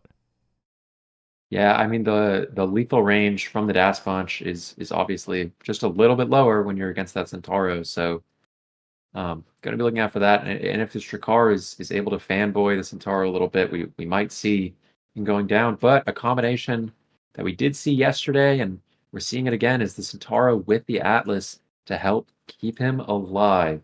And with the Juliet not being so immediately active in doing chip damage in the midfield, compared to like an Asher who might be primarying, or like a Kazan who might be using his abilities, or obviously like an X who's doing anything in the midfield to deal damage. There's hope that they might be able to outlast this Juliet. The IME does end up in the midfield, just like it did yesterday in this Drakkar matchup. We'll see if those glitch pop KOs off the wall are able to come through like they did yesterday. But the extra special Atlas with the extra special IME and probably the extra special Centauro is making Flying Globos look really strong in the set one, but the size and the speed assisting the Might of the Colossus pickups on behalf of NBS also looking pretty scary, especially because there are so many size awakenings for this Juliet to pick up later in the game should they pick up Might of the Colossus. And I think if Centauro and IME aren't being proactive with getting rid of this Mako's speed, it's going to be really, really difficult for them to keep pace with just the sheer simplicity of the strike shotgun and the ability of this Juliet, who takes an aggressive pummeler's pick to try and get those KOs. We'll see if Spartan's on his A game with his revives. Yeah, it's really going to be on Spartan with that extra special to have those revives on deck. But right now, it's Striker Kai who's the focus of a bit of damage here. A bit of potential for maybe a turnaround, but with the orb pickup, no, it's Alphamy still putting on a lot of damage. Striker Kai losing a lot of the early interaction, but the first barrier is taken by NBS. Big opportunity here, but both barriers down. Spartan can't strike it in time, and Assertive as well. Both goalies looking to be lagging a little bit, perhaps. Yeah, I don't know. Jeff Bezos, I think, heard what I was saying earlier and is kind of exacting his revenge on me. But nevertheless, as I was saying, the speed from this Mako has gone uninterrupted twice so far, and both times have resulted in some pretty decent offensive pushes. That being said, Alphamy gets, I think, an entire third of their energy bar off of that special out of them. And Striker Kai coming in. Great pass. Striker Alter, beautiful angle on that dash punch. Kind of fakes out Spartan a bit, recognized that the Atlas was going down, and goes through the middle. Yeah, a good drift by Alter to secure the goal there. Focused on scoring once again, but it has to be some kickoff damage pressure coming out from NBS. They got to be the ones not getting overwhelmed by the Firewall Sentry, and this time they hold on. Striker Alter, of course, taking a lot of damage here, but no barriers going down. Yeah, and his Zentaro primary goes wide. Mako secondary once again uninterrupted. Nice try from Alphamy, wanted to get the dash into flip for the KO, but is paying almost with his life for it. But the Atlas ult being dropped in the middle of the map makes it difficult for Alphamy to survive. I wouldn't hate if they just walked back and grabbed that orb, dodge on the punch, and the ult comes down. And it's just been a really difficult point because Alphamy's basically been out of it for the past 30 seconds. Great damage on Striker Kai, and if Fire Madden can find a conversion on the KO, looks great. But instead, it's Alphamy that goes down, and now Fire Maiden needs to play this midfield 1v2 really well. Managed to strike it around Striker Kai. Rotating up to the top, great glitch pop, and Firewall Sentry, unfortunately, barely unable to hold, and Striker Alter looking a lot worse for wear. Can they accomplish KO off the stagger? But they just barely can't because the glitch pop knocks him out of the Zentaro ult, but the dash punch goes wide. Striker Alter going to use that speed to rotate up if they can to flip in the penalty box in that net. Just kind of outmaneuvering all of Alphamy's attempts. KO strike barely goes wide on the barrier. Fire Madden walking in. Great strike forces the flip out of Assertive, and with this, Mako speed interrupted this time. Striker Alter in the bottom corner. Atlas going to be able to stop that one. Great strike war from Spartan, and I think this point actually looks okay for the Flying Globos at this point as they take the barrier and almost get the KO on Striker Alter. Juliet special used to keep possession of the ball, but it's like we saw last game. It's really, really difficult for this Juliet to convert on the open net unless she's able to get the ball perfectly in that penalty box. So Centauro might have an easier time unless the Drakkar strike shotgun able to get it through. Not quite. Striker Alter dribbles, but just can't do anything when they get the ball. Alphemy now looking. Striker Alter once again sends it towards the goal box and slowly getting chipped down, but great dash punch. Punishes Spartan for being a little, I guess, greedy with the clear there. Wanted to see if they could take the clear up instead of just immediately going back down. And great conversion from Striker Alter after struggling for a little bit there. Yeah, and with this flip available, it's a bit of a flip and dip from Striker Kai. Doesn't want any of that damage that's coming out from Fly there. And good to retreat as Striker Alter pounces on the opportunity. Both barriers going down here in NBS, looking very comfortable on this night market. Alter trying to find a flick to the bottom side, not quite going in, but Spartan burns the flip. And now it's a big opportunity for Striker Kai to push forward. The strike shotgun, a possibility, continuing to hold the flip in the corner. But now it's the Flying Blobos finally getting it out of their side. Yeah, and the Juliet finally goes down, and I think Drakkar, without the missile prop, and Juliet are just going to have such a difficult time converting on the open net. It's going to give the Centauro and Aimi a lot of time to find these KOs, especially as the game progresses. As long as these awakenings, like a bunch of speed for the Juliet or the strike shotgun, missile prop for the Drakkar don't come in, I could see things kind of going the other way, but beautiful set of Strike War wins for Striker Alter in the corner, and a great punish on Spartan, who didn't preserve their primary or strike shot, sends it to the top corner. It's a 3-0 set for NBS, and aerials could be a pickup for the Drakkar here, but peak performance, not a big surprise. Counteract that damage. I think we'll see the Aimi taking the fight or flight. Juliet getting size, which is a big deal with that Might of the Colossus. Those dash punches are going to be killing just a little bit further from the wall. Atlas kind of free to take Glass Cannon, Siege. You don't really want to take the aerials here, but the Mako is going to love to pick that up. Or I guess the Super Surge to take it away from the Zentaro. Zentaro decides they want the Dash Awakening instead of the Catalyst, and Catalyst goes to the Atlas.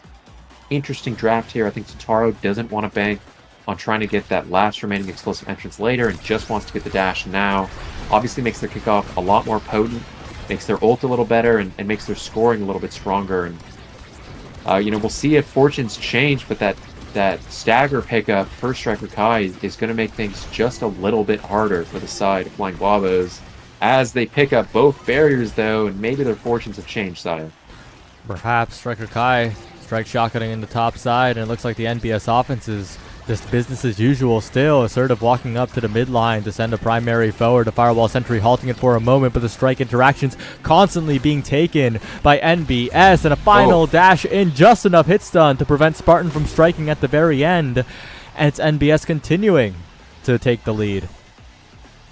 Yeah, this Juliet's been getting so much space. Spartan, a little wary of walking up and trying to contest that Juliet, because constricting that space is obviously going to give her more ability to hit stun you, but at the same time, working with all this space for her is just giving her so many options to convert on the open net. And Striker Alter just really, really impressed with them this game. I think they have kind of been taking over. Fire Madden, presence of mind to cancel the Mako speed.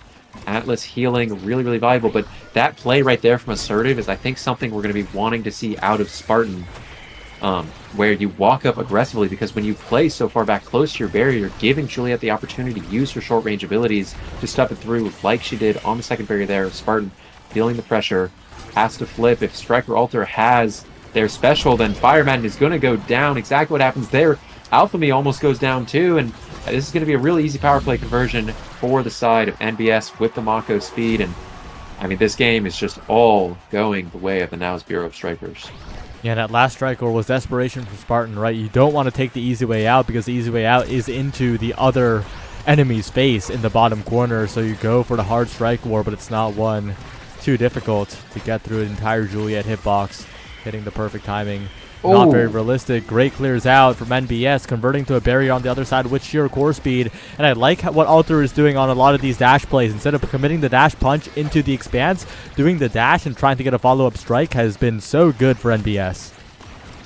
Yeah, I think right there, the space that Striker Alter had was just a little bit too far away from the barrier to convert. But you're right that this adaptation from Striker Alter has just kind of been ripping through Spartan all game. The the defensive prowess of the Atlas just not quite able to convert. It's one of the big downsides of these melee goalies is that if they're not holding it down, you know, as much as they possibly can, that they're just not going to be providing as much offensive value unless you're a Mako who's giving size and speed to your team in the midfield, like what it is here. And there we go. We're seeing a little bit more proactive canceling. Great revive from Spartan. Really well played there. And Alphemy able to convert on the second barrier. Things are looking good for the Flying Blobos. Can't quite get to the ball in time. Spartan sends it up and around using that core speed. Can Alphemy put it in with the Centauro in the open net? Great special. Not quite able to cash it with the passive strike. But nevertheless, Striker Alter in the corner with the flip, looking really dangerous. This Mako speed going completely uninterrupted. The secondary strike from the Dakar almost catch the barrier with that overtime core speed, but still not quite able to convert. Fire Maiden looking worse for wear.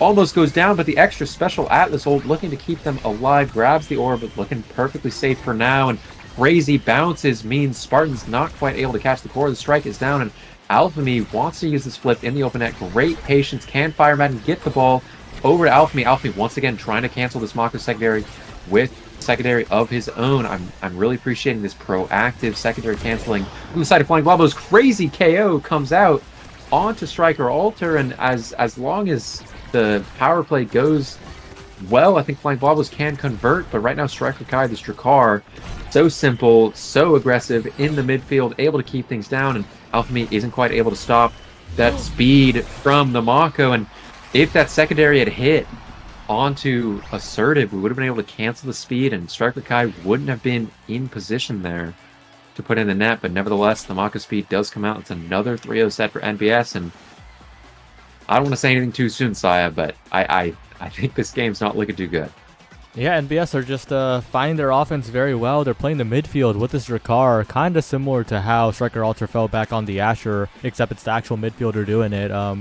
They're very, very comfortable with burning abilities in the midfield and then walking up, just confident to win those strike interactions, and that's doing a ton. The Monumentalist even denied away from Spartan to make sure that Alter can continue to get a lot of those creative dash plays around it. Yeah, I mean, I don't love that pick. SeaWorld is notoriously a pretty huge nerf to your special out of the Mako, but I mean, this game has all been based around the Mako speed and that super surge that they picked up in that first draft there, looking really good for them. And you know, just not super impressed by the Centauro this game. Like, that's nothing against Alphemy. I just think their job is really difficult. And Striker Alter once again trying to use that space, not quite able to convert on the dash punch. Speed used, and here comes that Mako speed once again, and Striker Alter just a little bit too big, just a little bit too fast, and able to find it past Spartan. And unfortunately, the Firewall Sentry kind of eats Spartan's clear, and Strike isn't up in time. And once again, we're seeing NBS. This overwhelming offense and exceptional play from Striker Alter is getting them across the finish line. Yeah, I'm really liking this Juliet pick. Alter is playing very comfortably on it. It's doing a lot of work in terms of immediate pressure, forcing out a lot of abilities from Spartan, importantly. And Spartan, you mentioned it earlier, but really just playing very far back, relatively speaking. And whenever someone approaches, he instinctively taps backwards. And that just gives so much pressure to the opposing team if you tap backwards as a goalie.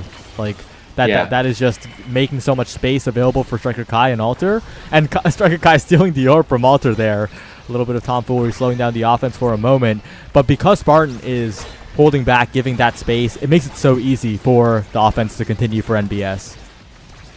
Yeah, you know, like I was saying earlier, Assertive has been tapping forward to take aggressive strike wars, willing to take the trade of, I'm going to get this out just a little bit sooner, as a KO comes out for the Juliet.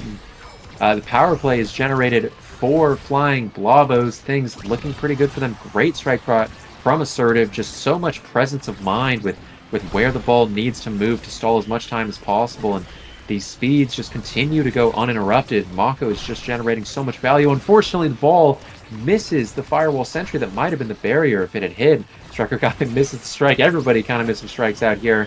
Alphemy almost great play there, and Fire Madden gets the flip out, really aggressive flip back, but Striker Kai is ready for it, not willing to go with the outplayer Spartan. And this SeaWorld Mako ult actually does a great job there of keeping up the pressure. Fire Madden regenerating down in the bottom corner. Alphamy with the flip, blocked by Striker Kai. Once again, that's 2 and 1 point. Spartan backs up there, but Striker Alter had no follow-up on the strike. Great secondary. See Fireman walking into the corner, stopping any play before it can happen, and great out clear. Looks like Spartan's not quite on the same page there, but it's okay. It ends up working out. Wonderful primary from Spartan, who does take that aggressive walk up, and seeing finally a little bit more aggressive play out of Spartan, converts into a barrier and makes this point look a lot better for Flying Blobos. Mako secondary does get interrupted, and it feels like Flying Blobos are kind of recognizing, and maybe they're listening in, they're kind of making all the right choices to turn this point around, but we'll have to see how it goes with Striker Alter having flip here. Yeah, flip being available is so scary, and these bounces not that favorable for the Flying Blobos. Alphamy desperately burning every ability to keep the core in the hands of the team, but it's still such a difficult endeavor. Alter with flip available, could have used it for the barrier there, but instead it goes to Alphamy, who finds a shot right past Assertive. Very rare miss coming out from that Assertive primary here, and Flying Blobos stay alive. Yeah, I think if you're rooting for NBS, that is, like you said, a rare miss from Assertive. I wouldn't be too worried about that replicating itself later, but we get a great kickoff from the side of Flying Blobos, getting a lot of damage off on Striker Kai, but they pick up the orb, their stagger's coming back, and Striker Alter just getting a ton of damage on this Intaro. It's like we were saying earlier, this base stagger is just so low, it's so difficult to keep up, and Spartan's strike goes a little wide, but able to keep up the pressure is Flying Blobos. Striker Alter dash punch goes wide, Firewall Sentry. Spartan doesn't want anything to do with it. Flip comes out, great barrier take, but I'm looking at Fire Maiden's flip here to take this barrier. Assertive secondary speed once again going uninterrupted. So much pressure out of Striker Kai, who loves the extra speed and size, especially with the strike shotgun, and wins every strike war in the corner to put the ball in. That extra speed making it so easy for Striker Kai, right? Has the ability to back up slightly whenever necessary to just catch the strike over and over again, and that additional size, the cherry on top, making it such an overwhelming controlling game for NBS. 1 goal is all it takes now, and we're going to need even more proactive play out of Spartan here, but the offense does take 2 barriers early, and maybe Flying Blobos can speed this one up, but Alter, what a good follow-up strike, what a good follow-up dash, just stuffs out the flip entirely. Striker Kai with the shotgun, good save by Spartan, but this is such a dangerous spot to be in. The flip answered by Assertive's flip, and now Fire Madden pushing in, but Assertive's patience is perfect here, and NBS continues to push forward. Yeah, things are looking really, really good for NBS, but with the dash going down, we're going to be relying on this Ricard to be able to put it in. Wow, crazy strike from Spartan. The strike will win by Striker Alter puts the ball in the net. That is an NBS dominant showing. They want to make day 2 incredibly well played to Striker Alter. That game was super duper impressed with how they were able to convert on the offense. Ricard goes a little bit better than it went yesterday, Saya, and obviously Assertive, I think, has just been playing exceptionally today.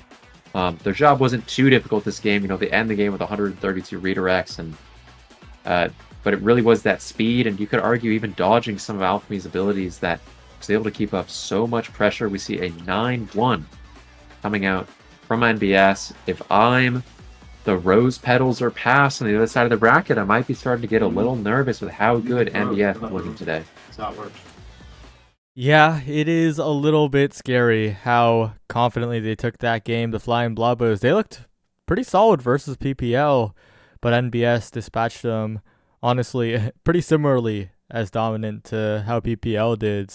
And PPL is that undefeated team, that team that everyone is scared of right now, so that is bad news if you are potentially facing NBS up next, but you gotta focus on what's in front of you. Rose and Pass are fighting each other first, and we're going to see that right after this break. Don't go anywhere.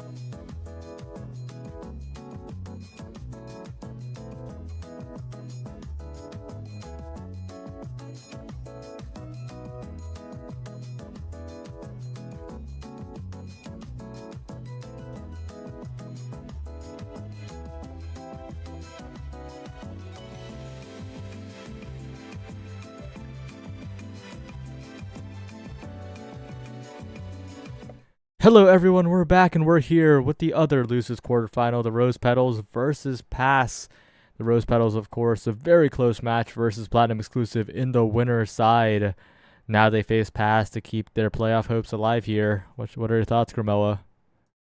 I'm going to take a look at this map pick ban. It's Night Market, Clarion, Atlab. We've gone full standard for these teams, and we're getting right into things. We're already loading into this game.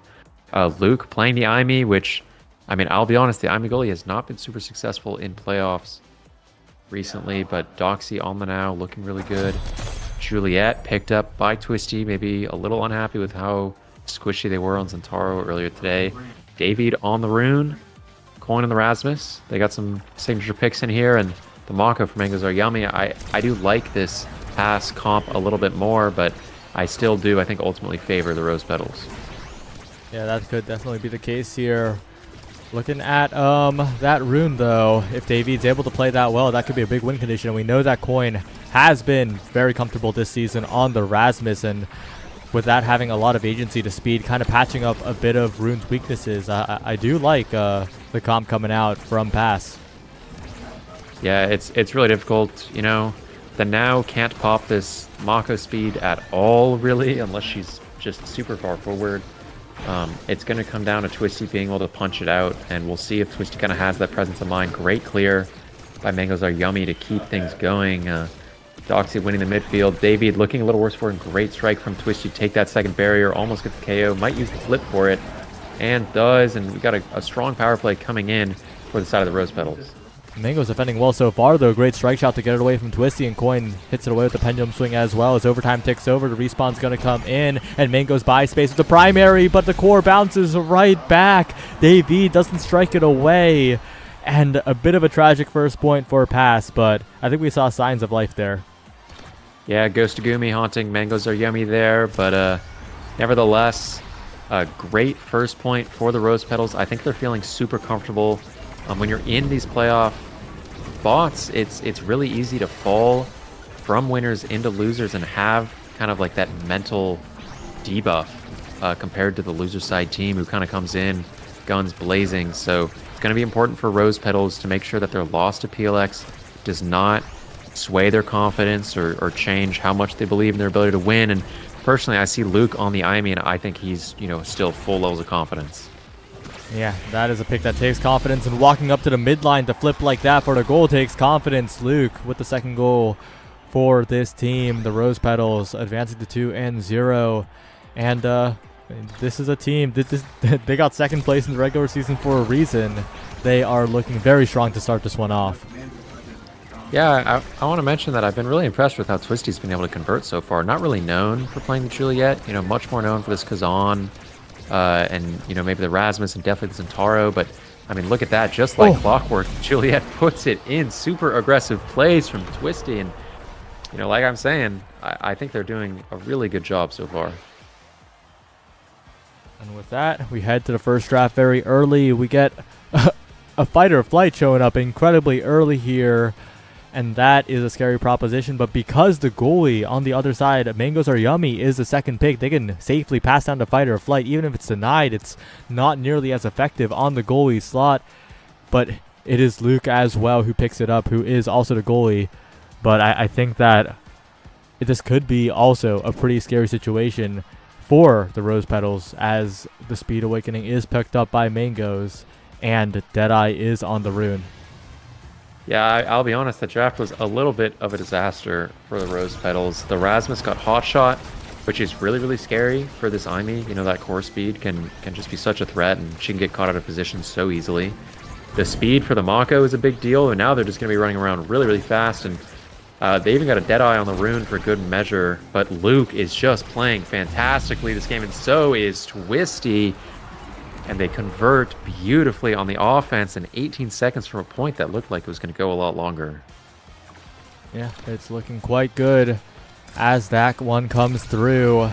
Galactic Space Cows being represented here from Pass, but They'll have to hold down these barriers a little bit more. Twisty, though, with the patience, running along the barrier, finding one take, but Coin does the same on the other end. The pillar to back him up, patiently striking still, but is defended away by the Rose Petals and Luke.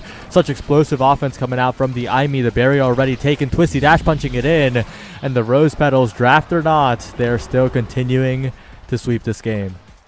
Yeah, they are just playing so well. They're making every read correct. They layered their strikes properly in the corner. They just are converting so efficiently on offense. Mangoes Are Yummy is just kind of not able to quite hold it down. And, you know, I wouldn't be surprised if there's maybe some lacking midfield goalie synergy between David and Mangoes Are Yummy here. I think that's entirely possible. But nevertheless, that, you know, does not take away from how well Luke and Twisty have been playing so far this game.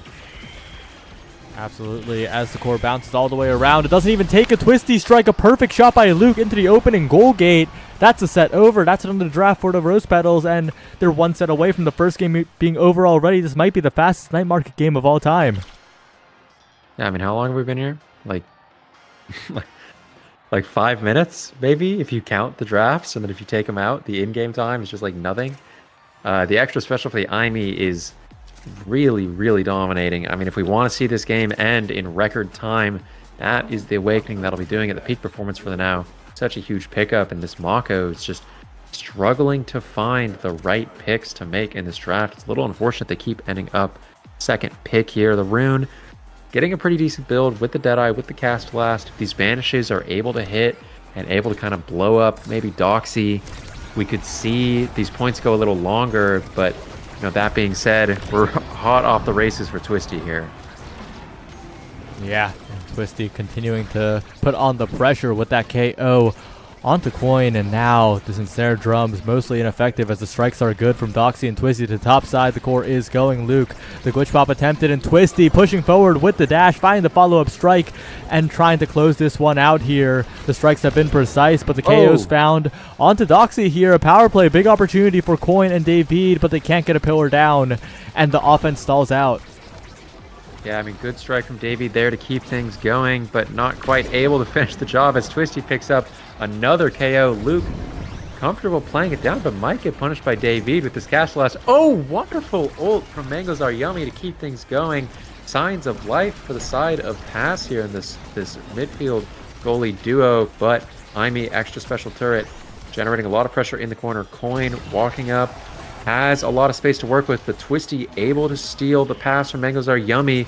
Great strike around from Mangoes, and the pillar is making everything go wild. The point's going crazy. Mangoes makes the save in the bottom corner. Luke gonna hit it into the Dorito here, and things are kind of slowing down a little bit.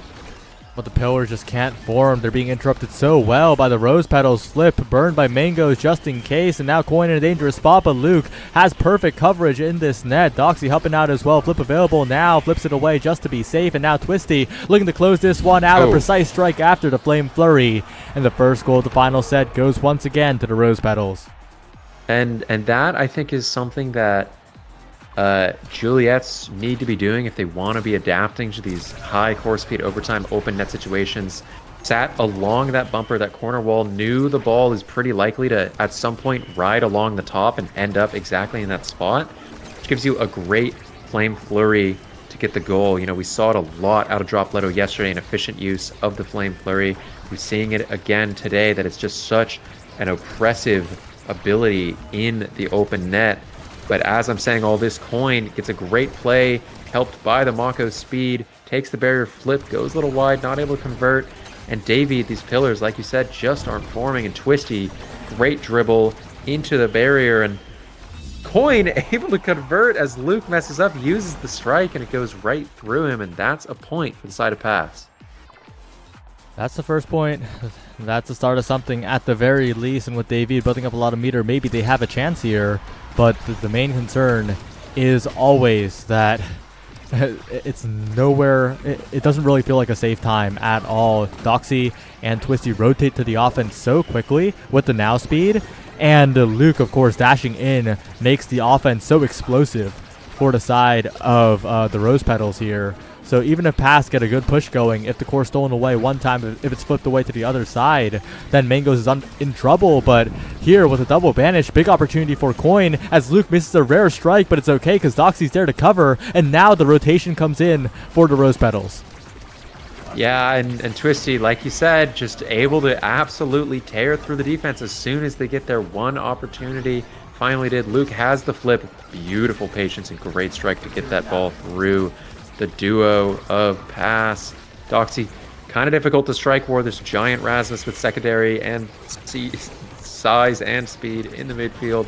The Firewall Sentry keep things going. Twisty sends it just a little too soon on the dash punch. Otherwise, that was a goal. But this Rune Pillar causing a lot of mayhem, and Coin kind of cherry picking a little bit. Wants to find a good opportunity to score another good Rune Pillar, keeping things going to that Flame Flurry in the open net, applying a ton of pressure, and Twisty able to dash punch as David walks into the Now Mine, and it's unfortunately taken out. And now it's a match point here as the Rose Petals are one away from a 1-0 lead. And like you mentioned, in that last point, they rotated so fast. We saw it right there. And a good evade away from the Ensera Drums keeps the pace up for them. A flip available, speed available onto Twisty. Coin trying to make a solo play on the top side, but Dash Punch flipped off the map. And the Rose Petals, unrelenting, continue sending the core forward, continue maintaining possession. Doxy with so much speed, that burst catches Mangos off guard. And another passing play forward to Twisty. The barrier's down. The Rose Petals one shot away from closing this album. Maybe not, as Coin sends the core forward to hook to keep possession, but it drifts on back and it slows down. Yeah, Mangos Are Yummy has the flip. Going to be difficult to get it through them, but is forced to expend it there. And we're going to hope to see some Rasmus magic in the open net here. He is using Magician's Skin, so maybe he'll find a way to get it through. Doxy just opts out of the play, sends it down, and Coin almost puts it in the top side of the net. Super valuable to get Luke's flip out there. That's his best defensive utility by far. But things looking scary on the other side. Coin goes down. Power play generated. Gonna need some heroics from David here. Big strike war win. Doxy with flip. And I think things might be ending pretty soon here, Saya. Yeah, but Davies winning strike wars. Mangos is getting it out of there. They're holding for now, but that hook. Twisty in the corner, looking for the strike, struck away by David, who is incredibly low, but so is Twisty. A flip available for David, maybe. A desperation flip might do the trick here. Doxy to the bottom side, Twisty, wow. A precise strike, and the Rose Petals close it out. Yeah, I mean, great field presence from Doxy there to find that opening, and equally good presence from Twisty to trust that that play was going to happen. Really, really good patience on the flip. I think the initial flip was a little bit panicked, losing strike wars in the midfield, but the conversion was beautiful. The hole was found, and that was a nice little 12-minute night market game. Not super typical of that map, usually a little bit more defensive, especially with the Mako there, but Luke piloting the Amy so well, and Twisty piloting the Juliet so well that the game just ends so fast. Yeah, in that first map, Night Market looking dominant. It was a battle of just offensive pushes, and Rose really, really good at rotating to there quickly. It never really felt like Luke was in a lot of danger, right? That's the weakness of the Imigoi that's been exploited a lot over the past bit, especially on this patch. But it never really felt like Luke was put on the back foot, put in a huge pressure situation. Yeah, Luke had a lot of really proactive uses of the IME secondary and the glitch pop to just keep the core out of those dangerous spots. And to be honest, on Night Market, I actually think the Rasmus has a little bit of difficulty generating enough space against the IME to actually get that checkmate, especially in the corner. That corner, because the second barrier is just so large, that corner doesn't actually end up giving you a lot of space. And you'd rather maybe have seen something like an X or an Asher to push it through the IME, because if IME has any abilities up, Rasmus wants to play far enough away that that glitch pop has enough time to get it, or the secondary has enough time to catch the core before the hit stun can come through. Really great play from everyone on the side of the Rose Petals that game. They really made a statement. They thought that their loss to PLX in winners absolutely did not define who they are. Their mental's looking good. Luke playing, like we said, with a lot of confidence. I don't think you would see that if their mental was a little bit more shot. And Pass, I think they got to scramble a little bit to find the solution to this overwhelming offense from the Rose Petals. Yeah. And on Clarion Test Chamber, what do you expect to see? That is different, of course. It'll depend a lot on the Awakenings, but we got to see what's going to be different here, because Pass, of course, they weren't able to put up really too strong of an offense on this night market map. What do you think they could change to make that different on Clarion? It does come a little bit down to David. David, if they're piloting the rune again, it's notably really, really strong on Clarion. There are a lot of little avenues through which the pillar just kind of takes up the entire space, so you don't need to actually enter there. You can completely cut it off. I think that just like the sheer changing of the map might help them out quite a bit. Coin, it really depends on what goalie Luke ends up picking. We saw no Atlas this game, which, we might not see it again on Clarion, depending on whether or not it was banned. But I wouldn't be surprised to see something pretty similar from Pass. I don't know how much wiggle room they have in terms of changing the composition. That being said, Coin might opt into a different brawler that might have a little bit more stuffing potential. Like I, of course, personally would love to see an Asher out of Coin. I don't know how comfortable they are on it. I don't know if it's something that they have been practicing recently, but I think it has a lot of midfield presence. And if you can get the ball into that corner, it can shove it all the way through, which would have been able to help them a lot that game. And it also has a ton of defensive value if you're able to rotate back. So that would probably help patch up a lot of the holes on this team if you're Coin and you're looking to kind of make a name for yourself in this game. But I feel like Rose Petals kind of can do whatever they want on this map, just based on how the last game went. They could pick the Julie, they could pick the Zen if they're so inclined. Kazan looks pretty good on this map and might be able to outmaneuver a melee goalie if Mango picks it again.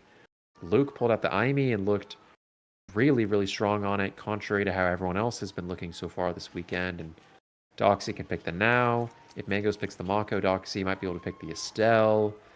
Doxy could pick the Juno. They just have so many picks here, and it's going to come down to what those starting Awakenings end up looking like. Yeah, we'll have to see what they indeed do. Pass opting for a blue side here. We should be seeing the draft in just a second. And I'm really not sure. Like you mentioned, a lot of possibilities, but Pass is gonna have to figure out a way to get through this draft, playing to their strengths. And I think a lot of the issue could be that the brawler pools do overlap, right? Quite a bit. Yeah. So Yeah. I think that Rose can draft pretty defensively here, take away a lot of the picks that Coin would otherwise be comfortable on, and of course, it feels like Rose isn't really dependent on getting through Mangoes on like one of those more defensive picks, right? The Mako, the premier goalie pick of the patch, they had no trouble with. So yeah, I think it's really going to come down to that. Yeah, when you're in such a defensive meta like the one we've been in for the past few months, and you play a game like that where your uber defensive goalie just kind of gets broken down so easily, it can really shake your confidence, and it can kind of question what direction you can even go, because if you go something a little bit less defensive, well, you might just get torn through even quicker. We might even have a faster game. But I think there's an argument. I think one angle that Pass could look for is the Now goalie. Mangoes historically has been comfortable picking that, if I'm not mistaken.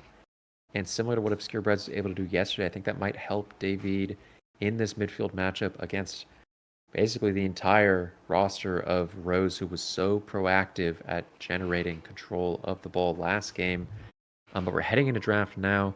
Pass on the blue side. Spark of Focus, Glass Cannon start. Opens up a lot of possibilities. Atlas looking really good here.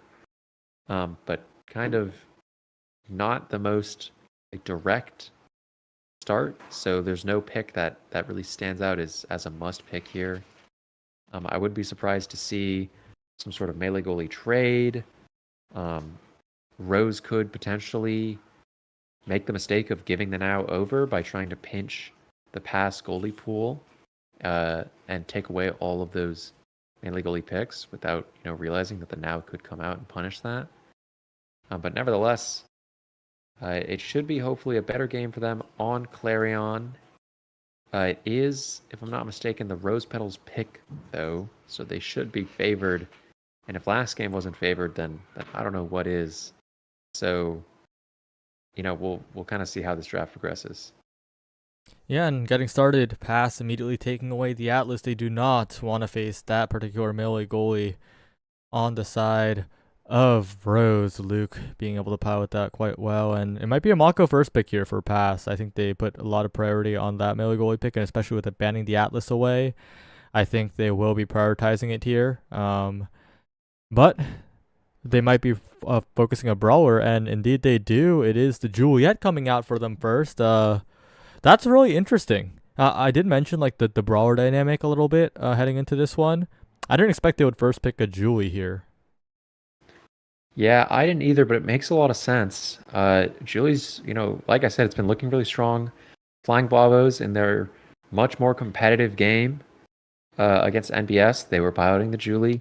The Julie was just so aggressively strong last game. And it's just been finding a lot of success. Drop Leto yesterday as well. So I'm not too surprised to see that pickup. The Aimi comes out for Rose again. You have to imagine that that's going to be in the goal box. They're not taking what you could argue is maybe a Mako bait kind of gambit here from Pass. They said, nope, we beat you with the Aimi last time. We're going to beat you with it again. The Juliet, I think, gives them a lot of consistency in that stuffing power. So like the Rasmus last game just wasn't able to get the right spacing against the Aimi, and there's the Juno. So we know the backcourt duo for Rose here, that Juno was picked up by Doxy, and we're going to want to see, Juno historically actually does pretty well into the Rune, so David might not feel as comfortable picking it. Could opt into the Kai here. Kai Mako actually could be really, really scary. That's just so much speed and power for the side of Pass. But it's kind of hard to tell that Now could come out too, and there it is. There's the Now picked up for the side of Pass. It might be in the midfield. I don't think it's a crazy pick, but no, it is the Kai midfield. Or actually, no, both of those could be in the goal or in the midfield, but I wouldn't be too surprised to see a Kai midfield and Now goalie here. Really interesting draft from Pass, and this pick 6. I think Centauro's like a pretty reasonable pick for them here. The Asher's down. It could be an X, but I don't know if Twisty's going to be inclined to pick that. It could be Kazan, and yeah, it is the Rasmus ultimately to try and break through the Now. Now has a little bit less of an ability to push through that space that Aimi does, so maybe the Rasmus will have a better matchup this game, but nevertheless, pretty exciting draft from both teams. I like that Pass are trying something different as they saw how last game went, and Saya, we just had a draft with no Mako picked or banned. Yeah, that is quite possibly the most interesting thing. It looks like Pass are trying to shake things up, but I don't think the Mako was like super strong for them. But I also think I don't think it was the problem, and I think we might see them struggle a lot more on the defensive end in this one, especially in dealing with the core speed from the Juno. Potentially, that pick could be so devastating if you roll an early hot shot or 1-2 punch, as we saw when the Bozo Bunch struggled against it, right? Yeah, I mean, the Doxy has a couple different options here. The Glass Cannon, great for set 1 power for this Juno. It makes it so that you just can get that core speed going as long as you haven't been hit. And the Spark of Focus, another great option for the Juno, because you could high roll into a Spark of Strength, at which point that's like having a hot shot because you've got CDR and extra power.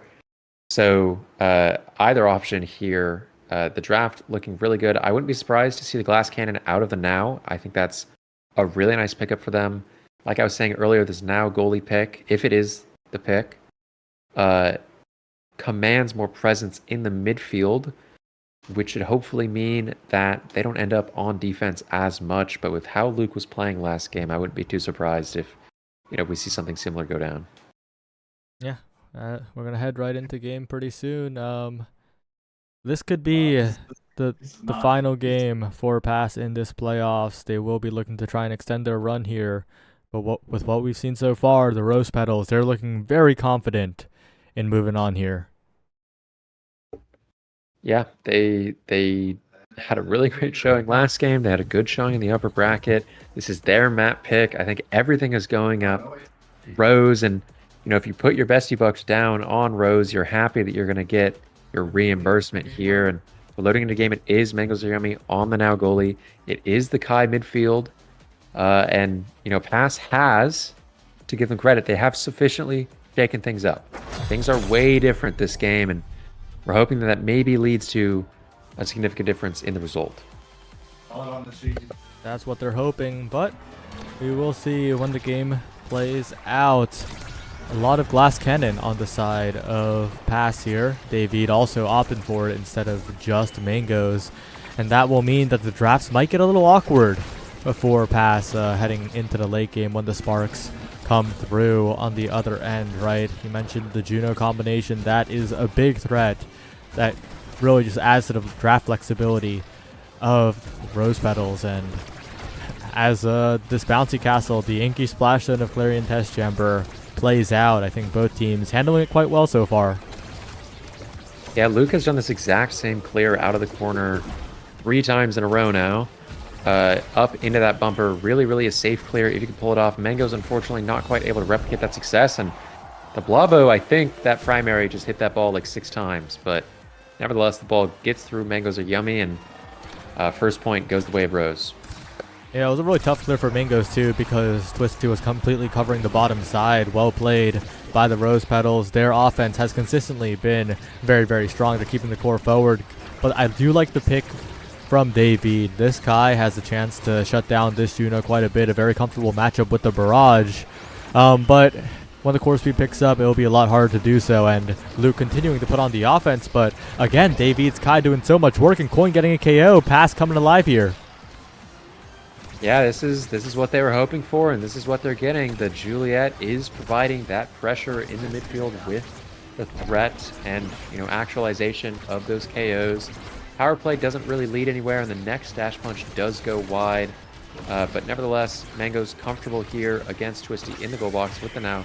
David feeling the pressure and compelled to flip, goes straight into Luke, and Luke's just going to keep rotating this ball into the face of that barrier. Very comfortable save for Mangoes Are Yummy there. Doing a great job holding it down, and Coin. Big Striker one great dash punch, and we're seeing the power of this Juliet. Just like last game, this power pick is really adding up for them, and it's not super surprising that they did take the first pick on it. But it's overtime, and the core speed's picking up with the Juno Slimes. Coin now in position, but can't quite get a strike on it, and Twisty as well can't get a good push forward. A great glitch pot from Coin, from Luke onto Coin prevents the offense, but Luke stepping up so aggressively. The first defense was amazing from Luke, but couldn't quite get it the second time, and Coin will equalize. Yeah, I mean, I'm not super surprised that this game really feels a lot closer, right? Whatever happened last game, it seems like it's been completely erased from their memory. Every point is so much longer and so much more competitive.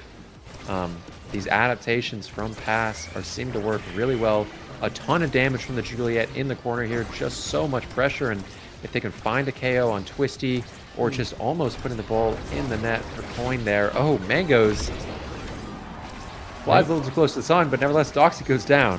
Yeah, Mango's in a bit of danger, but healed right back up, and now Coin and Luke in a 1v1. Luke playing it very patiently here, and Twisty helping out, stopping the core at the midfield. A perfect hook now, stalling out so much, but Twisty's on death's door. Needs to be very careful. Allowed to grab an orb, though, and Twisty now a huge threat in enemy lines. Coin trying to prevent that from happening, but the Slime send it forward to Twisty once again. Up to Doxy, the passing plays from Rose coming through here, and the Slimes and Luke in the end will do it. The Rose Petals, it looked like they were out of that point, but they turned it around so quickly. Yeah, a little bit of an unfortunate miss from Coin in the top corner there, is able to keep Rose in that point, and they had a great conversion. Really well played by Twisty in that power play to stall out as much time as possible, especially that hook that you mentioned, I think saved Luke really a lot there. Good flip from David, takes the barrier and gets the pressure going. Coin trying to capitalize on it. Mango's also flipping on the midfield line, but feeling the need to just dip out of there.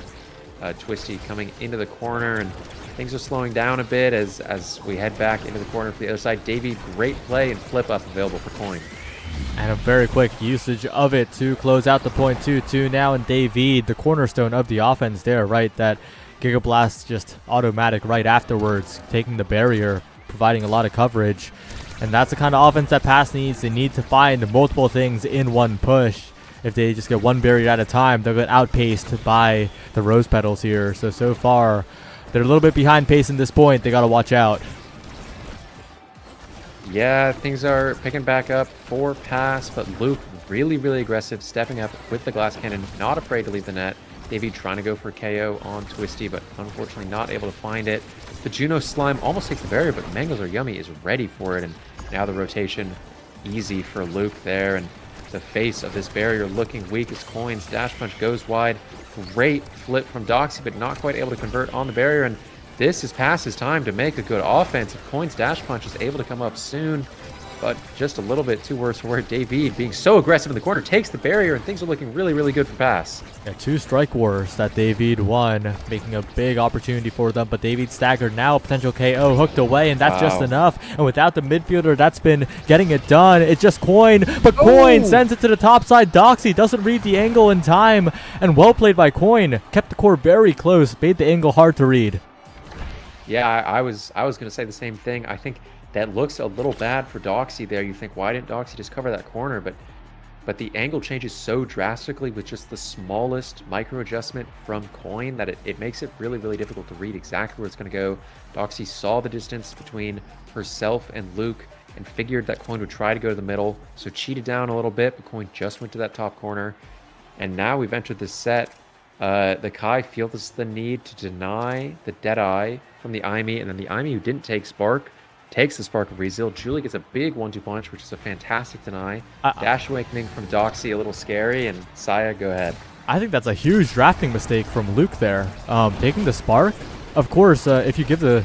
You don't want to give the Spark to Coin for 2 Sparks, but if Coin takes a Spark, then your Juno gets 1-2 punch. I think the best case scenario there is just letting your Juno get the 1-2 punch, or maybe the Juliet taking 1-2 punch anyway, and your Juno getting the double Spark. Yeah, I completely agree. I think the Spark of Rezeal is actually going to do just exactly nothing for Luke this game.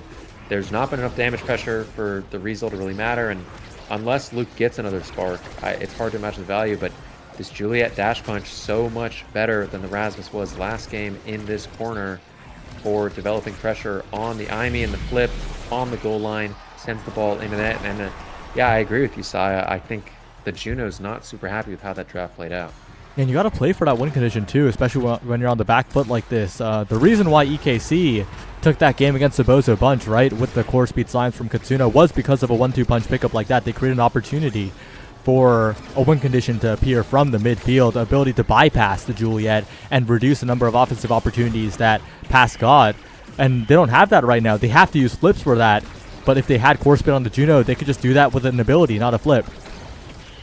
Yeah, you're going to want to see a spark of power for this Juno, essentially, to kind of make up for that 1-2 punch, or obviously the hot shot.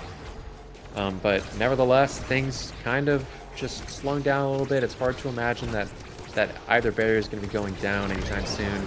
But Coin decides to speed things up. Big KO. Davey, great flip. And even though Luke was massive, the evasion on that secondary allows for a big conversion on that barrier. And now Mango sends it in the top corner. Beautiful play, and Coin puts it in.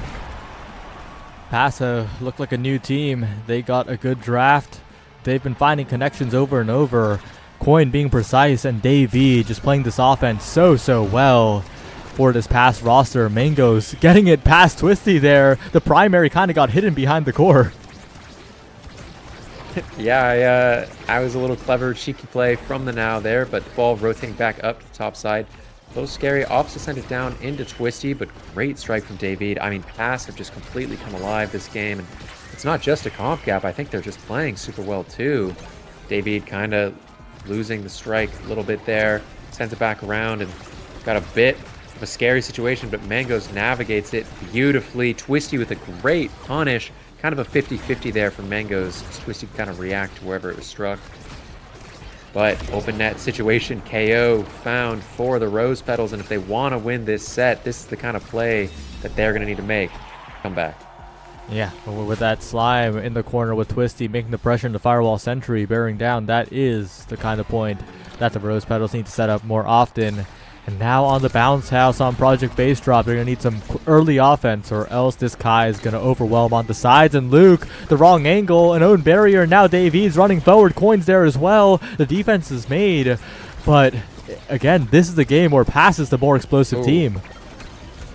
Yeah, I mean, a little bit of a big bit of a slip up from Luke there kind of eventually leads to both barriers being lost. But the bounce house can giveth and the bounce house can taketh. So, you know, we'll see how this conversion happens. The spacing for Coin, in my opinion, is actually going to be really awkward unless they find a beautiful shot to the top corner. Doxy wanders just a little bit too far to the net, and Pass takes the second set. A big for a Pass, even more draft presence here. David didn't take a spark, and no sparks will appear here. So Pass actually kind of rewarded for how they played the starting awakenings here, getting a tiny bit lucky. And Among Titans, such a powerful awakening, going to give David even more speed, and that is just going to overwhelm the midfield. Yeah, Sai, I'm going to disagree with you. I hate this Among Titans awakening, and I think it's maybe the worst awakening in the game. And there's a chance that David is throwing the game by taking it. So we'll see what happens. The stacks on stacks or the Juliet pickup. I just think with this Kai, especially against the size that this Rasmus picked up, your spacing needs to be so perfect with your speed, whereas losing that size just makes these like individual strike wars so much harder. So we'll see David, if they ever directly interface with the Juno or with the Rasmus, things can be really difficult. But if you kill the Rasmus, you don't have to worry about that at all. Yeah, but speaking of the draft there, I think the reason why this is such an overwhelming point for Pass is because I think that the Rose Petals made a huge draft mistake. They denied the heavy impact from the Juliet using the Juno pick. And Juno's heavy impact on Juno, like Doxy has just been getting dead awakenings basically. First the dead spark of resilience on Luke, and now the dead heavy impact on Doxy. You're giving up way too much power, and because you denied the heavy impact, you don't get to deny the Monumentalist, so Mangoes comfortably gets Monu, and that just means that the overall power level of Pass is like 3 times higher than that of the Rose Petals. It's just a complete drafting set of errors from the Rose Petals, and I'm not surprised that these are so one-sided when Pass has so many more resources. Yeah, I agree. I think the heavy impact take, when you're down and you're behind in a game like this, like you just have to be okay with giving them that extra power, because you need some power of your own to give yourself some room to play with. But, you know, nevertheless, Coin playing beautifully so far this game, finding KOs, finding really good conversions in the open net.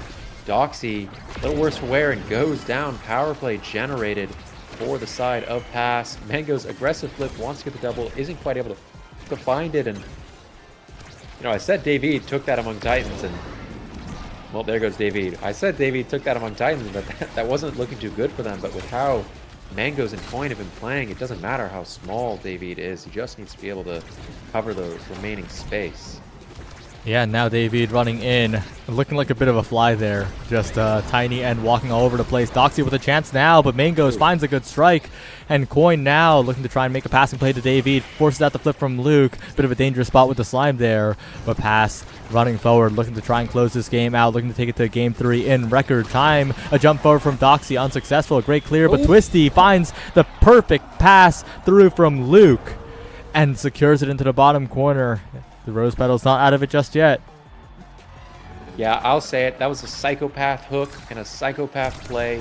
Your Imi was blinking forward. There were a billion slimes in the area. There was very, very little reason to believe that the ball would end up where that hook was thrown, but some people just have a greater vision.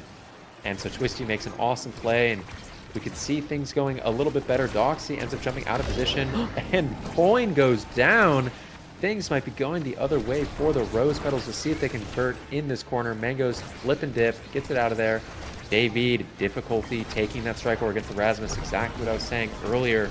Strikes first because it's so much smaller, and Giga not quite able to convert. Things looking good, though, as Pass move up for the play. Yeah, but David is low, meterless after the flip, so is Coin. Big opportunity for Twisty to get something done here with this flip, but the strike wars are being won by Pass. Sent forward, the Slime's nullified. David still in the corner, still staying alive. The flip attempted to take David's life there, but Twisty still has to try, and now Twisty's the one who's vulnerable. One ability could do it here, healing up a little bit, and Doxy taking over the midfield. Luke as well, the Slime core speed picking up here as the Rose Petals try to stabilize. Yeah, I mean, great clears from Luke. Really, really great presence of mind that he would have that angle available. But this Monu now, like you said, just generating so much pressure in the midfield. And double KO on the map. Only the goalies and the brawlers left alive. Some people might even say AMAP to that. And Twisty, great conversion in the net. And it's not over for Rose. Definitely not over. This is their big opportunity, especially with the meter situation not being that high on both sides. Bit of an ideal last point situation to be in here, especially with the goalie having that flip almost available. But you got to watch out for the speed of David, maybe the speed of Doxy. As Twisty looks to follow up on the bottom barrier, succeeds. The Rose Petals trying to turn this one around. This Coin's dash punch is a little bit too far from the barrier, and the Flame Flurry expended as well. And now with the resources gone, Pass are the ones in trouble. But with a massive Coin, maybe they can get something done. Yeah, I mean, great flip from Coin. Really, really nice try on the pass play there. But, I mean, their energy's gone, their size is gone, but nevertheless, they still convert. And if Pass want to win this game, I'm going to be honest, I'm a little scared for them if they can't take the set.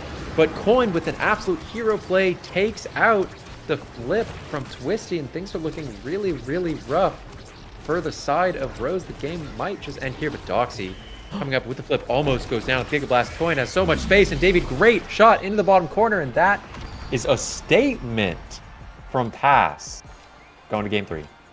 They capitalized so well off of honestly, that might have been one of the worst drafting situations I've seen in a playoff game ever. Like, Yeah. Rose found no win conditions for themselves, gave away all the win conditions to Pass. And props to Pass, like, they converted that into a pretty clean game, right? It was very, very straightforward. We saw a lot of their strengths, but the Awakening draft was just so much of a factor there that, like, Rose, like, what are you doing? Yeah, I think there were quite a few fumbles there, and well, now things are suddenly turned all the way around. Rose completely dominated that game 1, and you know, maybe they took their foot off the gas in game 2 and Pass punished them for that. And so now we might end up in a spot where if you're Rose Petals, maybe you're sweating a little bit. You know, you're not coming in with as much bravado as you had in that first game. And I think the adaptations from Pass that we were talking about before the match were really, really solid. We're heading to Atlas's lab. This is a map where I think if the Juliet gets taken by Pass, which could happen, especially given just how strong Juliet has been the past couple days, if the Juliet gets taken by Pass, that Centauro and that Kazan by Twisty are both picks that are really, really strong in this map. They have so much space to work with. Going to be a lot more comfortable than on these little bit more claustrophobic Night Market and Clear on Test Chamber maps. Luke, we'll see if the IME comes back for game 3. And, you know, that was a Mako-less game 2. Curious to see if that'll happen again. Yeah, it seemed to work pretty well here, the Pass strategy. I did doubt them heading into the game because of their characters, but I really like how Mingo's piloted the Now. Had a lot of area of influence, especially with the Monumentalist being gifted over. So if that does happen again, I do like how Pass is playing this. Yeah, there's a chance that that Rose got a little nervous in those drafts. You know, with the Juliet kind of being so in their face and overwhelming, I could see why Doxy felt the need to take the heavy impact and overlook the Monumentalist and kind of forget that there was a Now in the net on the enemy team. Doxy in chat says everyone's mom called me mid-game, so that as long as the mothers aren't active this game, we may see fortunes turn around for the Rose Petals. But nevertheless, this map's a little different than the other two. A lot more open if that black hole's popped. We're going to see maybe some strategic usage of the black hole popping for whichever team has a better time in that open space. So, for example, this Juliet super high priority, if it gets picked again, their team might not want to pop that black hole because they want to play along the wall. They want to get in that corner where this Juliet has just been so effective recently. But nevertheless, this series has come up a lot more competitive than we anticipated. And as we head into this Atlas's Lab draft, I'm really excited to see the counter adjustments by Rose Petals. Pass, I think, laid their cards out on the table, and it's Rose's turn to respond. Yeah, and on Atlab as well. All three of the maps picked the modern big three, right? So we're gonna probably see something similar here. I'm not sure what exactly will change, but a lot of that will have to do with the starting awakening. So as soon as we can head into character draft here, we'll see how exactly it goes. And it looks like the character draft is ready. We got a perfect form demo start on Atlab. Perfect form start is kind of crazy. Yeah, Rose Petals. I wonder what they're going to be looking to first pick here and pass.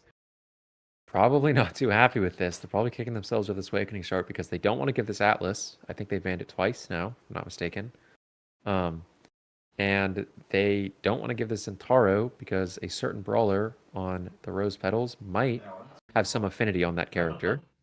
So pretty scary start. But nevertheless, perfect form is just going to be strong no matter what you're picking. We could see David, make an adjustment, get the rune. The rune, with the perfect form can banish, double pillar, banish, and Rose are the ones that ban their own Zentaro. Maybe saying that this Juliet has just been so strong in this series that if they ban the Zentaro and pass ban the Atlas, they can first pick the Juliet and leave no good picks for Coin unless Coin feels comfortable pulling out that Asher this game. I think all signs are pointing towards a Juliet first pick. Yeah, I think the Juliet first pick is going to come in, and indeed does. But Coin has plenty of brawlers to play on this start, right? He could fall back on the X. He could play the Asher. I'm not sure that this was the strategy to go for. I'm so confused. And if Pass denies away the Aimi from Luke, that'll put a wrench in Rose's game plan so far. Yeah, there's a lot of picks on this R2, R3 here. There's Mako still up, and if it's not taken, I think Rose Petals will take it. There's X, there's Asher, there's Aimi, there's the Mako pick, 4 pass, not a very big surprise there, leaving Luke without the best goalie picks available, and no Aimi the Kai is taken, so Luke just might go a third Aimi game with the perfect form start, but not too surprised to see this out of pass. They don't want to give the Mako over with the perfect form Juliet. I think that makes a lot of sense on this start. And the Kai is there to, kind of abuse the speed, maybe outmaneuver this damage threat that's going to be coming out from the Rose Petals. But yeah, it's definitely a crazy draft all around. I really wasn't expecting the Kai, and now the Now comes out. Yeah, and there's the X on pick 6. They've got the speed, they've got the size, they've got the perfect form. I'm not too surprised to see that, and it's going to come down to how well Luke can deal with the X on the perfect form start.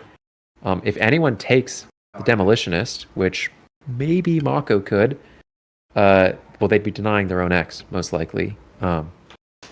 But still, you're pretty happy if you're pass here. I think the one thing that you're not the happiest about is that you did play this Juliet Mako matchup game 1 and it didn't go super well. So I think that's what Rose are banking on. But crazy draft. Definitely a crazy draft. Yeah. In a vacuum, I would have liked the Aimi to be picked up along with the Mako, right? Because you can always drop the final brawler pick to the last pick since they already locked in that Juliet. But I think it's a character pool thing. I think that David not as comfortable on the Aimi, so this is totally fine too, and I think the Kai and the X, in the pure scoring sense, will be able to deal with that Aimi on the other end. And if David can replicate the performance from last game and really, really push through the midfield well, I really like this game for pass. Yeah, I'm assuming Doxy went with the Now, sort of a comfort thing, especially in response to the Kai. That is one of the advantages of taking this brawler B1 is you incentivize the opposing team to blind pick something. And usually you're incentivizing them to blind pick both roles because you know that you could just wait to pick your roller later. And so by seeing the Kai, they're more comfortable with the Now than the Juno, even though they might have initially wanted to go the Juno. But nevertheless, I would like to point out that this is the exact same team comp that the Rose Petals went game 1, and that game was so dominant. Game 2 response so dominant from pass, and I really hope we see a nice close game 3 here. Yeah, that would indeed be ideal, and it is indeed. As was probably pretty obvious, it is now midfield and Aimi goalie, although a different team might have swapped those two. That last game has biased me towards pass a little bit, but I do think that this will be a much more even playing field. We'll see how it goes. I think both teams are super lethal and have really obvious win conditions that don't necessarily overlap, and there goes Coin instantly in the first 5 seconds. But it's really going to come down to who gets the right awakenings to make their win con just become so much more dominant than the other teams. And ooh, Luke missed strike. That's a big opportunity wasted in the power play. And David with a fantastic punish, abusing the Mako speed. And this is what I was talking about. This Aimi could just fall apart like we saw with Spartan earlier. Great play though to take the barrier. Missed strike by David. Twisty coming in with the Fiery Flurry. Not able to quite convert in the open net, but they have the flip now, and Luke picks up the flip off the orb. Twisty gets blown up, and Luke, kind of a greedy clear back up in a Coin, and first point goes the way of pass. Yeah, the vulnerability of the Aimi really showing through. You have to be so precise on the Aimi, especially against a forward duo like this, and the constant mental stack is just overwhelming. And it's just really hard to execute on. On the other end, Mangoes is just chilling, pressing secondary, so I think the melee goalie meta, mentally at least, in the favor of pass here by quite a bit. Yeah, I mean, great conversion by Luke here. Oh, doesn't have the sentry turret, but Twisty able to KO David. Nice collapse. We see Coin trying to stall it out in the midfield, not quite able to do anything. And it's Fiery Flurry. Wow, wonderful team play by Doxy, and great pass. Really, really, really good conversion on that power play by Twisty and Doxy. And I'd like to point out that Twisty dash punched David, and before David came back up, Twisty finished the goal with another dash punch. So that perfect form doing wonders. Right, the Firewall Sentry setting things up. Doxy pushing forward. That could be 2 barriers. It is. Twisty gets in there just in time. And Coin turning things around with the flip for now. And David with an amazing Giga Blast to force the flip out. A strike shot perfectly, sending it away by Mangoes. And with the Glitch Pop sending it backwards. Pass get a little bit of room to breathe here as the core goes all the way around the barrier. Luke can't reach it in time, and the Black Hole after the first KO has just a blessed pass. Yeah, I mean, really, really nice back pass from Coin there to try and retain possession, and super unlucky bounce for Rose Petals, but nevertheless, Coin just hiding in the corner, playing for his life. And as long as nothing too crazy happens like that, then the pass should be okay in the open net, but unfortunately, Twisty, perfect punish, and is able to put it in. Yeah, and it's a little understandable too, right? This is an elimination game. It is 1-1. The nerves are really kicking in for both teams, I think. There's some uncharacteristic slight misses coming in, but one player that isn't really missing too much is Twisty, just hunting down the players, looking for dash punches, looking for damage, but not quite enough to take down Coin. Yeah, I mean, even last game on the Rasmus, where I think the Rasmus has looked absolutely terrible this series. I think Twisty looked about as good as they could have there. You know, some crazy hook plays and all that. They've really been a standout performer this series, and once again, another great conversion from them into a quick goal, almost in the exact same way. And Rose Petals just dominant set 1. This Juliet has been a power pick this whole series. Maybe the priority in the draft was warranted here, as this draft is looking scary. There are so many really, really powerful awakenings just right away in this first draft. Yeah, 1-2 punch for the Juliet. Not a surprising pickup at all. I can see Mako maybe going Twin Drive, but takes the Deadeye from the Aimi to give more survivability to the team. But that being said, this Kai is going to be able to pick up the peak performance or the Stagger Swagger. No, both get denied. They were trying to leave it for X, who gets the Catalyst, and now Kai just has to take Missile Prop. That's a lot of damage, but I really feel like David should have taken one of those 2 crucial awakenings. Yeah, the missile prop not going to do too much for David. Of course, there are situations where it can be really good, but those are just situations. It's such a situational awakening, and Twisty in every situation has shown excellence. Ooh. Oh, the revenge KO by Luke converts and makes sure the power play doesn't come through, but Twisty is low. David has speed. Wait a second, this could be the Kai going for everything here. David, one more strike war. Greets for the orb, though, to stay alive, and now Twisty in scoring position, perhaps. Yeah, I think it's pretty understandable. David definitely could have gone for the highlight play there, but just decides to opt into going for the orb and dying later anyways. Still, I think that was a really, really good power play and highlights the power of this Mako. If you aren't going to, respect the speed and size that she gives you, you will get punished even in a power play. And now that we've kind of entered this more neutral state in the open net, I'm looking at these goalie flips and Twisty's flip in particular to be able to finish the job. Oh, gets the KO and the goal with the flip. A 2-for-1 combo deal here for Twisty. And that's one player we haven't been able to cast a curse so far. We talked about how well she was playing in this series, and she continues to deliver. Yeah, I mean, really, really impressed with how she's been playing so far. They just continue to punish, and something that Rose Petals have been doing really, really well this game and in that Night Market game earlier is they recognize that once they've taken the barrier in like either corner of the map, instead of opting to play back into that corner, they've been rotating directly into the face of the barrier, and that's just so lethal with Juliet because it forces the opponents to defend along the wall. And right there we see it again attacking that face of the barrier, and while Doxy gets punished for it, they still get the barrier super duper easily. Oh, missile prop Kai, Giga Blast. Luke not expecting the Giga Blast to travel so far, and you feel like that point kind of slipped away from the Rose Petals there. And David really cashing in on the missile prop in that one here. We'll see if they can continue to do that, though, because the energy situation is a little bit awkward. Luke with the backup flip available. Everyone else pretty low in the meter department. As Twisty pushes up once again, the Flame Flurry good. Sends the core around the world. Mango's able to catch it with the Empowered Strike, but the triangle set up by Doxy is seen perfectly by Twisty. Another goal looking to be coming soon for the Rose Petals if they keep this up, but there's a lot of damage coming in onto Doxy, but the speed keeps her safe, and now Twisty setting up on the bottom side. No room thanks to that perfect primary from Doxy. Yeah, I mean, this Luke guy is so good.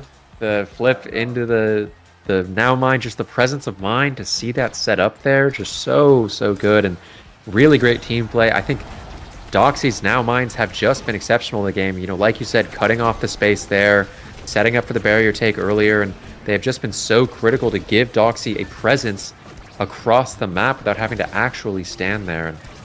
And we see David come in with the Giga Blast, but not quite able to convert, and this corner offense looking a little dicey with Coin losing so much health, but David trying their absolute best, but their best not quite enough as Luke attacks the front face of the barrier again, leading to a trade of flips and an open barrier situation for Pass.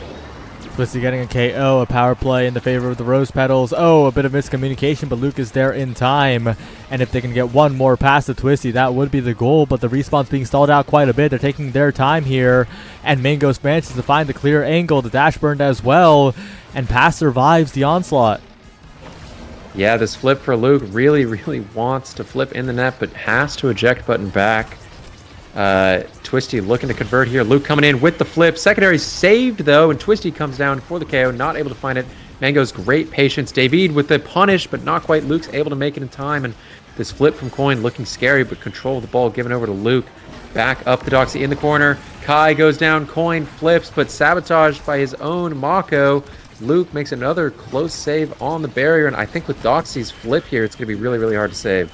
Oh, a great strike war by Coin in the corner to get it out, but even better catch by Luke on the out clear, predicting it. That guy cyber swiped in advance. Yeah, the sentry turret was going to keep it up there if Coin didn't go for exactly that strike, so that was the only option that was left for Coin, and Luke with a beautiful punish. I mean, Luke is on fire this game and rewarded with the Timeless Creator. It's such a scary awakening. On the other end, the Adrenaline Rush, they're really trying to channel the KO game here. Pass R, even more speed on the Mako as well. Maybe they'll be able to do something here, but this Kai not left with too much at the end of the draft. Yeah, I think kind of an interesting rapid fire take by the Now instead of the Monu, but this is one of those rare instances where you're saying that we are winning this game by so much, we don't need the extra help from the Monumentalist. I'm going to take the rapid fire from the Kai. I'm going to make sure those barrages don't punish us big time, but we see Coin ending up with the punish in the open net here, ready for the strike war. Gets the right read, but isn't quite able to get there in time. And, you know, we're kind of able to see what happens with Rose as they head back on the defense here. Yeah, I like the defensive drafting here compared to last game, because this time they're the ones in the lead. Twisty continuing to push forward here, keeping the status quo like you said, and with Luke building up so much meter, and with Coin being sent away, this is a big chance for Rose. Stuffing out David in the midfield and making sure. Oh, wait, dangerous spot for Doxy. Wait, no, Doxy instinctively teleports Adrenaline back. Rush. Oh, no, now Coin gets a proc, and if they can get it to Coin one more time, that would be huge. Flipped away, blocked by Luke, but Coin still has possession. Hits it right into the turret, though. Gives Twisty another chance, and the respawns are going to come in, but if they can KO Luke here, that would be huge as well, but Coin's the one taking the majority of the damage here, but Coin still manages to get a last strike in before going down. Wow, that was crazy. Cinema. An absolute explosive point. This Adrenaline Rush from X. I kind of understand it as a little bit of a desperation play. You know, your season is on the line.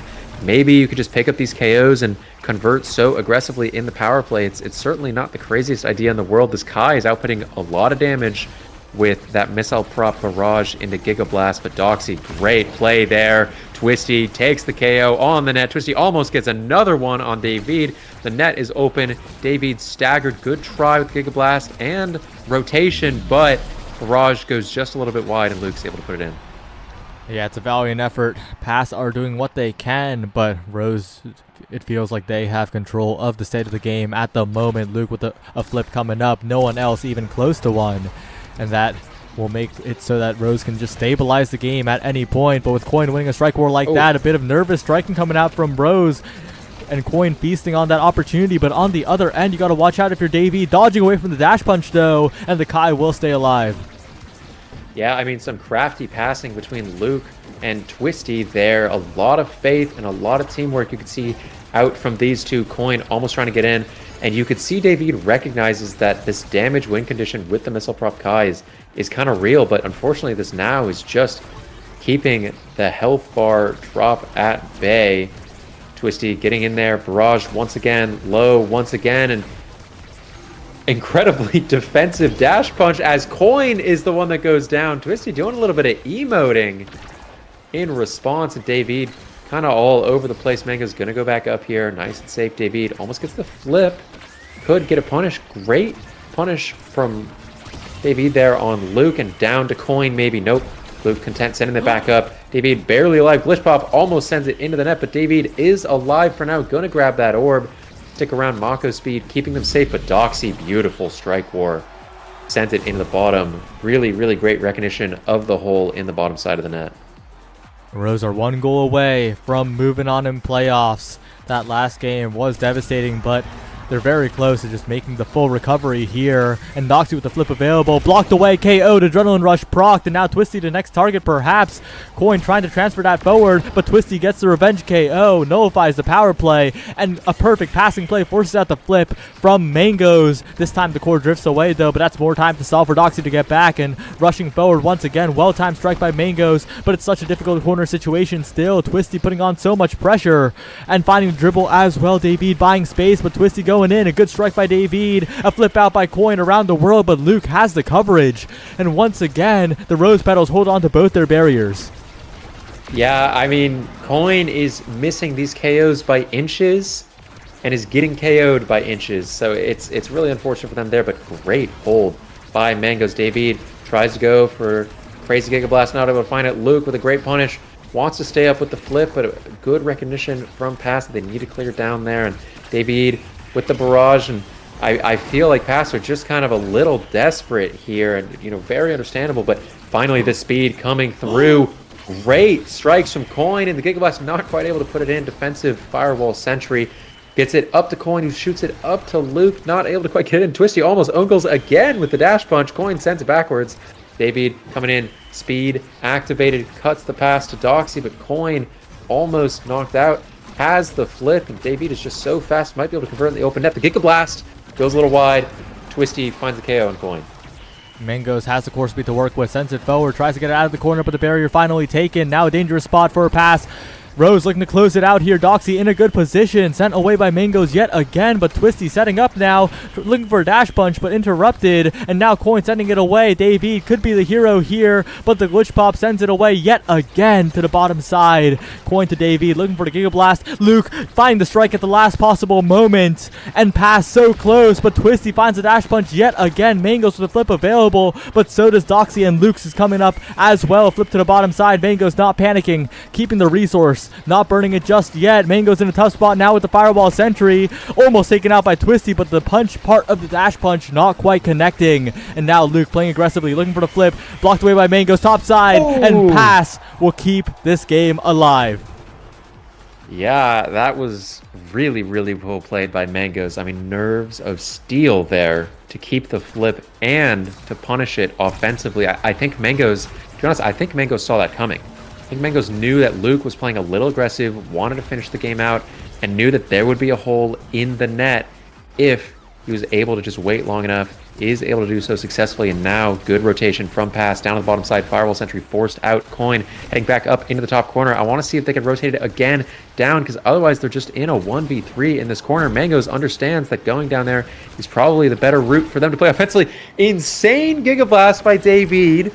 Sends it around the bottom barrier, keeps that one standing, and buys enough time for the second one, that first barrier to finally go down. David with the flip, trying to make hero plays with the Giga Blast. Might have to make a hero play with this flip as Coin picks up a flip of their own, dodges the dash punch. Mango's coming in, recognizes the flip, needs to come out to punish Luke's dash, and Coin flips it, puts it in, and we're going to a fourth set for the first time this entire series.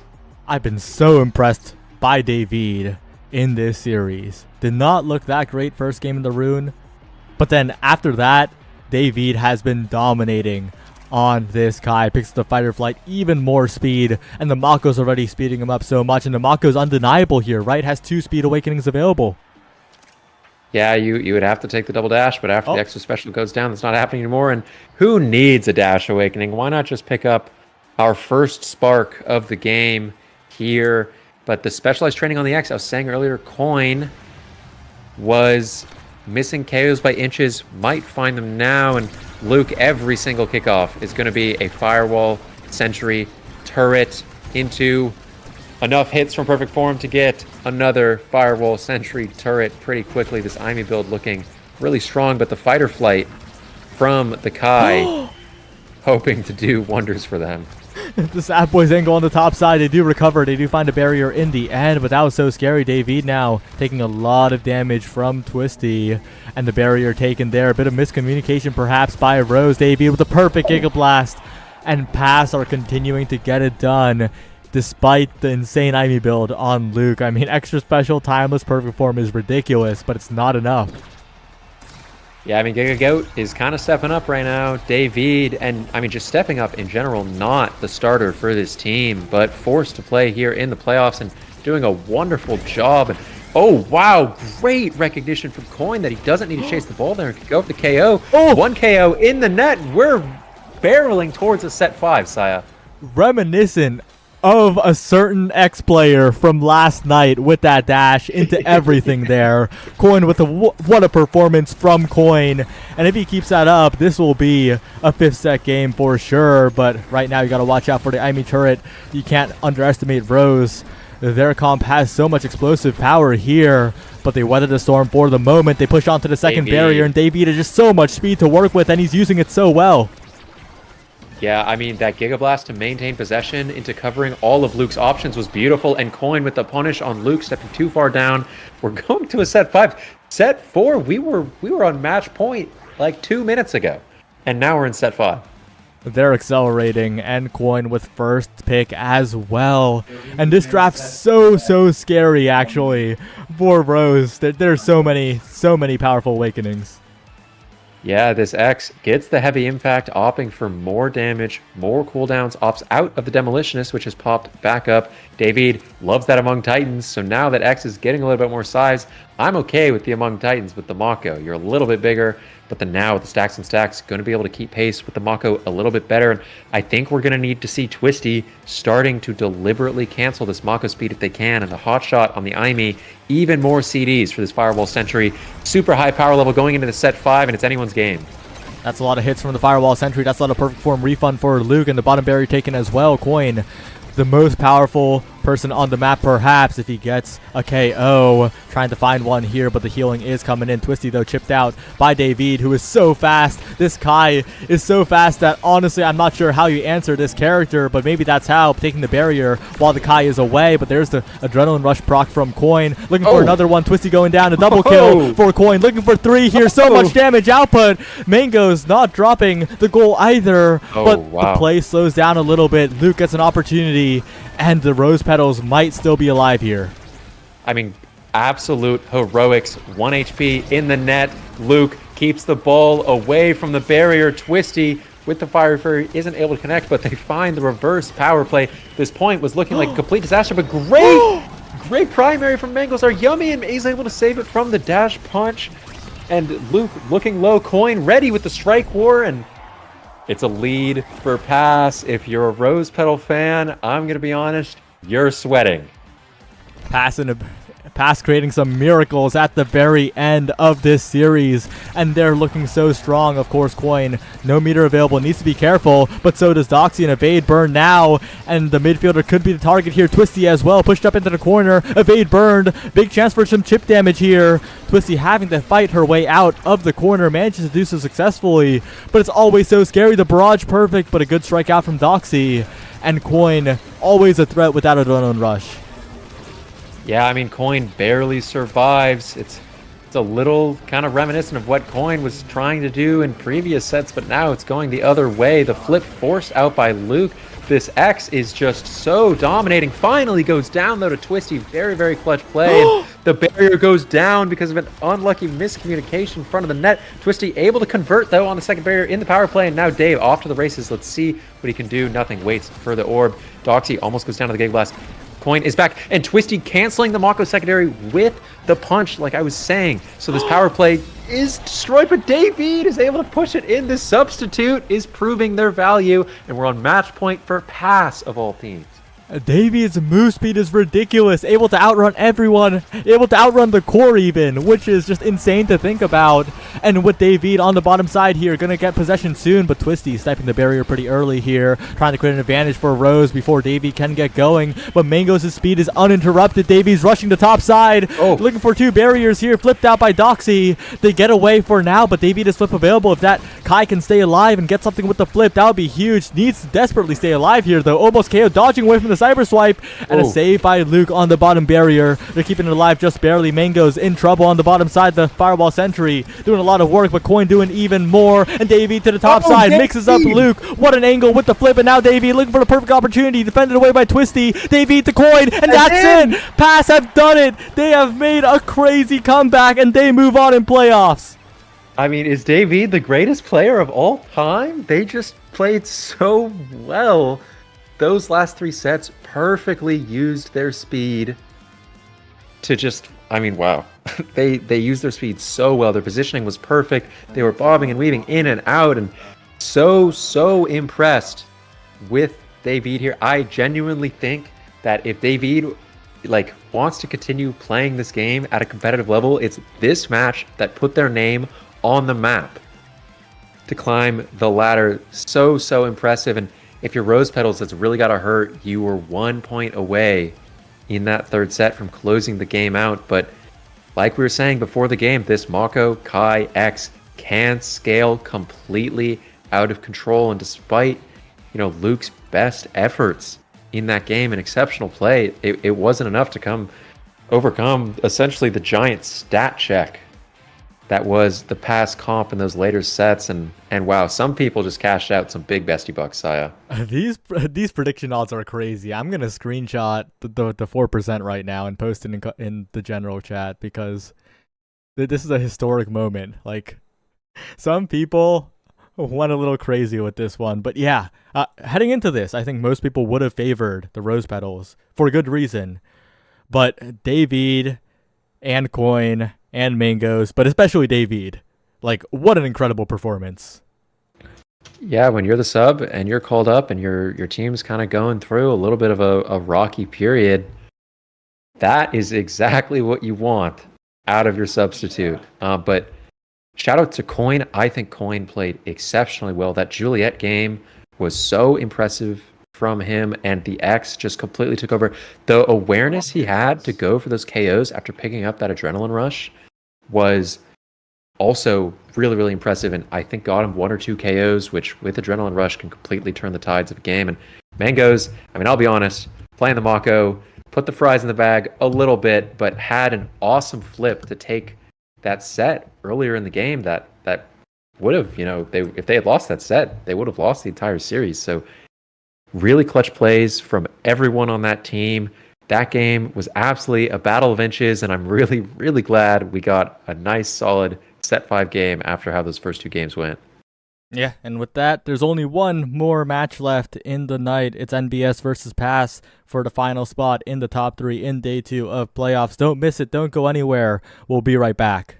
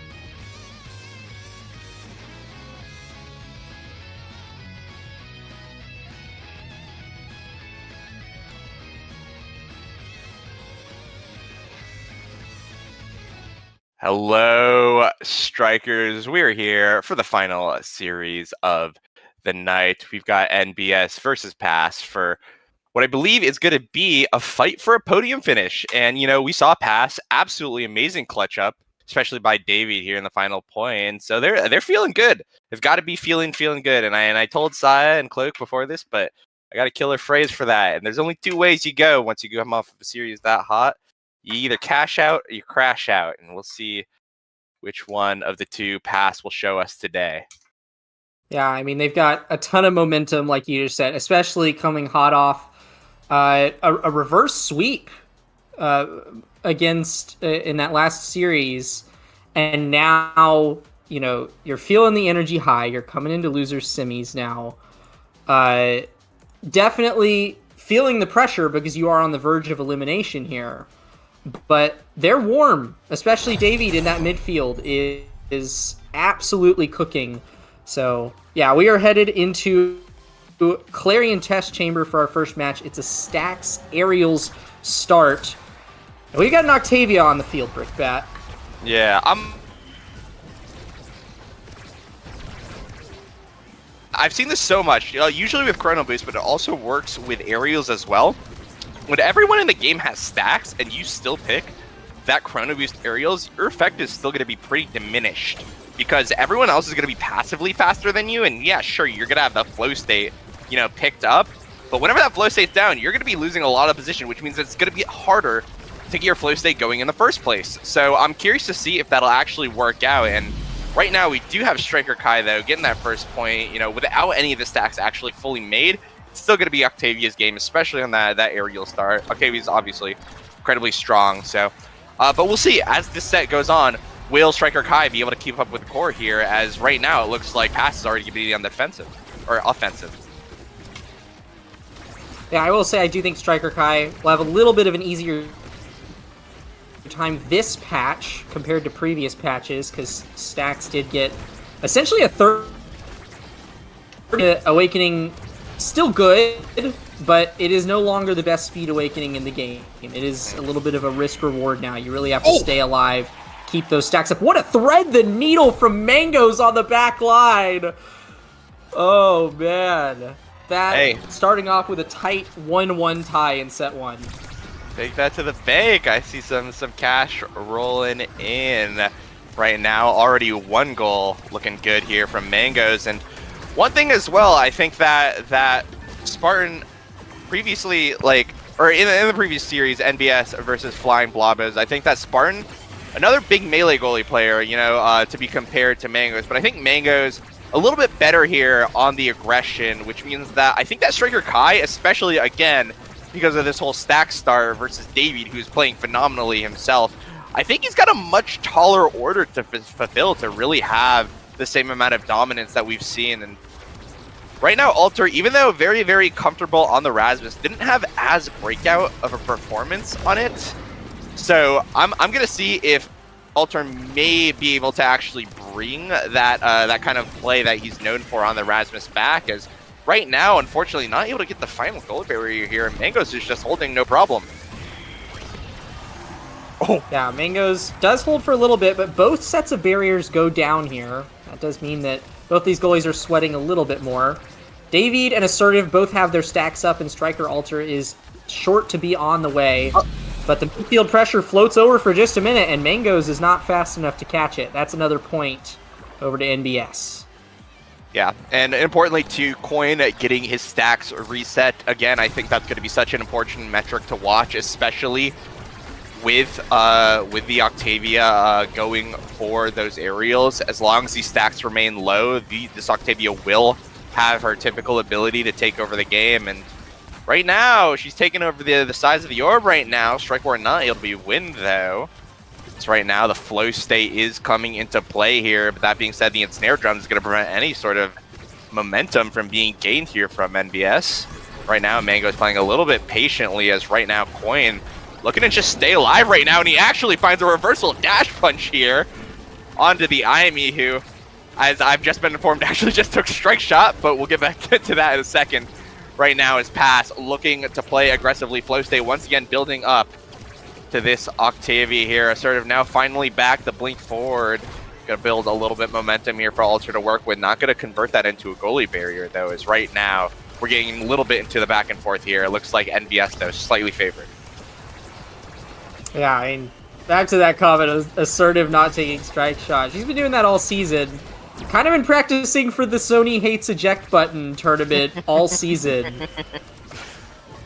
Running lots of traditionally eject button goalies, but picking that strike shot. I mean, what can I say? If you find the gear that's right for you, who are you to dive away from it just because everyone says you should? What a save on the goal line. 2 saves right there.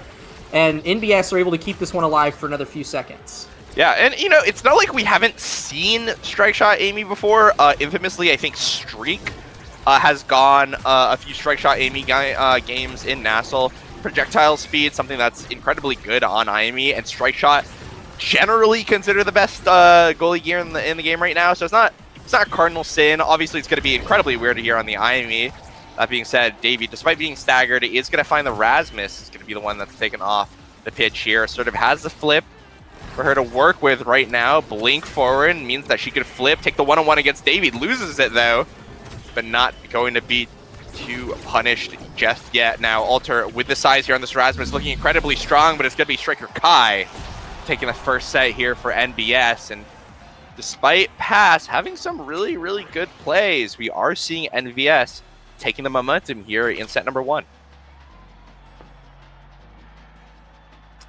Yeah, and I mean, normally you'd be really excited to have an Octavia up in first draft. And you know what? I'm going to take back what I was about to say. I was about to say there's nothing really exciting here. Spark of Rezil is actually really, really exciting here for an Octavia.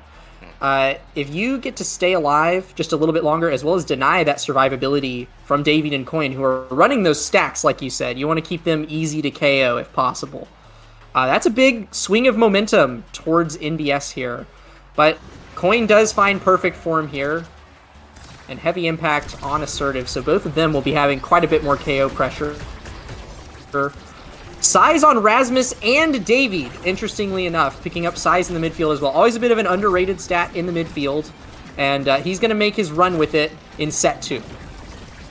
Yeah, and that plus the move speed buff means that Davy's strike ward is actually going to be pretty augmented here. It's going to give him a lot of opportunities to potentially just get things through that otherwise might not have had, especially here against Striker Kai, sort of the player to be watching on NBS right now. So right now we kind of get into the lull of sort of the early round right now. Mango's trying to find sort of any way to get this clear, but it's going to be looking really bad right now. Flip comes out here from Striker Kai, sends out right through all 3 members here at Pass. Now David forced to play defensive, forced to play his life as well, but it's going to be the Ensnare Drums actually sending the first person here to the bounce house. So right now, Striker Kai, Flow State going to go down. Strike Shot going to find a little bit of time here for Assertive, but not going to mean too much, as now the Dash Punch finally here, not going to be found here in the overtime. David forcing Striker Kai here to play on the defensive to buy time for Alter to come back up. Right now, Flame Flurry not going to find too much value right now, as Mango's Aryami now is going to have to defend once again. No Dash Punch here on the Juliet as well to buy any sort of corner pressure. Now, Flip comes out from Mango's Aryami, able to successfully get it past Alter again. The Giga here now buying a little bit of time now. Coin with an opportunity to score. A Dash Punch not going to be found, but the Flip is going to be burned here from Assertive.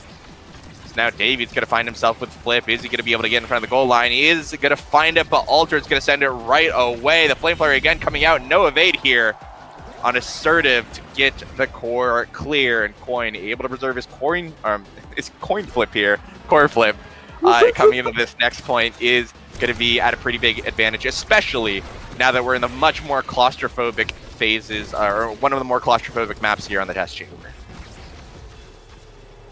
Yeah, and I mean lots of big gains there for the side of Pass, not just off of the point, but also in terms of stacks on stacks. Both of their forwards coming away with almost 150. They've got it all up now, but it's an early barrier advantage off of this orb, and it's NBS's turn to take control of the field.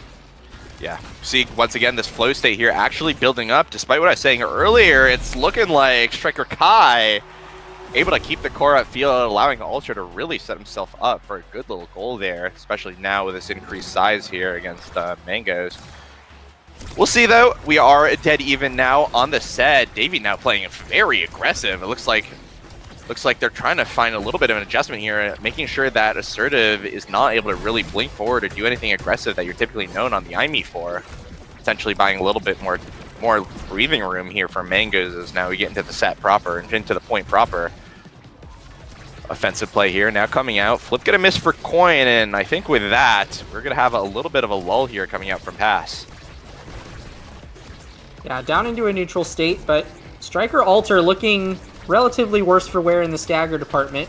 Coin doesn't have any evade though, fresh off of using that coin flip.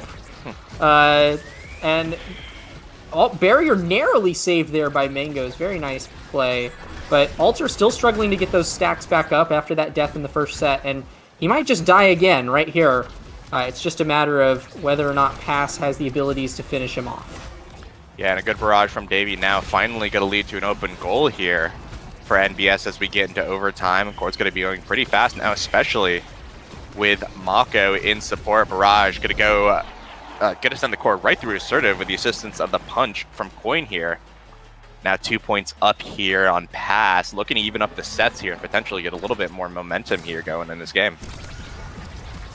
Yeah, and it's not a massive XP difference, but I do want to point out here that Striker Kai is the first one to hit level 7. David shortly there to follow does demonstrate the dominance of this Octavia in this game. And wow, David narrowly saved there on the wall just by sheer luck, honestly. And the folly of Strike Shot there is that Assertive cannot blink back to her net, and the barrier will fall. But 3 defenders here in the net prevent the goal from going in. NBS stay. Oh my gosh, they're on the goal line again.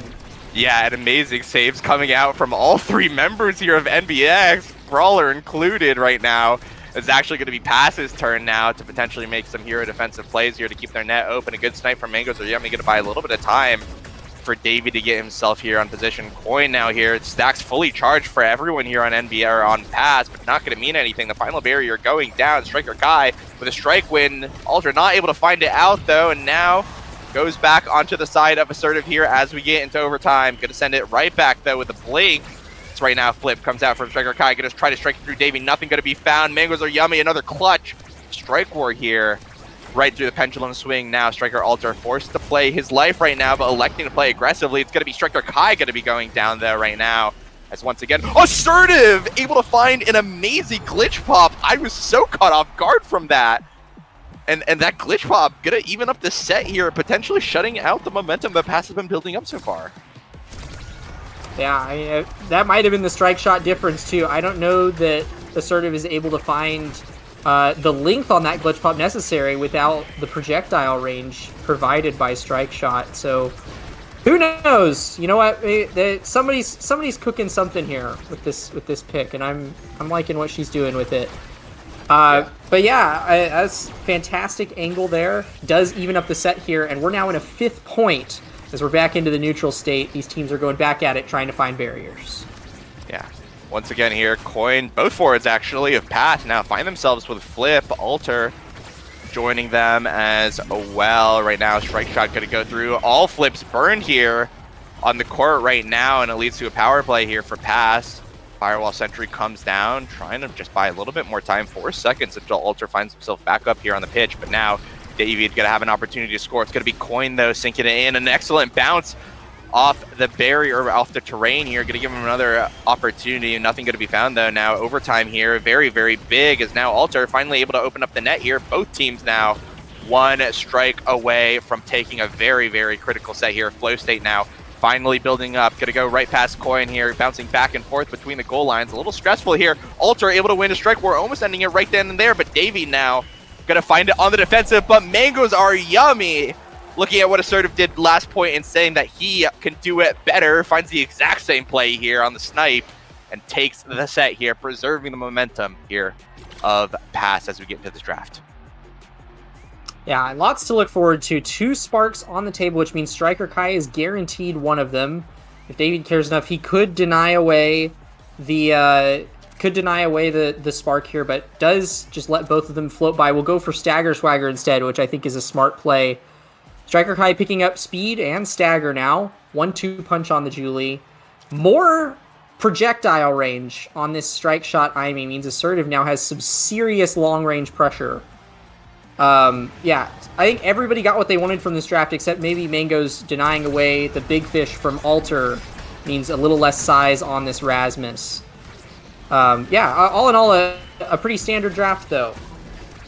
Yeah, and one thing to mention as well, the deny of size on Rasmus, which would be very problematic for Mangos to deal with, but this increased size on Mangos now going to make things a little bit easier. That being said, it allowed Hotshot, to fall down to this Rasmus, which I think is going to make this core speed a little bit hard to deal with for Smako, who I think very infamously is a slow character. That being said, right now, we do find Coin finding a KO. Striker Kai now going to be on the defensive here. Mango's trying to keep the core forward using this glass cannon speed as best as he possibly can, but all the defensive here seems from NBS actually going to pay off as Mango's an unfortunate strike means that's going to be an open net here. An open net, and David and Mango's do have defensive flips here. David actually going to burn his in the midfield to try to support, but nothing found off of it quite yet. An early barrier, but you still got the second one left to go, and Striker Kai is getting into the flow state. Almost has a flip of his own here, contesting Coin there, but he wins the strike war. Coin finds the barrier, and Striker Kai burns the flip. Mango's trades his on the other side, and now both of these nets are open.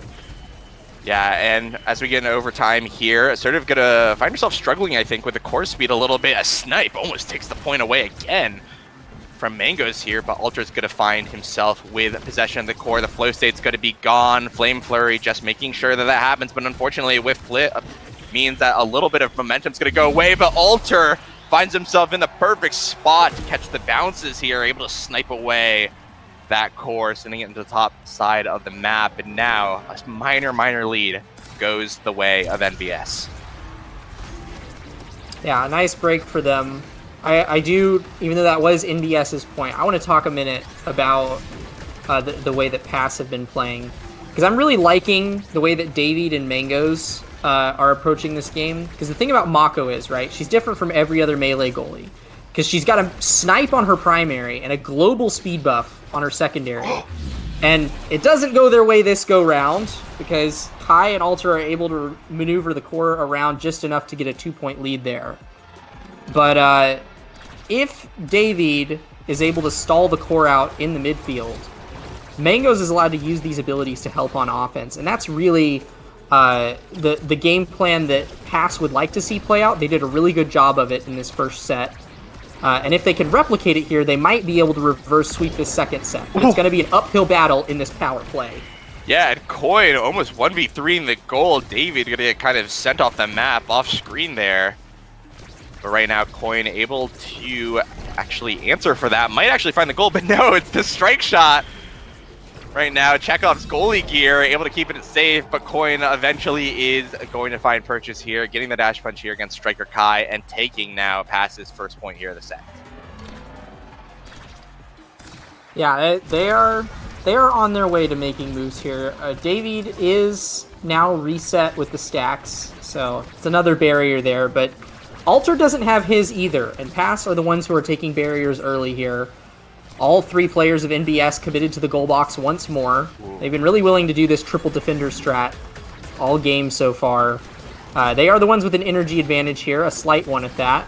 But Mango's has the defensive flip, and now Coin has one to match. Will take a little bit of damage in the Obscura zone there, but it is NBS's goal that's open here. Yeah, David finding actually the barrage. It almost looked like Striker Kai was going to be able to save that no problem, but it actually just slips through. A second pass now stolen away, or second goal now stolen away for Pass here, as they find themselves, again, like you mentioned, with an energy advantage here. Unfortunately losing one barrier immediately though, but that should be something that Coin should be able to make up fairly easy, as he does right now. Dash punch comes out, takes out Striker Kai here now, and it's going to be Alter and Assertive here playing defensive. Actually going to find a KO on the sides there between the Glitch Pop and the Pendulum Swing. Now Mango's going to be the one forced to defend here. Base drop comes out, not finding anything. Coin finally back here on the pitch though, as Alter once again trying to find a little bit of space here. Ooh, Scary miscommunication there for a second. Oh my gosh, an amazing Giga Blast from David, giving Pass the opportunity to score, but it is going to eventually be defended away. 2 core flips here on the side of Pass versus the 2 of NBS. 1 flip comes out, 2 flips comes out. Right now, Coin, potentially another opportunity to score, has that dash punch to work with, not going to elect to use it. Instead, just getting a nice punch there, just to keep things going. Alter able to find the core flip, calling Mangoes out. Can he score right now? The pull comes out, no, nothing going to be found, but an opportunity is still there. The ensnare drums is here. Alter winning a strike war, another shot in the net, going to be defended away here by David and Mangoes are Yummy. Now, again, a crucial point. The strike shot comes out, building momentum. Kai now finds himself in front of the net with Flip and go. Going to be caught off guard by the core speed. The flip comes out. Going to be blocked away from David. Here is now Alter. Another opportunity to score. The glitch pop going to find the core. Nothing to be taken from it, though. Now Coin in a breakaway potentially, but he's just too slow to really find any opportunity to score. The Giga Blast not able to find the snipe that Pass wants as well now. Over time here, finally found, but Coin with a creative bounce here off the center terrain catches Assertive and Kai off guard. And just like that, Pass finally pull ahead after what it feels like a marathon of a point. Yeah, it was a marathon. That was enough time for David to make up the entirety of his stacks on stacks, getting up to 150 there at the end and earning a set MVP in the process. I have to imagine it's fight or flight on the table. Timeless will fall over to Assertive's IME. These firewall sentries have been a nuisance to say the least for Pass, but now they are going to be nothing short of an unstoppable obstacle as soon as Assertive drops them down. Third spark denied away by Coin on the Julie, which means that Striker Kai will settle for explosive entrance. Certainly not a bad compromise for an Octavia. Even more speed in that flow state, as well as some damage on that ult. He's actually going to be dropping the base right off kickoff here, but the flow state's not going to find anything. We're in set 4 now, Brickbat, and things are heating up. Absolutely. It's a make or break for both the teams here, not wanting to have their season end just outside of the podium's range now. Coin, good dash, able to call out Assertive's cross clear here, but an unfortunate clear gives Striker Kai that first barrier. KO, though, now found by Coin, feeling good after the end of that last set, but Alter looking to potentially just stall out for Striker Kai to come back, and that he does. Absolutely good work. Finds himself actually a reverse power play barrier here now. Striker Kai, base drop coming through, getting the core forward a little bit. Ooh! But a call-out snipe from Assertive, able to steal away another goal, and deja vu. It's the 3rd time we've seen it this game, and it probably will just continue to happen as I think both goalies very, very hungry for all of those opportunities. Yeah, I mean, that glitch pop is such a valuable cooldown. And normally, like, IME goalies, you're saving those to burn them for, like, midfield control. Assertive says, nah, you know what? I'm going to hard read the play from my own goal box in your goal box. And that glitch pop is going to be exactly where I need to be in order to score. I mean, she's done that at like, what, 2 or 3 times this game already? It's some seriously impressive stuff she can do on this IME character.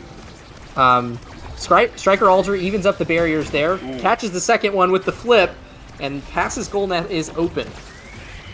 Yeah, flip comes out, amazing strike shot call out from Mangoes Are Yummy. Now David finds the opportunity, good dribble from Coin now, making things a little claustrophobic here for Assertive. Flow state not going to be actually waited out, just an unfortunate mistiming means that this might be the goal here for NBS, but it's going to be defended away. No! A pendulum swing sends Mangoes Are Yummy into his own goal net in the core.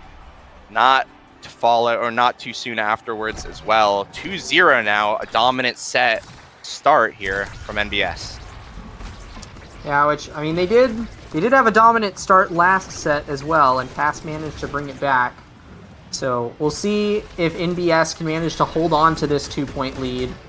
Striker Kai running up with the base drop here. Flow state gets stalled out by Mangoes there. Good pass to David to ensure Striker Kai doesn't get the ball there. Drops a little drum and bass of his own, but nothing found off of it. These haste abilities are kind of going wide here in this neutral state as the ball is just kind of pivoting back and forth between both teams. Yeah, one barrier found by Coin. Good dash to secure that. David a little bit looking a little worse for wear as he might potentially find himself under fire here in the corner pressure.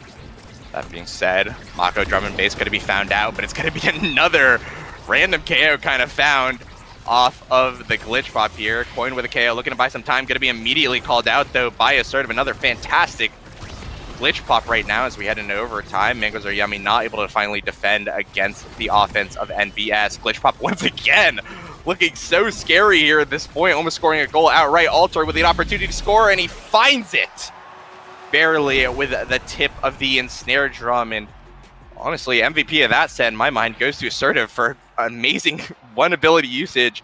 I actually just noticed how this was playing out. Assertive is using her glitch pops to stop Mangoes Are Yummy's drum and bass, because she has strike shot and missile prop and can just do that from any part of the map, which makes things so hard for Mako to find any value here coming into this final set. Yeah, well, and normally you would take a look at your brawler and say, you know what, Striker Alter, you're going to be the one to deal with that. You're just going to drop a pendulum swing on Mangoes, and we're not going to worry about that. Instead, what that Nat allows them to do is we've seen NBS use this triple defender strat the whole game. Striker Alter can come back because he doesn't need to be the one to stun Mako out of drum and bass. You can have Assertive do that with glitch pop from the other side of the field. It's very smart. But no glitch pop to be found here. It was burned a little early. They're sent out, but the drum and bass is already over. Some important pickups from that draft, though, for sure. Striker Alter did get Might of the Colossus, along with Demolitionist. That puts him at 130 power, with Assertive's Among Titans buff as well.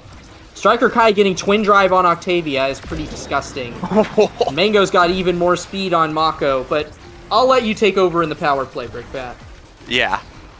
Right now, an amazing glitch pop once again. Kind of story of the evening.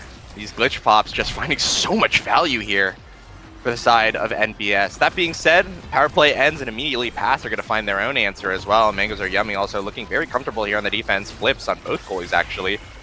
Just as I say that, though, the Caster's Curse comes in. Assertive going to lose hers here on the defense. The glitch pop once again, actually.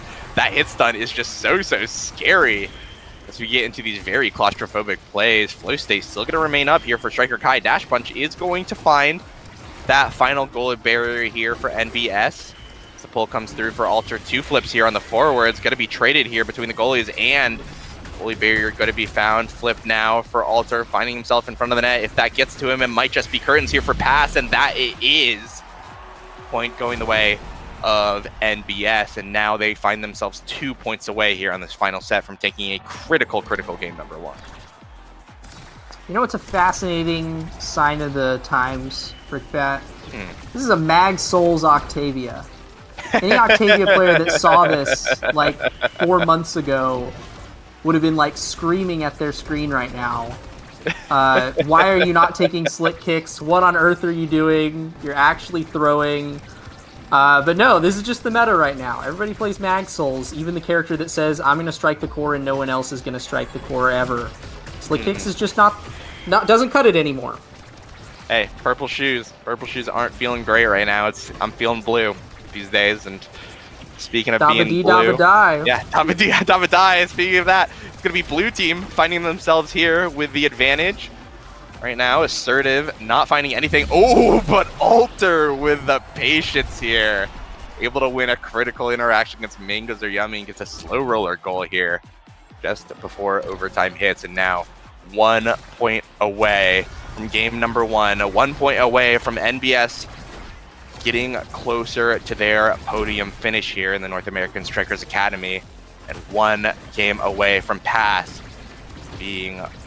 putting their backs here against the wall. But right now we're going to see David actually finding 1 goalie barrier here. 2 low health bars here for the side of Pass. Base drop comes through. Can Mangoes defend? No, he can't.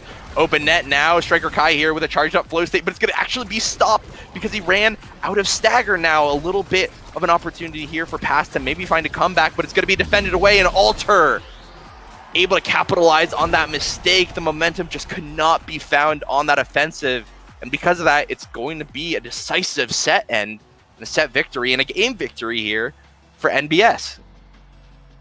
Yeah, so many critical awakenings picked up by NBS in that last draft. That just it just filled in the missing pieces, right? Striker Kai getting more flow state uptime. This dude's rocking 336 redirects. It's not as much as David, admittedly. Like this was if you really want to go midfield for midfield there. David won in the redirect department. But I mean where it really counted was being able to consistently apply pressure with these stupid large Rasmus pendulum swings and secondaries and having that secondary flow state uptime on Striker Kai. Really the only pivotal thing that Pass got in that last draft was more haste on Mangoes, which is not that pivotal when, like you said, you have Assertive on the back line dropping a glitch pop on Mangoes every time the drum and bass goes up.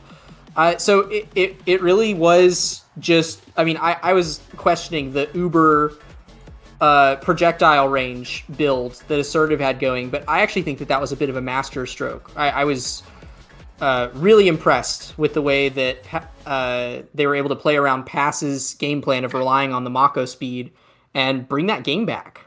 Yeah.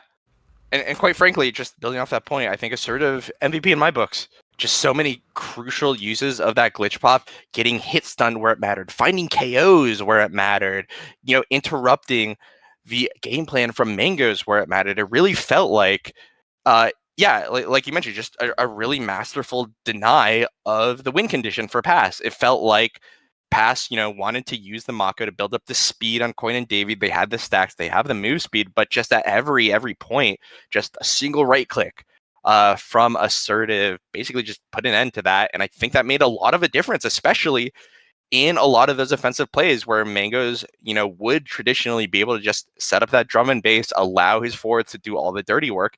He just wasn't allowed to really influence that play. Because of just being constantly interrupted. It really felt like he was about to have a word, but Assertive was like, nah. Every single time felt like it had an answer. And that really made the difference, especially in a game as close as this. Being down, basically your goalie's biggest asset is going to do that.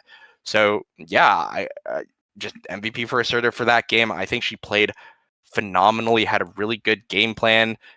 Despite what we were thinking, it felt good. It felt like there's so much value found out of these glitch pops that it really made up for whatever you were losing from eject button. Specifically because, not to mention, it's still strike shot, guys. Like, yes, it's on IME, but like if it weren't for eject button, we'd still all be going strike shot on IME. Like, let's be clear. Like, we're not running Mom Boots IME any day of the week. Like, So at the end of the day, yes, Assertive was not able to blink in. Yes, she was not able to play as that third forward in a lot of those aggressive plays. But at the end of the day, she didn't need to. She understood what her mission was, and she accomplished that without too many problems. And because of that, we find ourselves up 1-0, NBS favorite, as we get into, I believe, is going to be NBS's map pick, Night Market. Yeah, well, and you know what? You pick eject button if you want to score goals as the goalie from the other side of the map, right? But Assertive was doing that with anyways, strike shot. If you can make it work, I'm so here for it. Strike shot, IME, y'all. So yeah, but we are headed to Night Market. Yes, is map 2.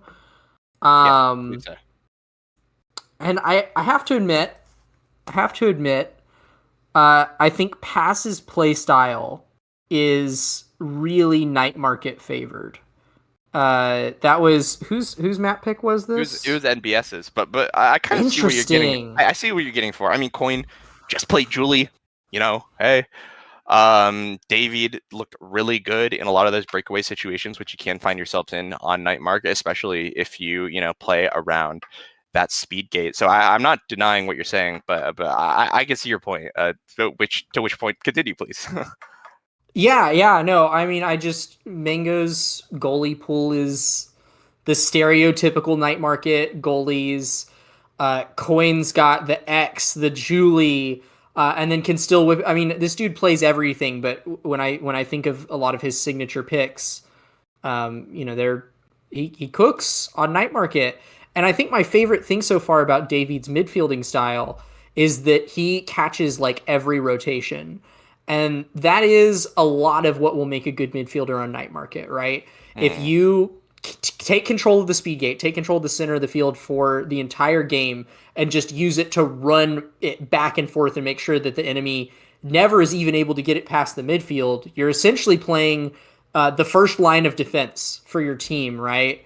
And if Mangoes is on the back line, being able to send stuff up to the front, because David is the one that's burning all of passes cooldowns, or rather NBS's cooldowns in the midfield, then Mangoes is allowed to contribute to offense as well. I think that this is a map that could seriously favor them. But that being said, like you said, this is NBS's map pick, so they've clearly got something cooked up here. They've got a game plan. What are you expecting to see them go for heading into this match?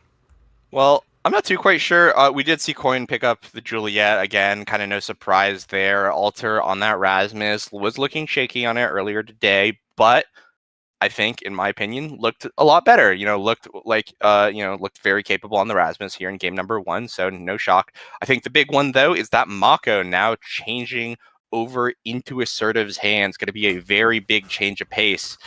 How much? Who knows, because it's just primary sniping, but a little bit of a change of pace here from the Aimi to the Mako. But obviously, never really bad to pick Mako in a lot of situations. That being said, Pass gonna actually be followed up, I believe, with a now goalie. If I believe it might be Kai goalie, but we've seen David on the Kai pretty much all night, so I'd be surprised if he wasn't going to be on that again. So interesting to see that here. I'm actually very curious to see how this now is going to play into the Rasmus, as now is kind of able to deny a lot of the dribbling that Rasmus wants to do, a lot of stuff potential, but I don't know how that's gonna go. I'm not too familiar on that matchup. That being said, final pick, whoa, Drakkar out of nowhere, and we saw that yesterday in the North American Strikers League. I think Drakkar is a bit of a controversial pick, just in general. We'll see how it plays out. Theoretically, Night Market is a Drakkar midfield map. I don't think we're going to see this in the goalie position unless NBS is going crazy with their composition. But so I'm curious to see how this works, because they did win on it earlier tonight. I believe against Flying Blobos, but was it because of the Drakkar? I'm not convinced. I want to see this in action, but I'm just curious. I don't know. I've seen this character kind of in the gutters of competitive. No, people are not picking up, but hey, you know what? If you want to play your podium finish game on Drakkar, hey, you're the one playing the game. I'm the one here casting that. Fair enough.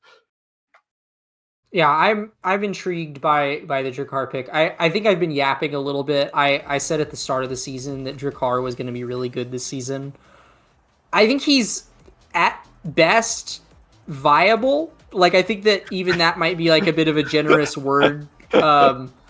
He's viable here, though. Like you said, Night Market is the map. If you want to play Drakkar, it is pretty much Night Market, Tycho, Aimis are the only maps you can really play him on, because he just doesn't take up enough space. This dude, he controls a lot of, he controls a short range very effectively. But midfielder, usually you want to have a little bit more sphere of influence than that. So we'll see, though. We're not off to a great start. He's immediately off the field. Yeah. Did this guy use his secondary? Yeah, I don't see him right now. Hey, 12-second Xenocloak coming out here to start the game. As one thing as well, you mentioned Drakkar not really taking up enough space, but you know how you take up more space? You get bigger. So that end, potentially a good reason to pick up the build different. That being said, stacks on stacks are still stacks on stacks, and once that's built up, you might find yourself a little outpaced if you aren't able to keep up. One thing as well to know, I think no strike shot here coming out from Mangoes are yummy, instead electing for the momentum boots, looking to basically end the plays before they even happen, playing much more aggressively potentially to support and counteract the defensive plays from the Mako. So right now, find ourselves finally getting to the game proper here. Basically, one goalie barrier going to be found for 2 flips here on the side of both teams. Striker Kai able to get the defense using that size to great effect, actually. So right now, the back and forth in the midfield line, going to find any sort of advantage for either team? No, right now, just one measly scoring opportunity from Koi, immediately going to be counteracted here by the flip, and once again, we're in the thick of it. Yeah, I will say the Mangoes on the Now goalie, it's good to see the man back. If I'm not mistaken, he was one of the early adopters of Now goalie. He was kind of doing it before it was cool. And like nowadays, she's got her place in. I don't think the meta is the right word, but she's slightly, off of the meta. Wow, good flip pass to Coin. That's some good stuff right there. Striker Kai, we finally got to see that man's Xenocloak position, and well, he was not there to catch that pass. I don't think anybody was expecting that, but Yeah, well can I get a played there. replay? Can I get a replay of that one? That looked like he struck like way out of his striker hitbox, but hey, you know what? Sometimes brawlers actually do get it done, despite what we like to say about them. But right now, it's going to be, again, a little bit of a back and forth. The only thing of significance is that damage on Coin, which is immediately going to be healed up here. We'll see, though, if NBS is going to be able to answer this. Yeah, NBS, I don't hate the idea here, because I mean we're seeing the drum and bass come out, and that was what allowed them to get that barrier there, right? You get extra size on your Drek and your Rasmus. They like size, they like speed. Who doesn't? But I struggle to see how you're going to overcome the stacks on stacks deficit, right? Like David was just able to run up into the goal box there, and that's a 3-0 set for pass. Yeah. The speed deficit when the drum and bass is not up is very evident. I struggle to see how NBS are going to make it work, but maybe they'll be able to find something in this first draft.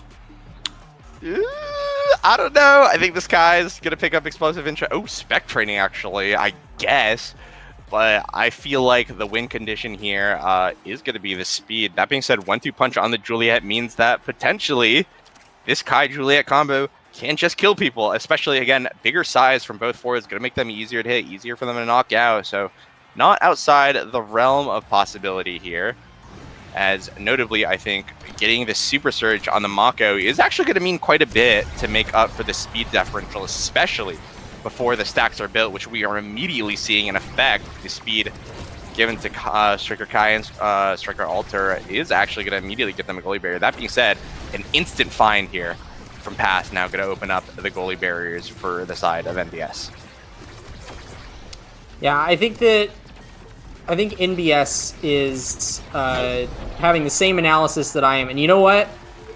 So what I was about to say is they're pretty much wanting to score in the first 20-30 seconds of the point, and they did pull that one off. But I mean, we're seeing assertive burn drum and bass essentially off kickoff and off cooldown as well. Like that was 20 seconds in between secondary uses for Assertive's Mako, about as high efficiency as you can get on the ability. So they are making maximum use out of this, and they're getting double barriers and points. So you know what? If you can get a double barrier and then score in 15 seconds, NBS is going to have no trouble closing this one out. It's just a matter of if they can pull it off consistently. Yeah, agreed. I mean, look at that stack count. 28 stacks on the side of Coin. The Boro has barely got into the IHOP, and unfortunately he's going to probably have to leave very soon unless they're able to find any sort of confidence, any sort of momentum here in the set. And I actually sort of dislike Coin's positioning. Typically as the Juliet, you actually want to be in the midfield line whenever your team's on the defensive, just to kind of passively soak up that speed and look for dash punches. But when you do that, you aren't interrupting this Mako, which I think we've just kind of described is the win condition here for NBS. I'd really like to see Coin just walking up and punching him, because that's how you're going to prevent the one win condition from NBS. But we're not seeing that right now. Instead, he's going to be looking for KOs, which admittedly he is doing, but we'll see if they'll be able to convert it into anything, as right now Assertive has been able to preserve her flip throughout the game. Yeah, I will say I've seen Assertive actually avoid a few Coin abilities in the drum and bass, which is impressive because that ability slows you down quite a bit. But yeah, Coin had already missed a couple earlier in the game, so maybe he's just a little wary to give it another attempt. Oh. But wow, that drum and bass is already back up. I would swear that Assertive has cooldown reduction, but I actually think that she's just using the ability as soon as the button shows up.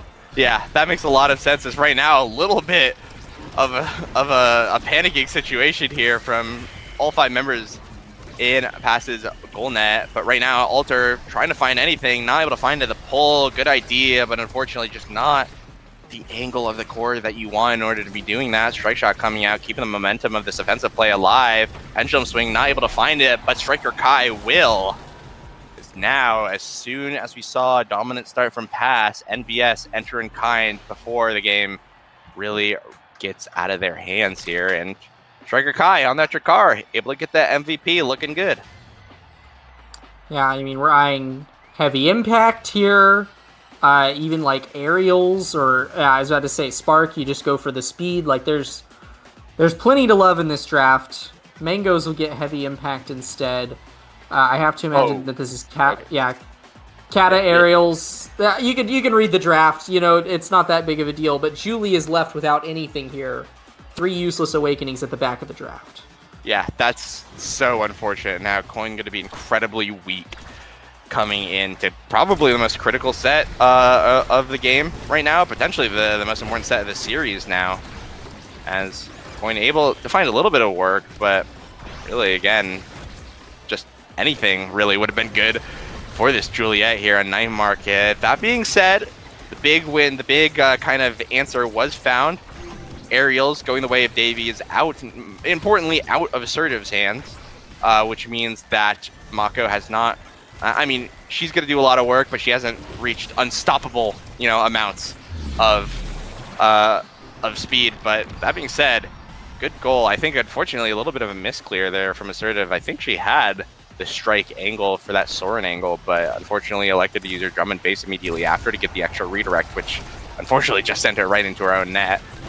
But that's just 1 point here, and it still feels like NBS have the momentum here. We'll see, though, if Pass are able to answer, as fortunately another blunder here from Assertive means that it's going to be 1 goalie barrier down to 2. It might not matter, though. Striker Alter wins this next interaction, which he is unable to do now. Striker Kai forced to walk away and lick his wounds a little bit, but Assertive looking very, very comfortable here with the flip. Drum and bass now coming out, allowing Alter to play so far up here. Pendulum Swing comes out, narrowly misses the core, and Mangoes are yummy. Flip now, barely coming out just in time for the side of Pass. Barrage going to be here, the Giga Blast ensuring that the core does not get into Mango's face again. Right now, it feels like everyone is just running for the core, but the Strike War win from Alter sends the core into the top side of the net. And now we are dead even here on a crucial set. Yeah, it did give time for Coin to get the stacks on stacks up, though, so this Julie is a bit faster. Can patrol a little bit easier. One thing I have really liked about Davey this game, he knows his matchup into Drakkar. The Kai into Drakkar matchup is my primary BTers. I don't even care that you have 2 of them. He has just been, essentially, every time that Striker Kai is in front of him and he has Barrage, he just freaking runs at the dude and barrages, and there's really nothing that a Drakkar can do about that. So, good on David. He's making progress with it when they can get offensive pressure, and this power play is going to give them even more of that. Yeah, already a brutal start, barely basically clipping the edge of the map there for Striker Kai. Giga Blast going to keep the core forward, but not going to actually leave Pass with the goal. The dash comes out. All the scoring potentials for the side of Pass are now kind of exhausted. Feels like it's now time for NBS to potentially answer here. I feel like that drum and bass will be clicked at any second now. David finds himself in the defense, not able to defend it with Mangoes Are Yummy now in overtime. The dash punch going to be found here on Drakkar. A little bit of a dangerous bounce, but it's actually going to be cleared and sent into the net here by the side of Pass. The 1-2 punch, able to get the core speed that Coin needs to get it in. 1 dead awakening, be damned. Yeah, and Coin, the 1-2 punch, you might look at Coin's build and think 1-2 punch is the only thing that's buffing his ability to kill the enemy forwards. That's a lie. Every size awakening that Alter and Kai have taken is also a buff to Coin's ability to kill. It's the size debuff, sadly. Yeah, it might not be Imizap, but it's certainly something that NBS have to watch out for, as they are going to be 1 point down, 1 point away from losing the set. Flip comes out just to keep the momentum, but no momentum to be found here for the side of Pass. Now it feels like Coin, maybe a potential opportunity. The 1-2 punch is going to be there, but not enough to score the goal. This flip is there, though, and it's going to be found right in front of the net. Bang! Bada bing pow! Coin finds his flip in front of the net, and that's the cash out you want if you're Pass. No crashing out today allowed, as Coin absolutely takes the MVP of the set. Very, very well deserved. Yeah, and lots to love here in this draft as well. I mean, you could double deny the spark from Assertive, but I don't think that's the right play. Peak will be picked up here. And Striker Kai gets a spark. Assertive also has a spark on the table here. So it could just be a 4 spark even here. Goes for the hot shot instead. Mangoes gets prime time. It doesn't leave much for Alter at the back of the draft. Second time this game that Brawlers have been screwed over. That's kind of a rare thing in this patch. I'll say it. It's not very often that you don't get what you want. But Coin is back on it. This is a reprisal of set 1. Immediately, we're on a power play for pass. Yeah, feeling really good. It feels like finally momentum's gonna go the way of pass, which I feel like I've just talked about again and again here in this game. That being said, Alter almost knocked out of the pitch, but regardless, his life will not mean anything if he cannot score the core into the goal barrier, which he will have one more opportunity to do. Pendulum Swing now finally able to open up the net here for the side of pass. Coin potentially trying to find anything, just 1 or 2 hits away from getting flip, and yep, there it is. The punch is going to secure it. The pull comes out from Alter to potentially get a flip in front of the net. Not going to be found, though. Flip defensively used for Alter. He's going to be low, though, forced to potentially blow this if he wants to stay alive. But right now, holding it no problem, playing it cool, understands that if he gets this flip in front of the net, it could be a point out of nowhere. But now he finds himself staggered. David potentially trying to find the goal with a Giga Blast. An amazing trade here on the flip, and no, all the patience for nothing. Alter now finds himself with no flip, no health, and potentially no opportunity to score now. The defense here now coming out for NBS. This has to pull through if they want the podium finish. Mangoes Aryami looking comfortable with the flip, but Davey now gonna be sent away. Strike shot comes out, the pull comes through, but Mango's able to win. It's such a crucial strike war, but there's only so much you could do. Just to pour now in front of the net against the Brawler in such a valiant effort from Mangoes Aryami. Unfortunately, not going to pay off. It is going to be 1 point awarded here to NBS. Yeah, but certainly a valiant defensive effort there from Mangoes, and I gotta compliment something else I've been watching Mangoes do this whole game. I have to imagine that this is the Mom Boots difference. Look at this guy running all the way up to midfield to drop these now mines. There's 2 big things that he's been doing with that. So first of all, he's actually buffing his forward speed as well as his own speed to retreat back to the goal net. He's also keeping Alter staggered. So they've been staggering Alter, and as they get a goal here in the midst of all of that havoc, watch in these next points for the rest of this match how every single time they get Alter low, Mangoes is the one that prevents him from healing by running up and dropping abilities on him. Something that normally you would not be able to see a goalie like now do, but with the help of this momentum boots, he's making it happen. Yeah, and Flip finally out from Alter is going to find use of it here to open up the net here, 15 seconds into the play. That being said, Coin, Dash Punch not going to unfortunately whiff, not find the value that he wants, but the now primary able to get the flip here from Assertive. Striker Kai unfortunately going to have his abilities whiffs, which means that no aggression is able to be built here for NBS. 1 goalie barrier going to be down. Coin not able to make the miracle strike war to get 2. Flip comes out, and wow, masterful play here from Alter, using a really good use of the Pendulum Swing and the Death Touch to make sure that Mangoes really didn't feel comfortable flipping, and he's going to use that hit stun to his advantage. Able to take away a set here, or able to take a point away here, which might lead into the set win here for NBS. Yeah, especially with the drum and bass under your belt. You got 2 Size Awakening on Erasmus and potentially a Mako buff. These are some seriously large forwards that NBS are working with, and it is scary when you have to go face-to-face with them. What a call out there by Striker Kai into that flip, but the barriers still go down. Coin's flip burned on the goal line. Yeah, and it feels like you really wanted that flip to land if you wanted to keep this set's hopes alive. That being said, Coin looking really fast right now, and Alter looking really, really low right now. It's potentially, once again, denied the orb, but it doesn't even matter. The goal's just going to be found by Coin on the other side of the field. It felt like so much was happening at that point. But now, once again, we're going to be on point number 5 here. Point 5. a slight energy advantage, but not a big enough one to make a difference, especially with Striker Alter being off the field. No catalyst benefit for you, good sir. The barriers go down early for the side of NBS. Oh my gosh, they're making it happen.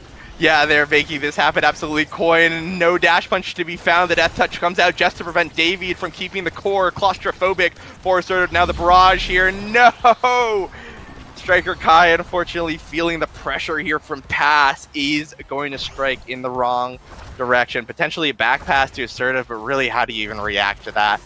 That was a tough end to the game, but now Pass find themselves clawing their way back. And just like the cat businessmen they use as their mascot, there's nothing more ferocious than a cornered animal, and a cornered animal is what Pass is, it feels like, in the series. Yeah, not so feeling in the corner anymore. They've now got NBS pressed up against the wall as well. This next match that we're heading into could be the end of the season for either one of them. And I mean, I gotta say it. That was a spooky one. They were feeling cornered that game, Pass, without a doubt. That 3-0 set out of nowhere from the just like absolutely stupid bursts of offensive pressure that NBS were getting, that's gotta send a chill up anybody's spine. That's sure to make anybody question whether or not they're gonna make it out on the other end of the series.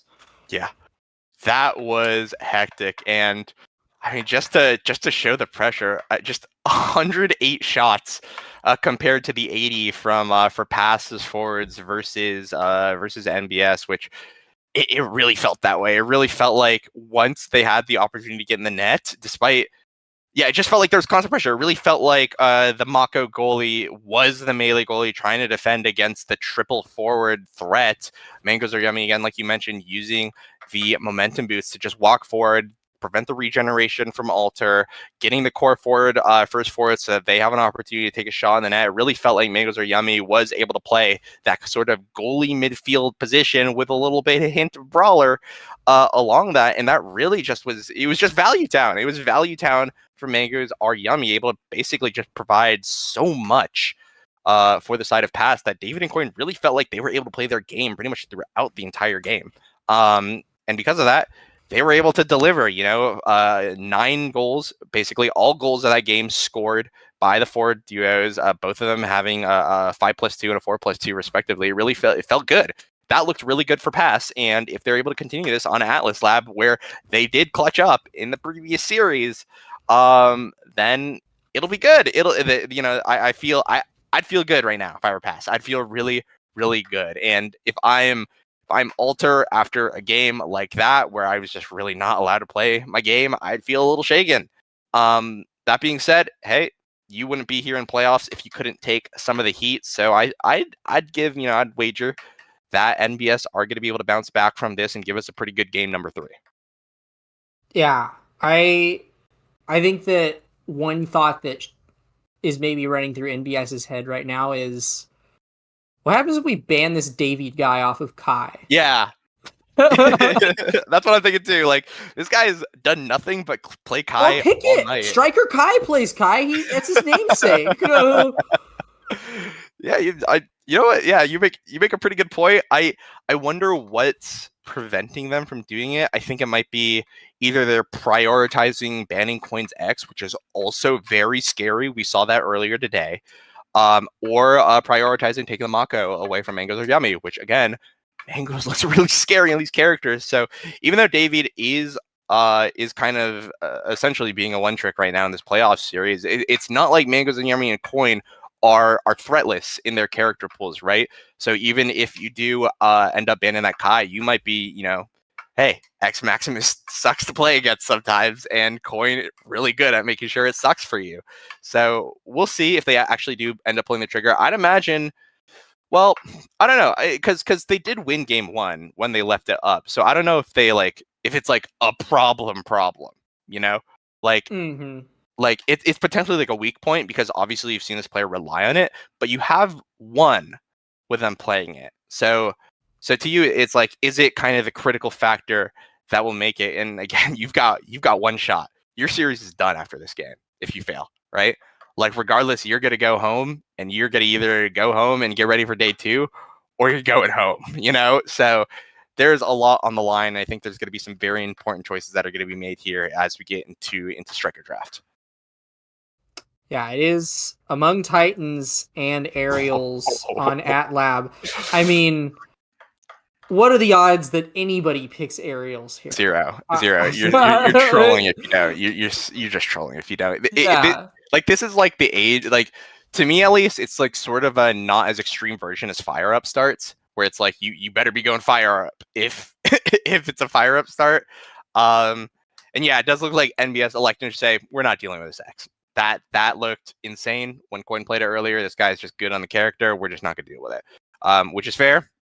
That being said, NBS do have that first pick, so the opportunity to snipe away the Kai still remains. We'll see in just a few seconds if that happens, though. And it's actually going to be an Atlas ban coming out from Pass, which I think that's really interesting. I think that's...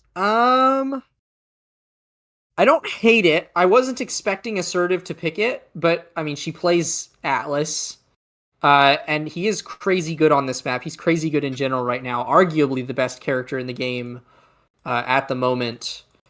So I don't mind the Atlas ban, especially if, I don't know, maybe your forward duo in scrims, they didn't like playing against Atlas or something. You just want to make sure that they're really locking it down. It is a Kai deny from NBS here. They are going to stick David on something else. And it looks like, is that surely that's not a now for Mangoes. That seems unlikely on AtLab. I have to imagine that this is David whipping out the now in the midfield.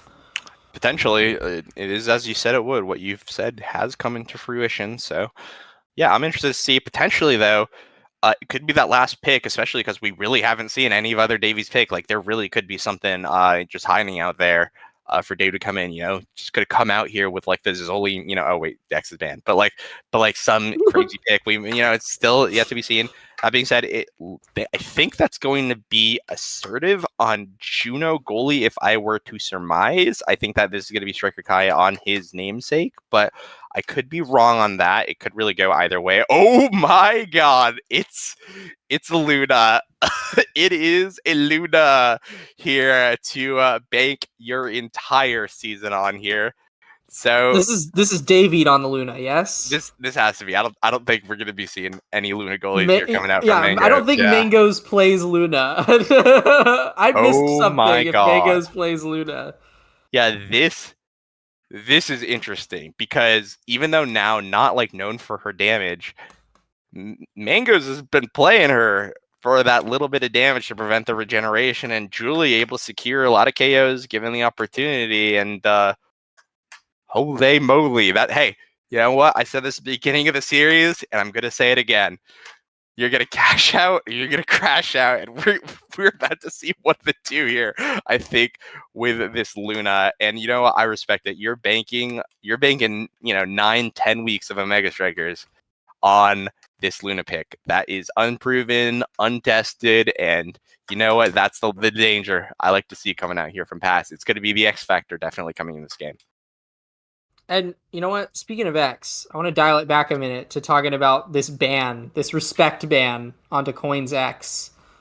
Because Brickbat, you and I were there to kind of witness the dawn of Coin playing X in competitive. I don't know if you remember, but when we watched him play for SLU at the Collegiate LAN, you and I casted that series. And afterwards, after Coin dominated on X, by the way, won that series in a bit of a landslide, came up to the cast afterwards and in the winner's interview admitted that he doesn't play X.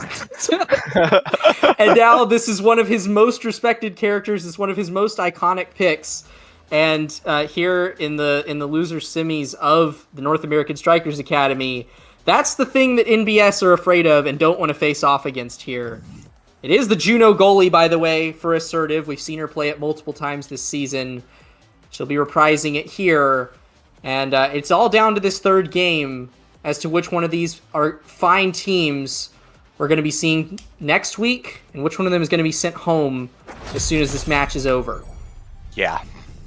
And both of these teams, this this game, right, the end of your season potentially here in playoffs. This is not going to be a game about mechanics. This is not going to be a game about draft. This is going to be a game about who, when it comes down to it, keeps their cool when everything is against them and their backs are against the wall. And right now, as we finally get in the game here, we're going to see both teams immediately come out swinging. They're going to be trading those goalie barriers here and taking a peep at the Awakenings. It is, as foretold, full among the Titans here for the entire lobby, and that just means that we're going to see a speedy game.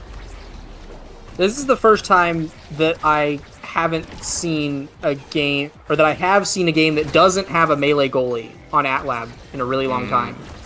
No melee goalie in sight here. These teams are, I mean, you know what? When you're comfortable on a pick, you're comfortable on it.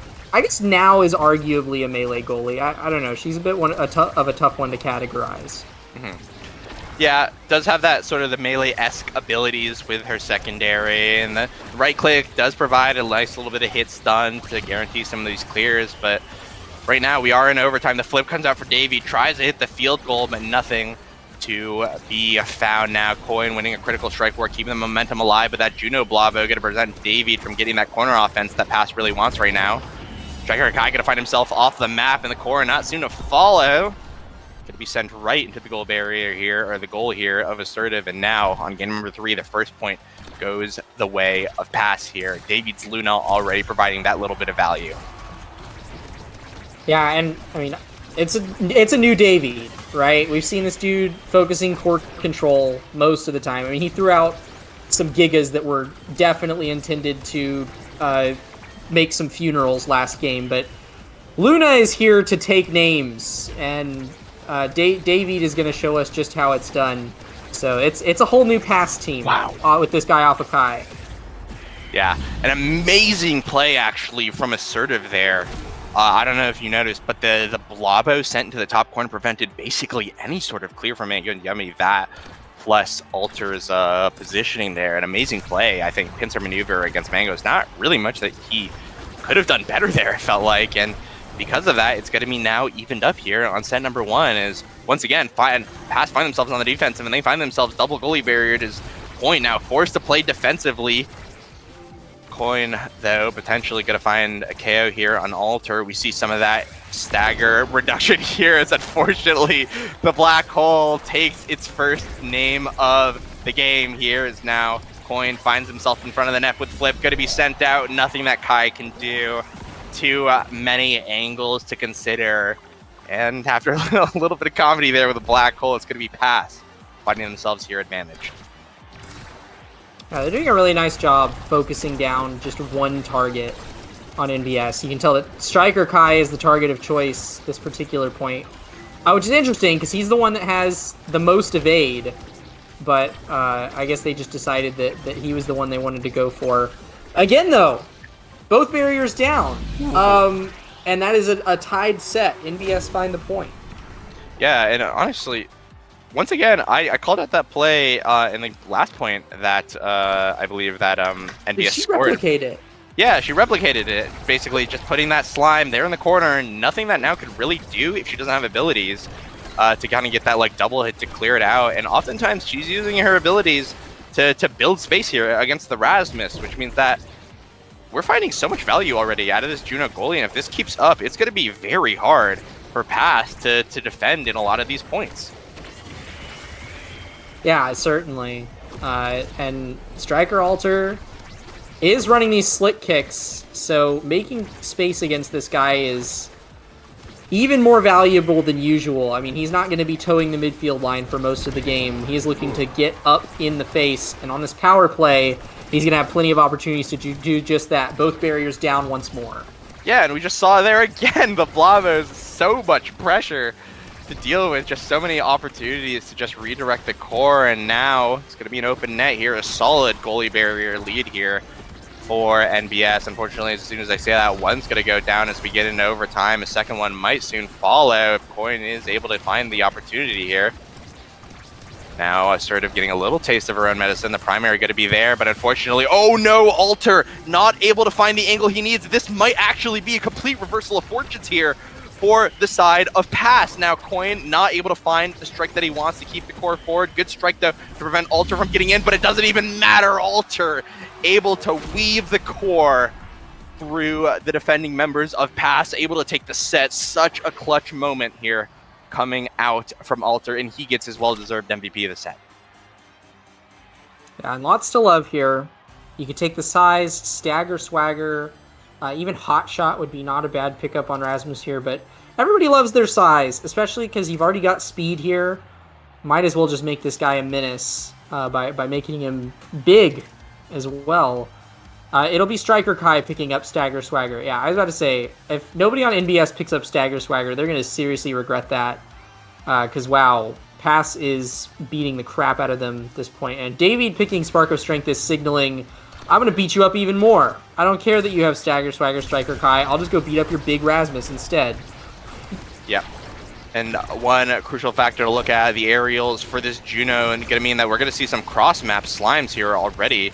We're seeing us sort of just play so aggressively with those primaries and just creating so much value off of it. I think, again, just super phenomenal. We saw with the Aimee earlier today, and it really feels like this is where she shines the most, just creating some extra pressure with projectiles. And even though she might potentially lose something on the defense once every while, it's okay. You're going to be net positive here on the amount of goalie barriers taken versus the amount of goalie barriers lost. And I think we're seeing that in effect. One set already going the way of NBS, and that's going to be another point again scored by Assertive, stealing a goal right under the power play of Pass. Yeah, I'm liking what Pass is trying to do. I like that. I appreciate that they're trying to go for KOs, play into David's new pick, but not having David on this crazy fast, crazy core control centered Kai in the midfield is really starting to show, because Mangoes is having to deal with a lot more pressure this game than we've seen in any other game in the series. And it's getting to them right now. The barriers are not staying up. Mangoes has been holding really solid, but okay, David is making up for it though. You know what? If you can't core control, you might as well kill him. Yeah. And he's doing just that. Absolutely. That being said, no value found here on the power play. Alter finds himself here back on the core, on the field.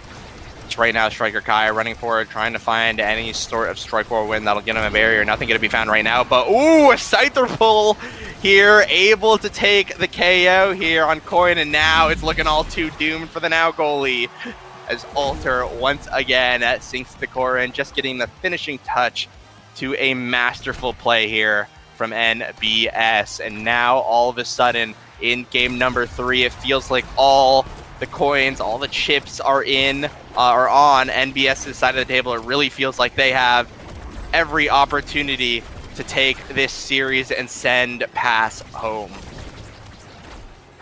Yeah, I'm a little baffled that hook even killed. This dude has no strength awakenings. But I mean, well timed, well spaced. There's another KO found. Classic, team with lots of kill pressure getting killed. I guess that's just the way it rolls sometimes. NBS is in their prime right here with no signs of stopping, but Coin is going to reverse those fortunes right now. Yeah, gonna find the dash punch there on Assertive, or no, the flame flurry to do it. Coin, no, misses a strike! Unfortunately, which means that there's going to be no opportunity to score. Oh, never mind! Coin instantly redeems himself. Bit of a heart of attack of a play, I will say, but it goes the way that it was supposed to go in the end. Pass find themselves with 1 goal on the board here, but they've got a little bit of a mountain to climb here if they want to claw their way back in this game. Yeah, it is spooky. I mean, Striker Kai, we're seeing them just rotate the core every few seconds. NBS is rotating the core. Oh my gosh. Immediately hitting it with a burst of abilities. Yeah, there's very little that Mangoes can do against this onslaught. I'm feeling a little bad for this guy right now, but you know what? Miracles can happen, and they've got another power play here, and Striker Kai is staggered. He's off. No, he's not off the board. How did that happen? I think he just got the stagger, just barely got the awakening. You're supposed to be locked in, but remember, if the core or another person gets in the way of that flame flurry, you'll actually be able to evade it. right now. Flip comes from Mangoes, and excellently well played here all around from NBS. Now an opportunity to score. Mangoes are yummy with a perfect positioning to prevent the pendulum swing from hitting him. Able to barely get his aura, but not enough for this critical evade that might have to come out. The dash punch going to whip. It's going to be defended again. The slime able to provide a critical redirect here. We're now in overtime, but the offense from Pass is not coming through here. Everything now going the way of NBS, and that looks so hard to deal with. Alter barely able to just get his hands on the core, but it's going to be enough. Take the set, and now it's here, the potential final set to make the podium finish. Pass have to find their way back in now, or they will forever have to hold their peace here in Season 5 of the North American Strikers Academy. Surprising pick of Missile Prop here. Leaves Fighter Flight on the table for David. I don't think he's upset about that at all, but it does mean that Assertive gets 1-2 punch on the Juno. Also denying it away from Coin's Juliet, but he's not sad to settle for Heavy Impact. I gotta say, it's another one of those drafts where everybody kind of gets something that they're okay with, but 1-2 punch on Assertive Juno, like you said, these slimes have been enough of an issue already for Pass. Yeah. It's going to be even harder to deal with them after every single one of these clears that Assertive throws out is able to just double barrier you. Yeah, that's super unfortunate. Coin, it feels like he's flailing a little bit, desperately trying to find a KO, but nothing is just going his way right now. Alter keeping the core forward, has all the momentum. David gonna have a little bit of mobility here with the Fighter Flight, but it might not be enough. The dash punch should once again narrowly escaped here, but Coin able to find a little bit of possession for his team, though. Assertive now gonna find the opportunity to score. It's gonna be Striker Kai playing in the goalie net right now, but now it's just the pressure not stopping, but Mangoes with an amazing save keeps the core alive. Flip comes out from Coin just to get the core forward, but it really just does nothing in the end. Mangoes are yummy, going to be sent into the net here by the pendulum swing. Now we're going to see a forward in the net. The opportunity is here. Flip comes out, going to be just enough to keep the core in play. All the abilities are coming out from Pass. David probably not too long for this world. Has to blink away just to survive, but that leaves him unfortunately out of position to take that top shot. And now we once again find ourselves NBS advantaged after a long point. Pass has, to be completely honest, not much to work with here. It feels like NBS have found a winning strategy, but there's one thing to count on. It's that Pass have been here before, but we'll see if they'll be able to make any differences right now. Alter, once again, a 13-second goal. You cash out or you crash out, and now you got to prove the difference. I'll be honest, it seems right now that Pass is writing some checks that this comp can't cash. They can't stand up to this onslaught. Like, the rotations that are being made by NBS right now are out of this world. They're going to close it out. Double power play! Oh, and that's all she wrote. Oh, no! Yeah. They take it home! NBS, with a 3-0 victory in the final game of the series, will be the ones to move on to day 2 next week. They're the ones staying in the playoffs, and for Pass, it's a bit of an unfortunate miss on an opportunity to stay in the season. Like you said, that'll be their crash out of the season. Congrats on making it this far, but you won't be playing beyond this. Yeah, an unfortunate just off the podium finish here, ending their season in 4th place. A little bit disappointing, but overall, objectively a good run. Able to keep their hopes alive here, but it is going to be NBS finding themselves here on day number 2 to play, to find that opportunity to take it all. So well played to Mangoes and crew. David, an exceptional performance. Coin looking very good on the pitch, but it just was not enough. The cornered animal has now finally been caged, unfortunately, and it will be going the way of NBS, who, by the way, I think MVP of the series. In my mind, I think Alter played phenomenally. Absolutely performed up to expectations, especially after some doubts that were, put on him earlier in the day. Striker Kai played phenomenally, able to get everything that was promised and a little bit more. Was absolutely flying, gliding, skating, whatever you want to call it, absolutely doing that and creating so much pressure at the end of the game. But in my opinion, the MVP of the series goes to Assertive. There was just so much pressure coming out. Just MVP to the right click button here of Assertive. So much value just found in every single opportunity. It really felt like that made so much difference. It really made the difference in the series against Mangoes Are Yummy. So much hats off to her. Absolutely phenomenally played in a well-deserved victory. NBS finding themselves here in third place in the North American Strikers Academy with the opportunity to take second and first. Yeah, Assertive's goalie style really is something unique. I mean, I'm not a goalie player, so I might have just like missed this somewhere, but I don't think I've ever seen anybody use strike shot like that. Normally when you take strike shot, it's a signal that, you know what, I'm going to help apply midfield pressure. I'll keep the core, off of the midfield. Or maybe you're playing it on somebody like Atlas where it's like, okay, I need some additional range because like my secondary doesn't have that unless I take it. But Assertive just throws all of that out the window and says, no, this is still a range ability. I don't need eject button to jump over to the other side and strike.